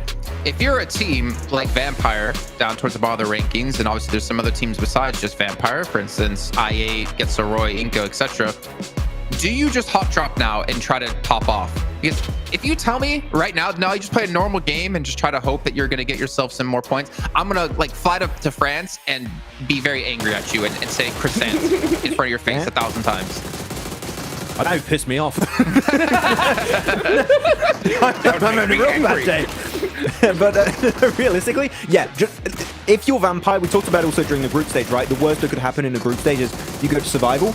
the worst that could happen here is that you're still going home, right? That literally, give it all you have in this game. You need to do it like the 4MV, right? And just get these big 30-point games. That would be the only opportunity. So yeah, Hot Drop, Hot Jukes, this is the only time where typically agree they need to do it. If they don't Hot Drop, it is a G. It's over. Do it. I want to see it. Why not, dude? Right? Because I mean, yeah, you're right, dude. You have nothing to lose. Nothing to lose at this point. Honestly, Inko on down. Need to start doing it. So, and the thing is that that's going to make things even more toxic for this lobby. So, having said that, considering that you got what 1, 2, 3, 4, 5 squads that need to do hot drops and go crazy, yeah, I mean, I think it's in the books for those teams. But for Team Gessel, Kiamba, FaZe, still in the mix. Just want to send the replays, by the way. We actually seen some bolt action Hot Jukes. That was a thing of absolute beauty. Beautiful. Love it. More of that. You mean the K9? The K9, the M24, we had both. It was a good time. What? Weren't we just talking about how we really hate we go say the K and call it the K9? Just because these people are like, wait, they're talking about two different weapons. No, the Kar98 or K9, but Kar98 is the better. Kar98. Okay. 17 points for Team Xavier here. Inko get themselves 10, so a little bit of a bump up in the leaderboards. Definitely a team to keep an eye on when we do get to overalls. But of course, Loop's getting 9 on top of this as well. Vampire only getting 8. And I8 only getting themselves 7. I actually really want to see these overalls like ASAP because I really want to see how many points these teams are going to need. And MIRAEN SEJONG, you know, as we did hear from 7, they made a swap thinking ahead into last chance. Bro. But this is crazy. That is a crazy time to do it. Like, oh, we're just preparing for the last chance. We're like, you're in 15th place. what? Like, try and qualify and then prepare if you want to do like some scrims or training on the side. But like, you're using these games as training when you're not sure if you're gonna make it. That's crazy talk, in my opinion, Jason. Like, that is mad, dude. I wonder if that coach was like a politician in his past life or something, dude, because he danced around that question like crazy. He did not want to give 7 any room to like know exactly what was going on. And I love the fact that 7 followed up with him because I mean, we want to know. Like, that's a crazy swap to do. And I mean, so far, I mean, it worked out, right? I mean, I wonder where they're at though. Yeah. We'll see how well it's worked out for them as we do head down lower to the echelons of our leaderboard. They do take first place, and realistically, there's no team that's. I mean, there is no team that's going to catch them. Major Pride. INSILIO could go for that 30 bomb. But they're in 7th place, 30 points behind. 40 points behind. Yeah, no, 30 points. Sorry. There's no way. There's no way they get caught. It's insane how much better Hot Jukes, GX, and Major Pride have been playing in Survival since they've been comfortable. Like, this is gameplay without any pressure lingering on their shoulders, right? This is just them playing at their best and just having a good time. Having fun, dude. Having fun. But look at the cutoff. It's Mystery shot. Look at that. 52 points. Loops with 53. That is insane. Wow. I want to see that last page, though, to see exactly how close this is. I mean, so yeah, 4MV above, they're fine. But yeah, BTR, Loops, MIRAEN, SEJONG, they could fall off here. Like, those are going to be the 3 teams. They are currently at risk of falling down in the bottom 8. They got to be very careful. If they go out early, if they are victim of a hot drop, that could be the end. And FaZe are also 4 points behind in 17th. No, man, last game is going to be wild. Sorry, 2 points, yeah. Yeah. I mean, Tiamba's not too far from that. I Team Queso, even Inko, I'd say, is technically in reach of this as well. This is going to be tough. Like, where do you put the cutoff now, Hot Jukes? Is it still Vampire? Do you still cut Vampire down below out? Been out. Okay, that's Inko, right? Yeah. Okay. Do you want my honest answer? I'm just trying to get you to say no, Vampire have a chance at some point. Do you want me to? You want my honest answer, or do you want like a? Give me a politician answer. Lie to us. You want me to lie to you guys? Okay. Okay. Since I'm lying to you guys, everybody has a chance. No, let's be real. No, okay. If I'm lying to you, FaZe through Inko still have a chance. Still have a chance in this last match if they pop off. I know if I asked Max this question, it'd be like, oh yeah, Vampire have a chance in PMGC, just not this year. That's probably like 2025 with an answer like that. Yeah, this is tough, and this is I think we talked about it so many times across all the groups now, but this is the worst time to be a team who's not already qualified through to have to fight, considering this is not going to be a normal game. there's so many teams who are already safe that could just throw a spanner in the works. You have so many teams who are out of reach who are gonna try to hot drop potentially. If we don't see a hot drop here, I actually will legitimately question some of these teams. Like, why are you not going for something like this, especially when you're on the lower parts of the leaderboard, trying to catch up, knowing you need a massive game? I think I remember Hodgix, right? Especially during PMWC. You talked to some people of Reject, right? And like talking why did they not hot drop? And they said they felt so much regret for not going for that play. You don't want to go through what Reject went through during PMWC. This is your one opportunity. Hot drop is needed. Just fight those teams are just above you near that cutoff point, and that could be one of the biggest comebacks we've ever seen in not just PMGC, but in PUBG Mobile esports history. If you can make that bigger comeback at the end, I'm waiting for it to happen, man. Yeah, I mean, let's put it this way. I didn't talk to just anybody. I talked to RegOCO himself. He put his hands in his face and he said, well, we didn't want to drop down to third. And I saw the look of regret, and he told me, promised me I would never do that again. Next time, if I ever get an opportunity, I'm gonna do that hot drop. And yeah, so you don't want to be stuck with those regrets, because for all you know, that could be that last opportunity. I mean, we're not even seeing Team Reject here, which is a crazy thing to say, but I mean, we're gonna have to wait a whole year before we see them again. Yeah, you're kind of hurting Max here, because not only did you get to talk to RegOCO, you also reminded him that they didn't qualify to PMGC. Yeah, 2-1. I got the jersey soon. I'll take that. Just think, he could have been the year's MVP, Max, if he made the PMGC. I would have loved that storyline. Imagine back to back global MVP. But yeah, I mean, hopefully 2025 they just need to do good locally, which has not been the case this year. But anyways, focal point on the teams that we really need to see step up here. Man, it's gonna be so much pressure, and I gotta say, when you're gonna match like this, right? And I'd love to know, Hodgix, what you think about it. You being a pro before. No amount of prep can prepare you for what's about to happen here. Like, you have no idea. Like, you prepare for your drops and your rotates, but teams are desperate, become an absolute wild card. And to predict what they're going to do is crazy. Do you go somewhere else just in case they hot drop you and they become a threat? Like, what do you do? And the thing is, you just keep overthinking, and maybe that's how you mess up in the end. Do you see these guys' faces? Like, I'm going to give you guys my honest opinion here, okay? This is over. We already have our teams locked in. That's what I truly feel. The top 16 done? Yeah, I truly feel deep down. I mean, we're talking a 2-point difference between 16th and 17th, and I don't even think that's going to get crossed. That's how crazy the last match is. You see the nerves on these guys' faces. You see the hesitation. And if these teams play the way they've been playing like this, we're not even going to see that pass up. So I know it's a kind of crazy opinion, but that's what I think deep down. All right, well, you heard it here. We're all done. No team's going to move up the leaderboard. We have our 16. We'll see you guys tomorrow. We can ignore this last match. I mean, that's what you're saying, Jukes. Like, really? You think no one can move?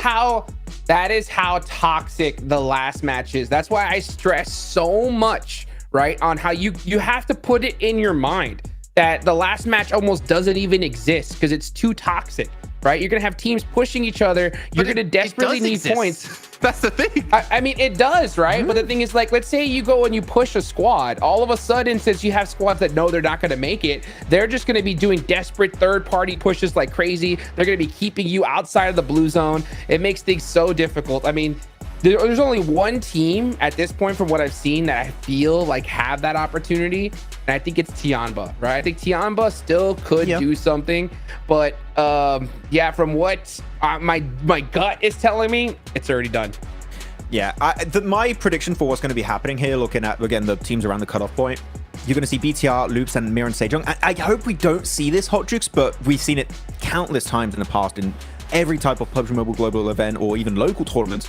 They're going to play a bit passive. They're just like, okay, if we just make it late game, we reach a top 5, we get maybe elimination here and there, we're going to make it through. But those teams below them, they're hungry for the elims, and they're going to come chasing you down. If they see a fight and an opportunity to third party, they are going to send it big time. So I think that 2-point barrier is going to be crossed, Jason, personally, because that's one squad wipe if you're successful. So I think top 16 is not fully locked in just yet. 1 or 2 teams might be able to do a last-minute dash across that line. I don't know what to say, because I don't want to agree or disagree fully with either one of you. Though I will admit I'm slightly leaning towards you, Max, as well. I'm feeling hot, Jukes. I'm feeling like something's gonna happen here, because you've already had so many crazy results just across our group stage alone. I mean, imagine having EMEA have the #1 team in each group. I never would have said that. Like, I never would have expected that to happen. Like, can't you just feel it, Jukes? Can't you just feel in the air? Dude, that I something's want about to pop off? so bad. I want to so bad. I just don't see these teams having the grapes to do what it takes to push out of it so far. The fact that they're down there is shocking to me. I'm shell shocked. You can see the nerves on these guys' face. Do I want to see it? Absolutely. But I gave you my gut honest opinion. All right, well, we are about 10 seconds until we head into our final match of our survival stage, with, of course, 2 days of back-to-back play to determine which 6 teams will make it into the grand finals. We've got to find our 16 and make it into Last Chance. We're going to do it once again with our commentators of John Allen and Blank. Man, MIRAEN SEJONG, they're on Hot Jukes' copium right now as well, because it's like right down to the wire. 2-point difference and nothing's changing? Are you kidding me?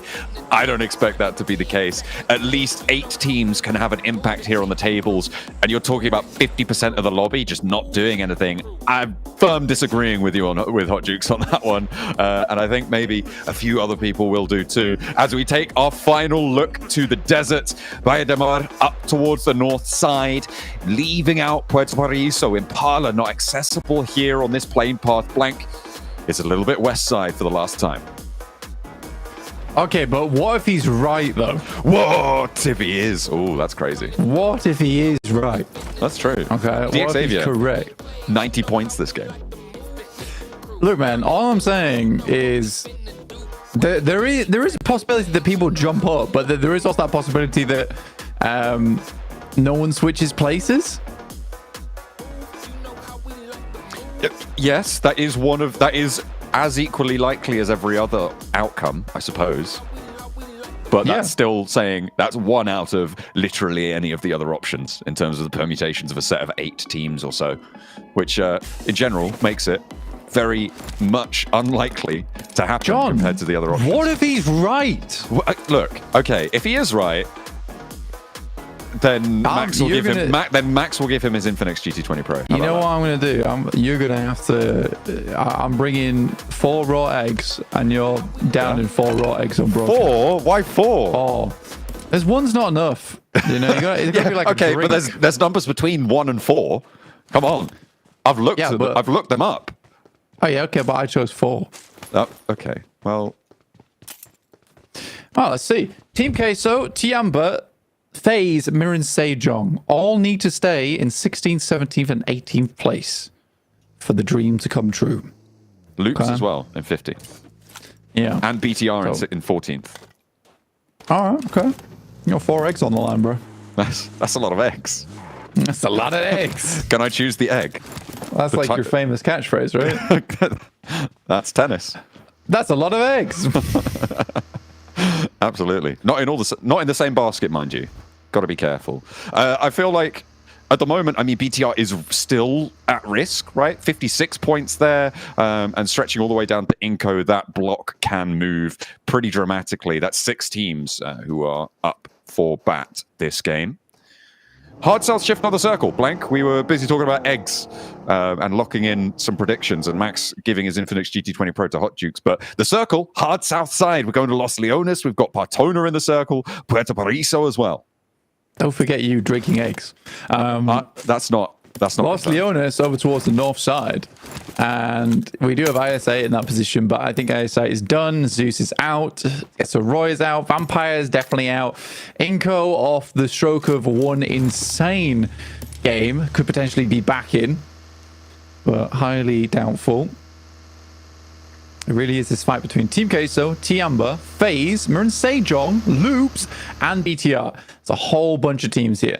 You can switch positions, switch places. So I think if you need to keep your eyes on 2 teams, right now it will be MIRAEN SEJONG and FaZe, and we'll keep you updated as more points come on through. Can I choose the sort of eggs they are? No. Because otherwise I'm going to make you have ostrich eggs. And 4 of them. No, but I could choose the sort of eggs that I go for, right? Surely. No, because I'll do like a coin flip. It could either be quail eggs or it could be ostrich eggs. Okay. But I'm choosing. Yeah, but so I'll not give you that option. Okay. Bets off. All right. Maxman, looks like you're keeping your Infinix GT20 Pro. I mean, he was going to anyway. It's so unlikely. I'm more willing to gamble with his belongings than my palate. Gamble on the eggs then. If you're so sure. Otherwise, you can't say you firm disagree, can you? I can do that. I do firm disagree.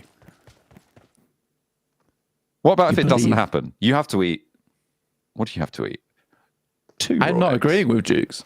Okay, yeah. I never said I firm disagreed or agreed with anything. Do you disagree with him? Do you agree with him, actually? Do you agree with him? I'm on middle ground. You think it's 50-50? It happens or it doesn't? Oh, it's just my middle ground. What's the middle ground? Could happen. Okay.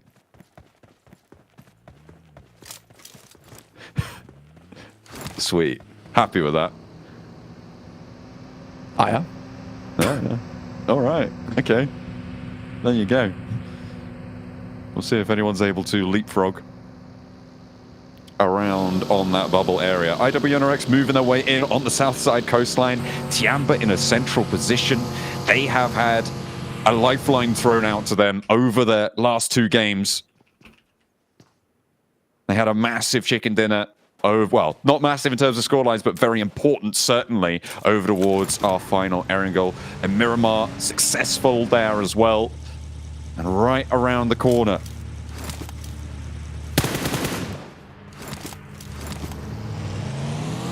FaZe on our screens. Thing we're definitely looking out for here. 50 points so far. Currently not in the worst position either, over towards the eastern side of Chumacera. I'm making their way down. MIRAEN SEJONG all the way over towards El Pot, so a bit of a longer rotate for them. And Loops in La Cobraria. Bam! That's a long rotate. That's going to be rough for them. But currently in 15th place, so all they got to hope and pray is that no one else does anything inside this lobby, which is highly unlikely, but still.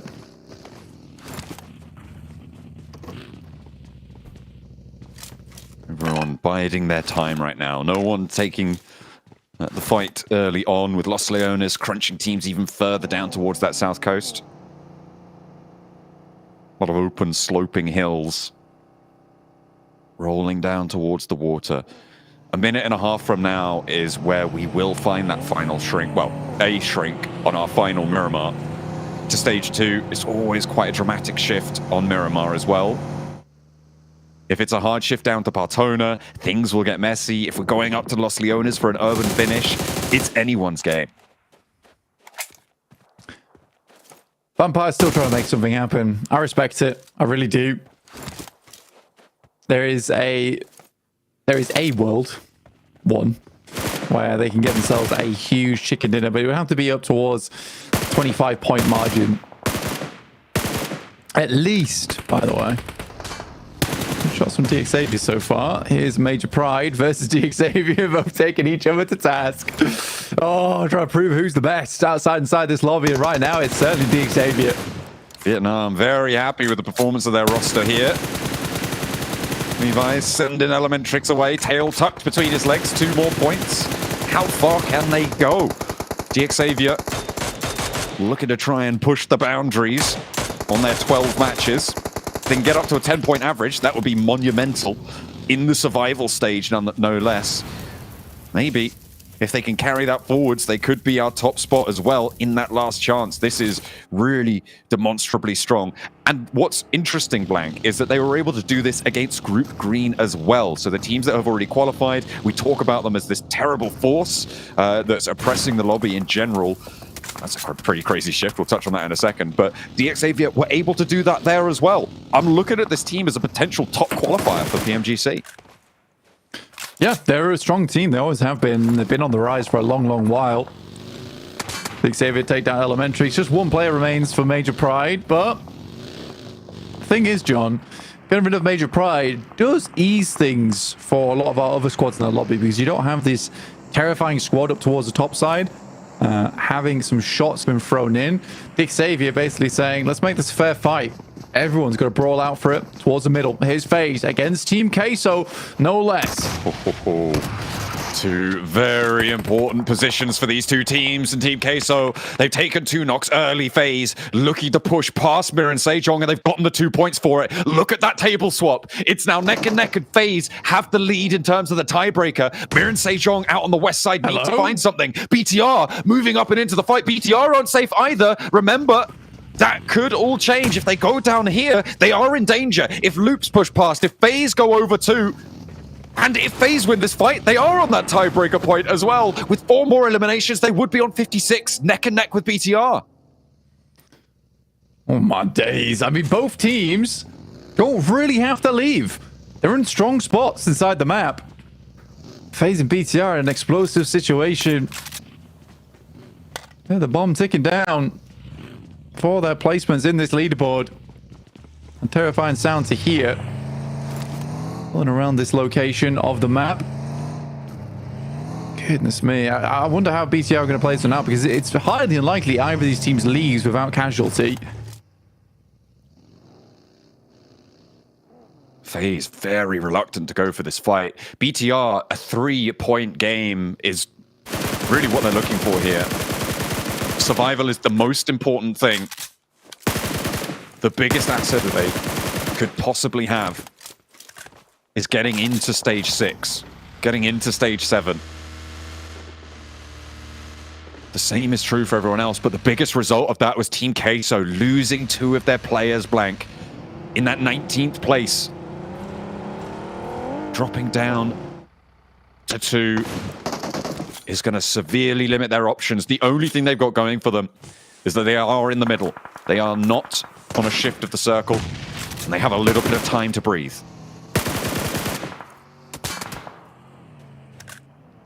Team Queso with 2 players. I think it's likely done, though, for Team Queso now. Dropping down to 2 at this stage, there's really no possibility of making it happen, especially the position they're in. There is so much action that's going to happen around them. Likely one of the players is going to get caught off guard. It's going to be a big test for them. FaZe and BTR both very central. Loops coming in from the sidelines on the northwest. Ugh, the circle might have just killed them off here, John. This is nasty. On the north side, Falcons, 70 points earned. They are going to be qualifying to that last chance stage tomorrow. More games left for them to play. Vampire trying to push in from the southeast side, needing a miracle run, but being denied the opportunity time and time again by the other teams or by themselves. We'll leave that up to the coaches, to our other analysts to decide, but Vampire's run being cut shorter and shorter. They are 4 players, and of course it can still mathematically happen. But Stone goes down second. That is going to be another blow to the morale, if anything, if nothing else. Yeah, picking that player up and then moving back in. Already 1 knock. We'll have to res another, move over towards Stone. Here's Falcons up against ASI8. A team that is right on the edge and not likely to get too much further into this. Uzum trying to hold on as best he can with Falcons up in the front lines on the side of the warehouse, looking to deliver some payloads of pain. Ooh. ASI8. 3 players alive, holding the crossfire on the doorframe there. IQ on the backline, into the vehicle, reverse out, backing up, beat.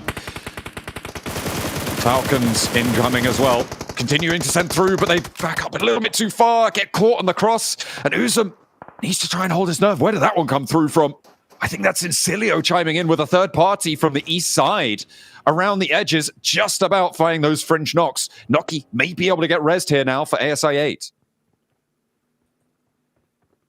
For ASI8, regardless of what happens, it's a tough run for them. Loads of teams already have sightlines over towards this.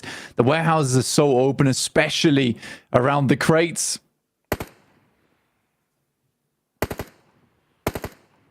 MIRAEN SEJONG down towards the south side, looking to hold on to their position in the tournament, but FaZe do beat them out on 52 points on that 16th place barrier. We always thought it could be a tiebreaker on this bubble. The point differentials at this area of the table in general, always so close. So fairly likely that you do see this sort of thing. The tiebreaker is really important. First tiebreaker is chicken dinners, blank. Second tiebreaker is placement points. And after that, it goes to how you performed in your most recent match, who got more points there. So FaZe, at the moment, in the lead. Currently, MIRAEN and SEJONG have a chicken dinner, though, so I'm not entirely sure how that tiebreaker is decided there for FaZe. Their own chicken dinner. I guess. I'm going to double check. SA to send out some Molotovs towards Falcons. That nade doesn't quite go through the doorway. The problem here for FaZe and BTR is they're both so locked in on this location, can't go anywhere. Like, and there's no chance of more point scoring. So if MIRAEN and SEJONG, they have a bit more freedom to work with. Vampire, slowly but surely. Ooh. The death bell rings. Tiamba, though, moving in from behind, and they certainly have a little bit of life left in them. If they can pick up a lot of points here from this fight, from third-partying it, this is huge news for Tiamba. On 48 points, they've already found one elimination so far to push themselves up to 49. The further they can go, the safer they'll be. But they're not out of the woods just yet. 18th place is where they started this match. And the jump up now necessary. Nades over the top. Newsy, Schweppes have been rezzing in that ditch. Tony K over on the top line. Vampire need to try and curtail it. Shan will be first to face that. Tony K steps up, spray. One's good, second not so much. The rollover for Tiamba, but two players fall. And Tiamba may just be felled short of the mark by Getso Roy, by the teams at the bottom of the tables. ASA have been eliminated in the meantime, blank. They're guaranteed not to be going through. Vampire trying to get away from this one. And Tiamba left with one player to stand. This is disaster for the PEL. It's all gone wrong here. Vampire's looking over towards Getso Roy, looking for some more of those points. Can they find it? Do get two knocks off the back of this one, but both players are now down, leaving just one up and remaining. For Vampires, it is one last go at it here, refusing to end up in 24th.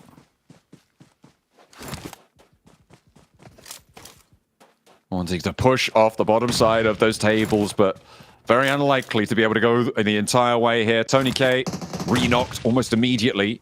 The nades over the top doing a lot of damage, and every single one of these points does matter for Bond. 5 elims for the Vampires. Tiamba want more. They've got 2 points now. They're up to 50. The bubble still on 53 there for Loops, as FaZe have now pushed up ahead of that.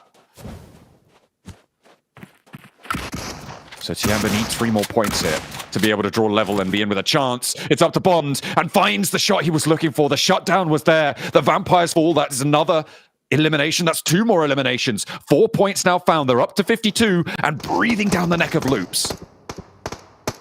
Tiamba, despite everything, are trying to make it happen, but with only one player, how likely it's going to be for FaZe, as well as BTR, still making it happen. The fact that FaZe has been able to pick up points from this position is absolutely huge. Like I said, they were locked in.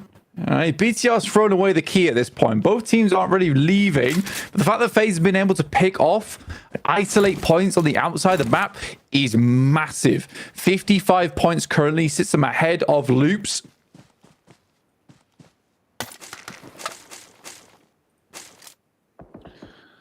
Goodness me, so many moving parts. And it continues to be right down to the wire. MIRAEN SEJONG pushed down into 18th. But they are so close to that bubble. It's 1 point split. FaZe up to 5 eliminations. And finally, BTR give ground. First knock sent their way, and they need to find this fight. INSILIO have angles onto BTR, but not onto FaZe. They step out too wide, though, and Mormon gets pushed back in behind. Too bold on the peak there, and is likely to bleed out. But the step out, BIGETRON try and rush it, and that doesn't go well either. Westron changing the fate of FaZe, blow by blow. Aaron sending off big old shots from the sidelines. Hansel goes down. That's Aaron, no less. Oh my days. Snipes come through clean. Now FaZe stay alive in this. BTR get 1 point and 1 point only with Loops going low. MIRAEN SEJONG playing from that south side. This is the team that's going to have the most impact here, is MIRAEN SEJONG. They can knock realistically one team out. And this moment, it would be Loops. As it stands, 4 teams with the elimination of Zeus will be confirmed eliminated here in our survival stage. Tianba fall just short of the mark. Vampire, ASAA, and Zeus not making it any further either. Zeus will be dead last, but they have impressed us this season. We'll be looking forward to their spring next year for a revitalized second round for the rookies. BTR rolling on into Team Queso. Team Queso in 19th. They need to try and hold it, but it may just be slipping through their fingers. Will they be the 5th team to go down? Yes, they will. INSILIO still making their mark here. Over in the survival stage, up to 7th place. They take down Team Queso, and FaZe want round 2. Back in for the lock-in with BTR, but Onsens goes down. The nade at his feet, doing a lot of work. BTR search forwards. FaZe looking to put more up on the cards. Lapar goes low. The nade is there, and there's still another player from FaZe to go. Ventores going 1 for 1.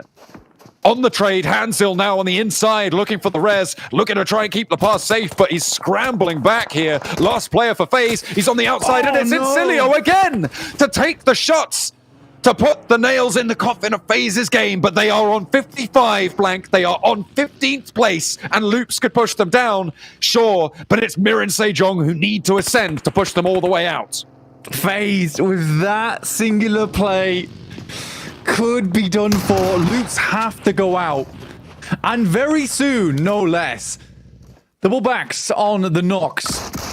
Weststrong with 5 nades could spell the doom of BTR. Misses every single DPS shot, but does find another.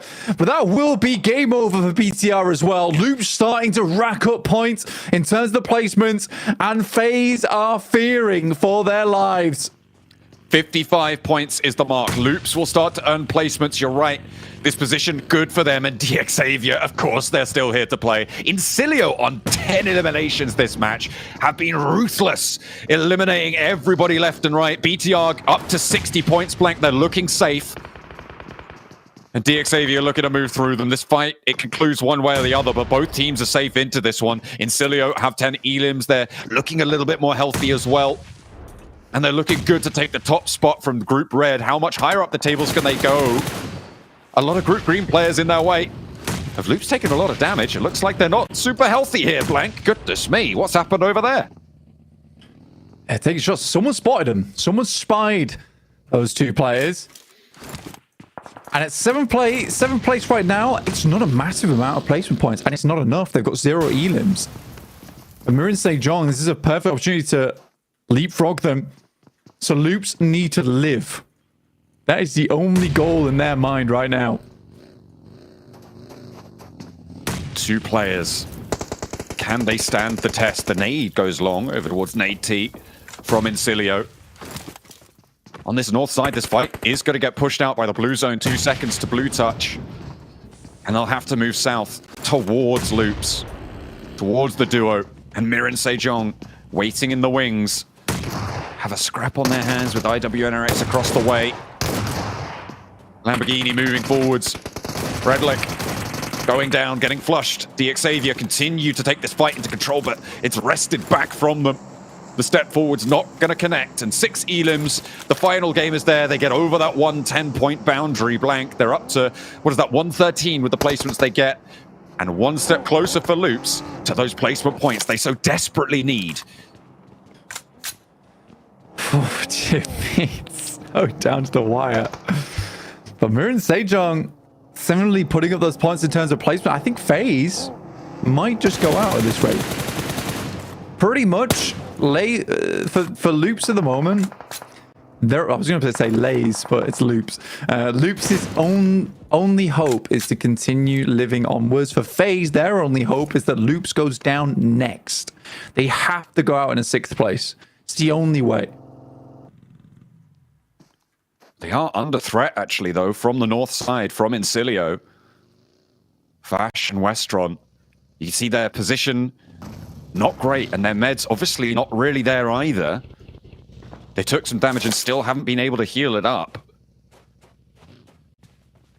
Their position should be fully known. They've dropped smokes. There's vehicles there. You can see Fash very wary.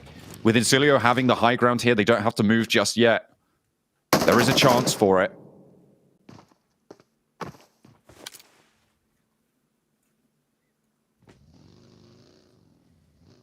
IWNRX down towards the south side. They absolutely made their way through. INSILIO has eyes on.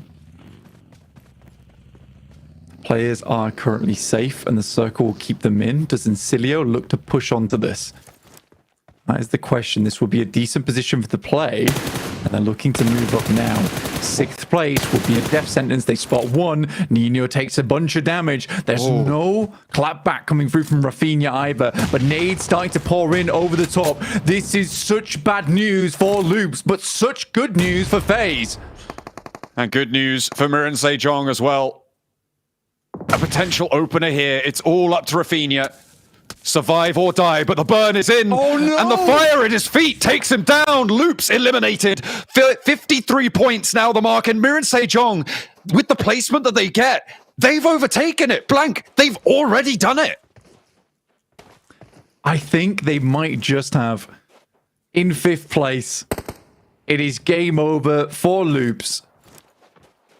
I think it's 54 to 55 for Loops and FaZe, but for MIRAEN SEJONG, those points are only going to tally up higher. And MIRAEN SEJONG, they're well prepared. They say, as they sub Uriel out once again for JSUK on the final match of the day. And lo and behold, a chicken dinner potentially on the cards. Goodness me. I mean, they are neck and neck with the placements racking up 1 point per place now. That is the extra point they needed to draw level, and MIRAEN SEJONG have a chicken dinner already, which should break that tiebreaker. They have done enough. South Korea has another chance. Inactive for Inko. He'll go down. And now 4 rosters remain. INSILIO up to IWNRX. MIRAEN SEJONG look at a sweep through on Becca, and the placement's now breaking that tiebreaker. MIRAEN SEJONG pushed their way past. Into the top 16 and that last chance. Last chance for them to sub out a player as well, but they seem to make that happen nonetheless. And MIRAEN SEJONG, despite doing absolutely nothing inside of this lobby thus far, win out on placement points alone. Survival has always been the name of the game. And survive they will. A nade over the top from INSILIO, and this is a massive game. Hang on a minute, 16 eliminations from the north side. I guess we've been pretty focused on what's been going on with our bubble teams, but INSILIO making a break for a potential very high scoring game. They might take 1st place. That's a bit far. They started on 75. And it's 100 and what, like 15 they have to try and beat. So I think that might be a bit of a over-exaggeration. But they're really bloody strong this match. I think you'd be surprised. Okay. Never mind. They're down. Not anymore. If they got the chicken dinner... Whoa, hang on a minute. MIRAEN SEJONG, chicken dinner. Yeah, talk about that. Chicken dinner, 10 points. Perfect. Look, I mean, if they got the chicken dinner, they might have overtaken them because it's 30 points. Or would they? They would have been 105. So it's 1 point behind.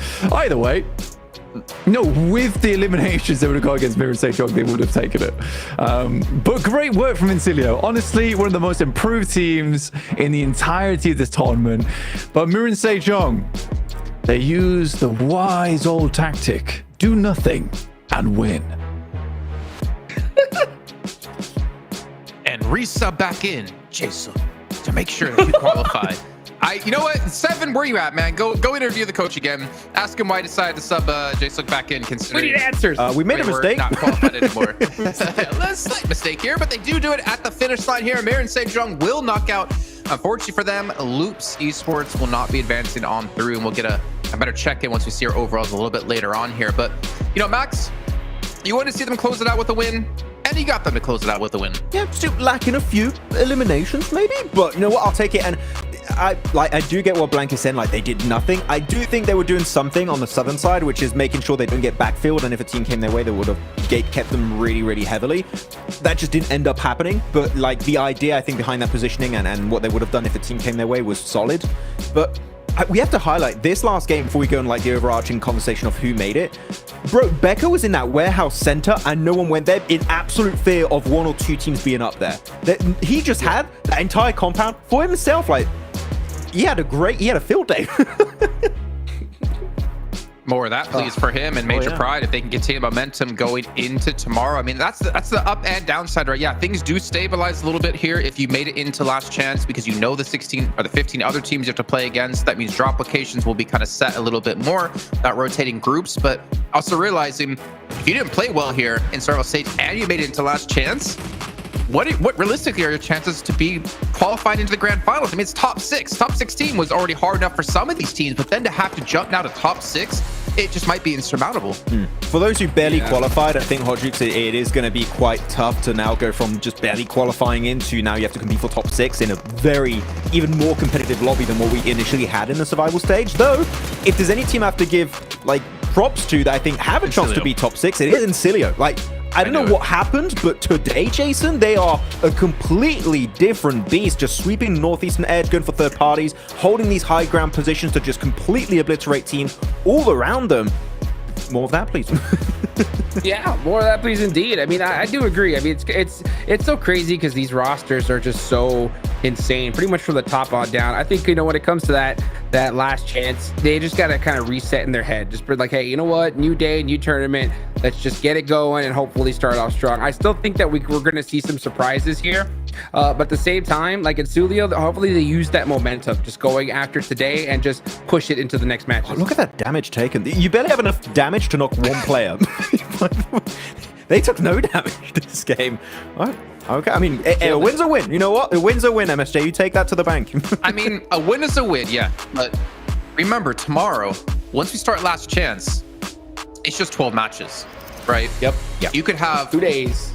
You could have one bad day, and there goes your hope of ever qualifying to the grand finals. Like, your consistency has to be off the charts here if you want to be able to qualify into the grand finals. And for some of these teams, consistency has not been their friend over the course of, well, this entire event. Yeah. I don't know what to expect, really. There are some big names, I think, Jason, we expect to qualify pretty easily based off the performances we've seen, but like, that's like what, 4 teams I think could be big surprises in the top 6. Like, there's a lot of wiggle room as we do have this big reset, right, between survival and last chance. We're all going back to 0 points, so it's back to the starting blocks for these teams. Oh man, I mean, especially you got, you know, Dplus KIA crushing it, REGNUM CARYA looking good. I want to kind of talk about some teams that I have concerns with, though, like some teams that I'm just like kind of like scared. Like, I'm really scared for 4MV. I'm not gonna lie, right? They've been just so off and on. It's been wild. You know, I'm not confident in Team Falcons either. They make me quite nervous. So, I mean, anything could definitely happen. I think we're gonna definitely see some surprises coming up. I think without a doubt, we're going to have some surprises. And that's kind of the upside and downside, is that if you don't qualify right away, it just becomes that much harder for you. But if we're maybe to talk about, you know, some surprise teams in survival stage, you know, Max already mentioned INSILIO. Hodgix, who would you kind of throw in there as well that really surprised you over this last 3 days? You know who surprised me so much and I feel is going to sneak into the top 6? I'm going to kind of put that out to the universe right now. It's the Vicious, dude. I'm not gonna lie, this is one of those sneaky teams, right, that like they ended in 9th place. That's kind of the perfect place to end, right? Because it's so in the middle of the leaderboards that no one's gonna be studying them super hard. You know, they're all gonna be focused on the Dplus KIAs, the Xaviers when it comes to that homework. And if you don't keep an eye on this squad, they could definitely sneak one of those spots. I mean, Max, considering they got in because Twisted Mind Brazil couldn't play, I don't think anyone had the Vicious on their radar, but we also saw them back in Group Yellow. Like, they were in 4th place for, I think, like 2 days in a row. Like, this was a team that definitely caught a lot of us off guard. I'm kind of surprised, and I almost want to see them qualify, because I think that would be ridiculous for their first run here at PMGC. Yeah, I mean, Demonod in particular, as an individual player, really impressed me for the Vicious. So, yeah, I mean, for a team, as you said, Jason, that was not supposed to be here, this is a way better performance that I think 99% of the audience would expect out of this squad. So, we'll see how it's going to go in hopes of reaching top 6. But really, I have the impression, Jason, after all of these weeks now of this PMGC League stage, so many teams have significantly improved, taken every single day like a school day and just added what they've learned to their strats, to the way they rotate, to the way they fight, and have improved significantly. 3 teams that I have in mind right now that I'm telling you could be a threat going into tomorrow's matches and also in the last day on Sunday. RCB, VOIN Donkey ID, and of course now INSILIO. I don't know what the hell happened, but they have improved at an insane rate that they could literally could be competing for a spot in London. I mean, that's the thing, right? The momentum that you're carrying over. I'll give it to you this time, Jukes. You know how much I hate it, but the momentum meter for some of these teams is off the scale. Let's go! Having that momentum into just 2 days of play could be exactly what you need to get into PMGC. I mean, it's all about, you know, that mentality, because when you get to this stage, the mental game is so huge, you know, and if you believe that you could do it, it's possible. Like, that's why, like, towards here, like, you know, in the last game of the day, I wanted to see those hot drops, because I wanted to see teams that say, you know what, yeah, we're 20 points away, you know, or 20 points plus, but we're gonna go for it, right? Let's give it a shot. And if you go for it, it can happen, right? If you don't, it's impossible. So you got, once you're able to kind of get some good games underneath your belt, it's definitely you know, great for your overall mentality. You got to be thinking, you know what, we're gonna be in those grand finals. Man, this is kind of crazy that Tianba unfortunately faltering at the very end here. It's wild. They were definitely one of my teams. I mean, they were super impressive back at PMWC, but we're just moments away from actually getting into our overalls to see which for sure 16 teams made it through. And survival time. That's what you're getting. This is quite an MVP. It's just, I survive, I'm MVP. GG. Dude, take it to the bank. Hey, 1 assist, and that's all that matters. I mean, you know what I'm saying? So that has to be MVP of the winning team, because there's no way someone from INSILIO doesn't get MVP with the amount of elims they got. Definitely. Yeah, that's true. All right, well, here is our overall rankings. These teams, I mean, not much movement here on the front page. As it's the INSILIO get up to 3rd place, 100 points, 0 chicken dinnies.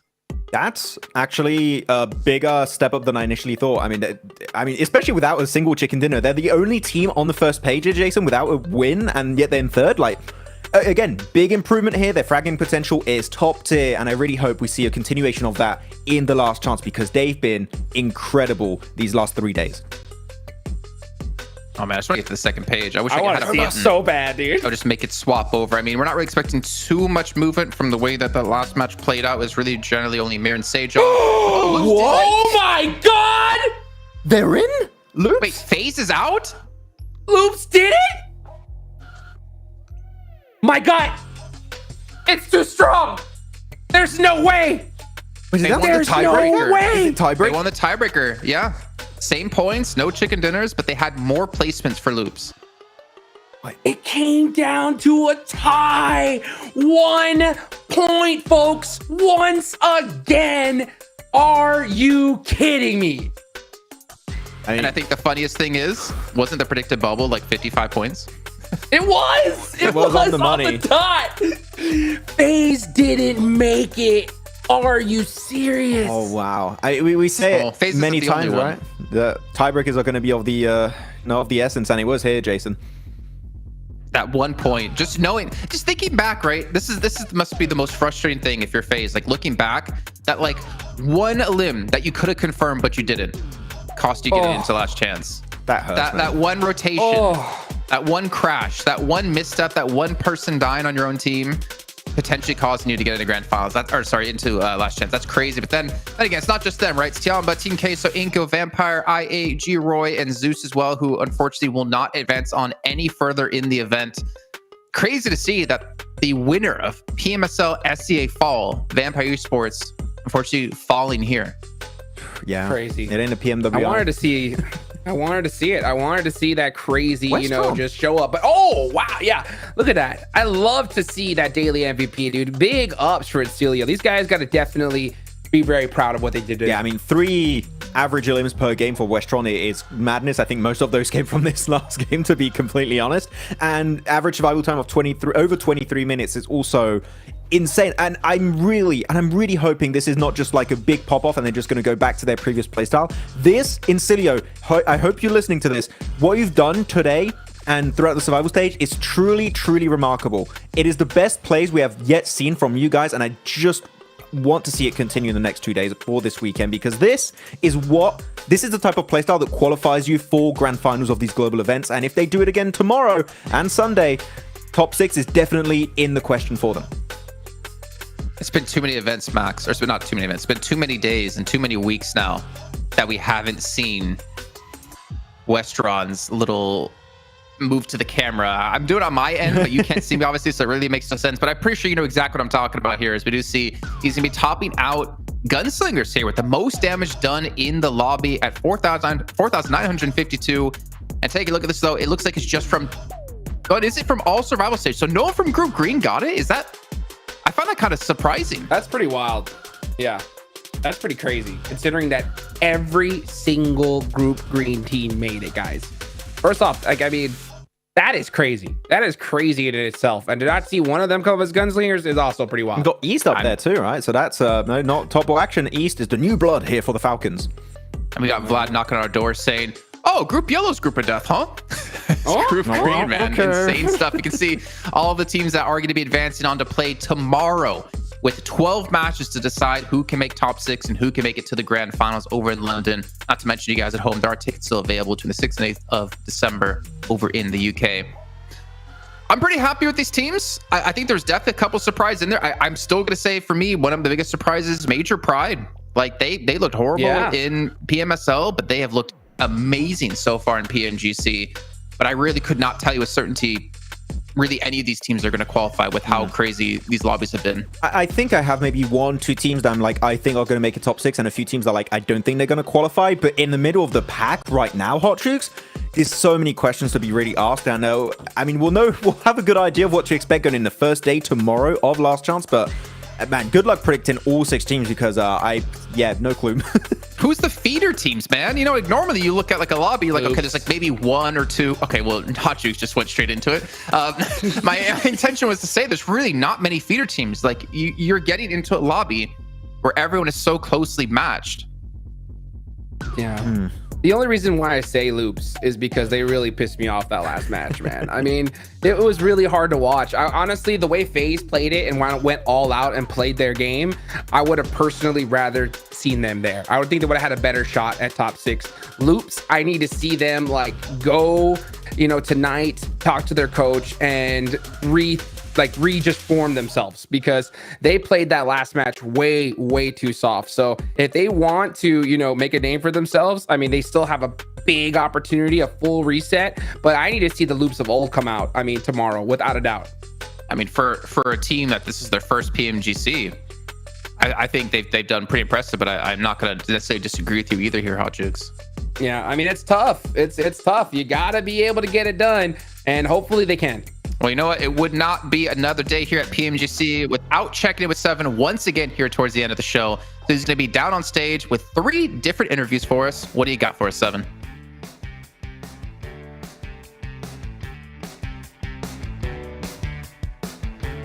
I'm joined by none other than PMGC from DX, finishing in first place. They just put up such an amazing performance. How confident is the team feeling going into Last Chance, especially with what you guys did here in Survival Stage? Hôm nay các bạn đã thi đấu có một màn trình diễn rất là ấn tượng. Vậy thì bây giờ khi các bạn vào vòng Last Chance thì mức độ tự tin của bạn là bao nhiêu? Em nghĩ thì sự tự tin của tụi em tầm khoảng 50% thôi. I think our confidence level is about 50%. Oh, okay. Honest answer too. Caught me a bit off guard there. I like the honesty. Now, who will be your strongest opponent going into Last Chance? Vậy trong vòng Last Chance thì đối thủ mạnh nhất của các bạn sẽ là ai? Em nghĩ đối thủ mạnh nhất của tụi em là vòng bo, tại vì có bo thì tụi em bắn hết rồi, chứ em chẳng sợ tên nào hết. I think our strongest opponent is the circles, because as long as the circles are there, we can perform and we're not afraid of any other teams. All right. Well, thank you so much. I can't wait to see what you guys are going to end up doing in Survival Stage. Thank you. Appreciate y'all. Now, as I mentioned, that team did end up in first place. Great performance. Even was able to get more points in Survival Stage than last year's first place in Survival Stage with 113 points this year. Now, You gotta mix it up. It's the last day of survival stage. Before we go into last chance, I got none other than BIGETRON, Satarless. You guys were just barely able to clutch up there and secure the spot into last chance. What are you guys' thoughts going into last chance? Oke, jadi kalian hampir-hampir nggak lolos lah, dan ini bisa dibilang peringkat yang bisa dibilang hoki lah lolosnya kan, dengan performa yang tidak begitu bagus. Menurut kamu sendiri, apa yang kamu harapkan di last chance nanti? Untuk di last chance, semoga rezeki lah.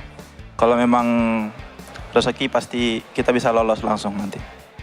So basically, I hope we can make it to London. I mean, if that's for us, it's gonna be for us also. So yeah. What changes do you think you'll have to make it to top 6?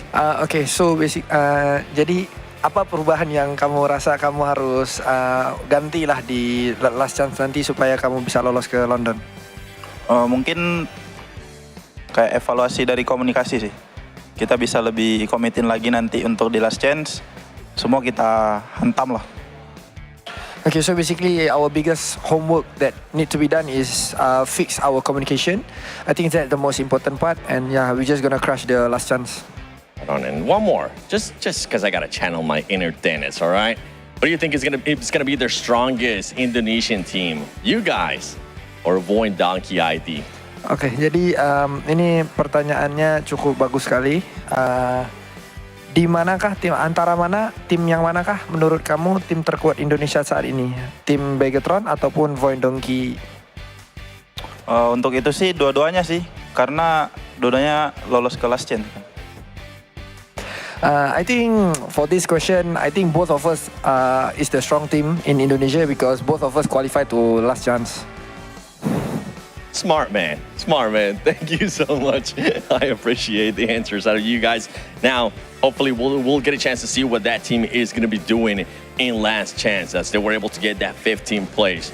And I want to get a chance to talk to none other than Loops Rafinha, because you guys were just barely able to edge that 16th place, actually finishing with the exact same points as FaZe, but being able to just clutch up in the tiebreaker.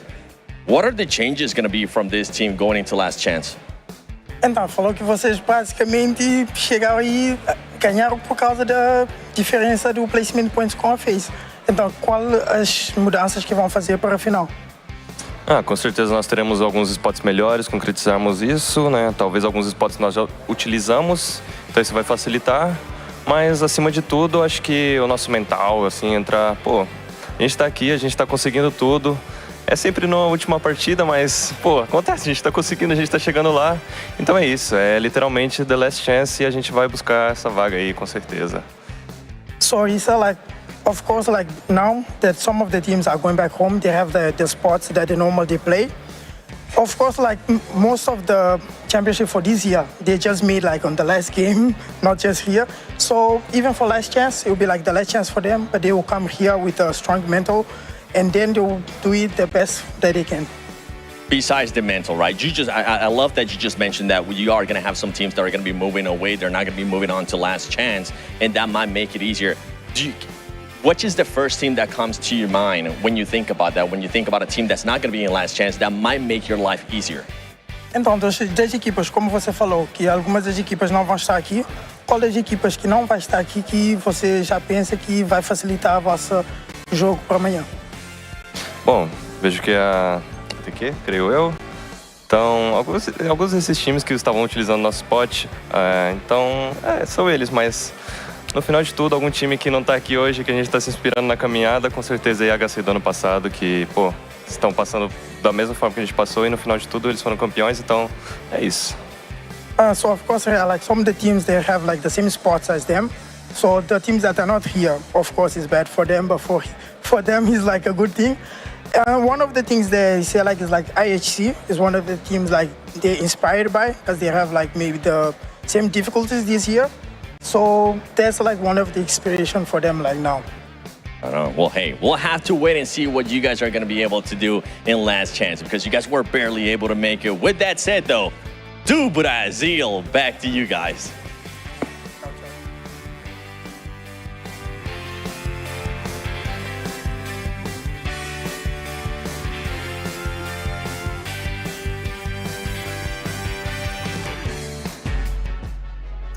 It wouldn't be an event with 7 Worlds Gaming if you didn't get at least one. At least one. Brazil.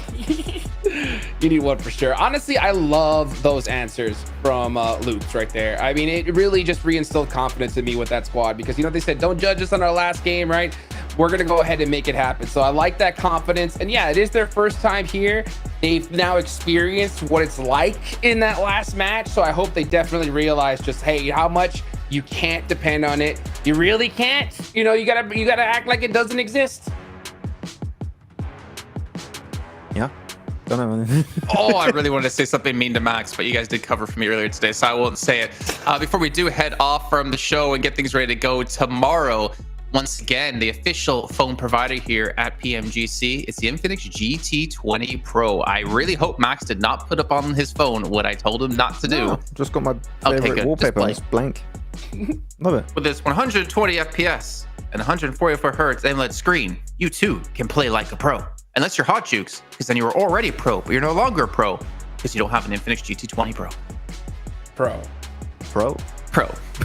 Also, stock tickets available for the grand finals over in the UK between the 6th and 8th of December. Make sure to come in and watch your favorite teams play up against each other so you could be crowned the best in the world here on, well, at the end of the year, funny enough, before we kick off into things 2025. I'm actually really excited to see what's going to happen with the esports roadmap for next year. Of course, every year at PMGC, Mr. James Yang is going to be there. Winner, Yes! chicken dinner. Oh, I love James Yang, dude. Every time that man talks, it's just like, oh, the best things possible are coming. So I'm excited. I'm excited to see what's going to be happening with PMS sales, you know, PMGO, if we're going to have PM Mauricio again in Riyadh. Like, all of that is going to be super fun to see. The roadmap is the best time at the end of the year, Jason, to wrap it up. Of course, next year plans are always going to be interesting to hear, but we have to finish this year, which means we have to get through last chance to find our final 6 teams, which means we're going to be ending off the show so we can get things ready to go. Hope you guys have a good one. We'll see you tomorrow at the same time for some more Pokey Mokey action.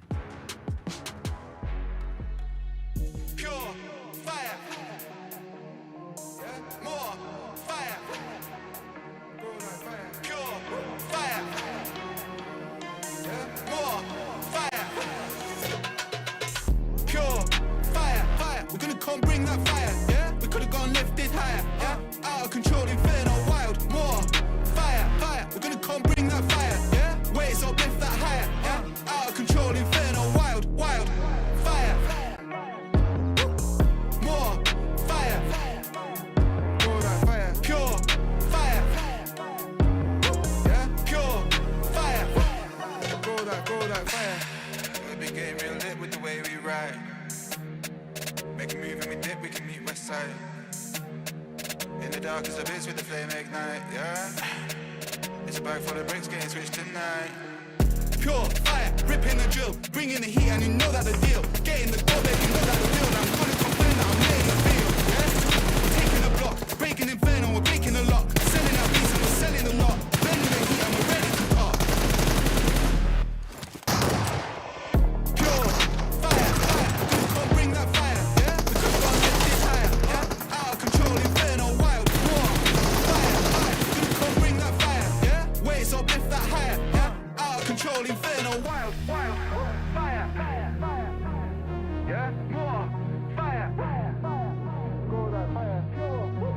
go that fire, pure fire, go that fire, pure fire, ripping the drill, bringing the heat, and you know that the deal. Getting the go, baby, you know that the real. Gonna confess that we're lit in the field, fam. Taking the block, bringing inferno, we're breaking the locks, bringing the heat, and we're bringing the heart. Pure fire, yeah, more fire, go that fire, pure fire, yeah, pure fire, go that fire, pure fire. We're gonna come bring that fire, yeah. We could've gone lift it higher, yeah. Out of control, inferno, wild, more fire. We're gonna come bring that fire, yeah. Waves up, lift that higher, yeah. Out of control, inferno, wild, pure fire, pure fire, yeah. More fire, go that fire, pure fire, more fire, pure fire. We're gonna come bring that fire, yeah. We could've gone lift it higher, yeah. Out of control, inferno, wild, more fire. We're gonna come bring that fire, yeah.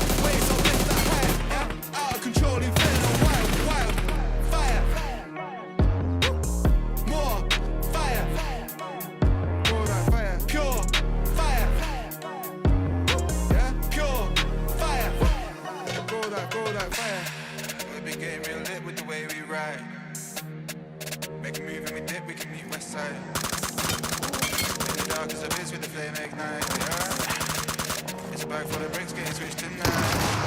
Pure fire, ripping the drill, bringing the heat, and you know that the deal. Getting the flow, babe, you know that the real. I'm gonna confirm that I'm laying the field, yeah?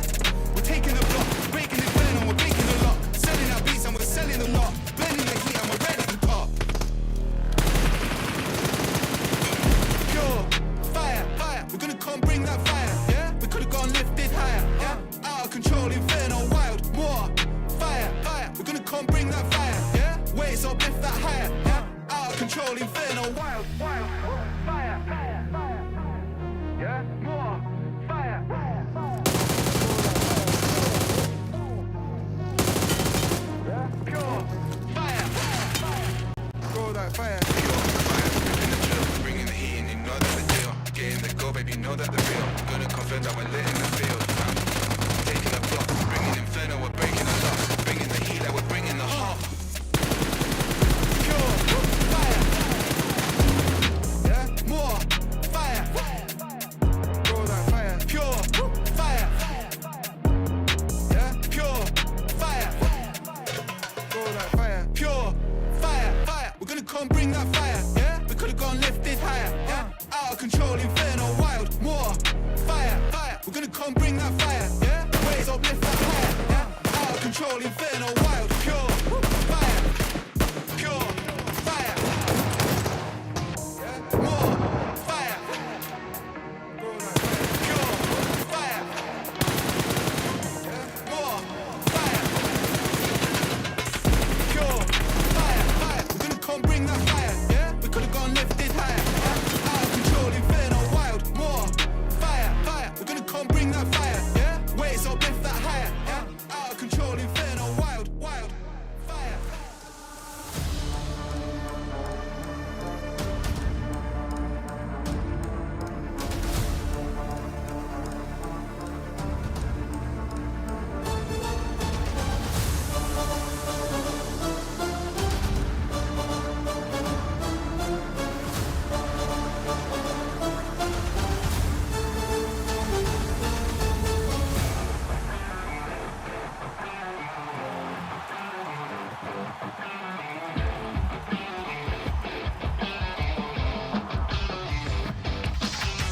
I saw a heap of airdrops down the lane. Searching the field, we need a plan. I got a feeling something's gotta change. Chasing the wind, no matter what it takes. You be the one, I'll be the next. Where do we go?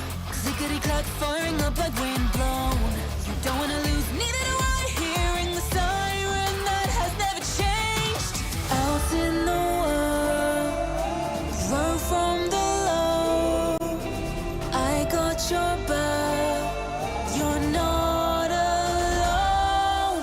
Flare up, even at the lowest ebb, nothing's bending us down. Dance up, blaze brighter with every challenge we face. Ignite, let the glow of my roar overshadow the darkness of our glory. Never thought of giving up, it's never ending.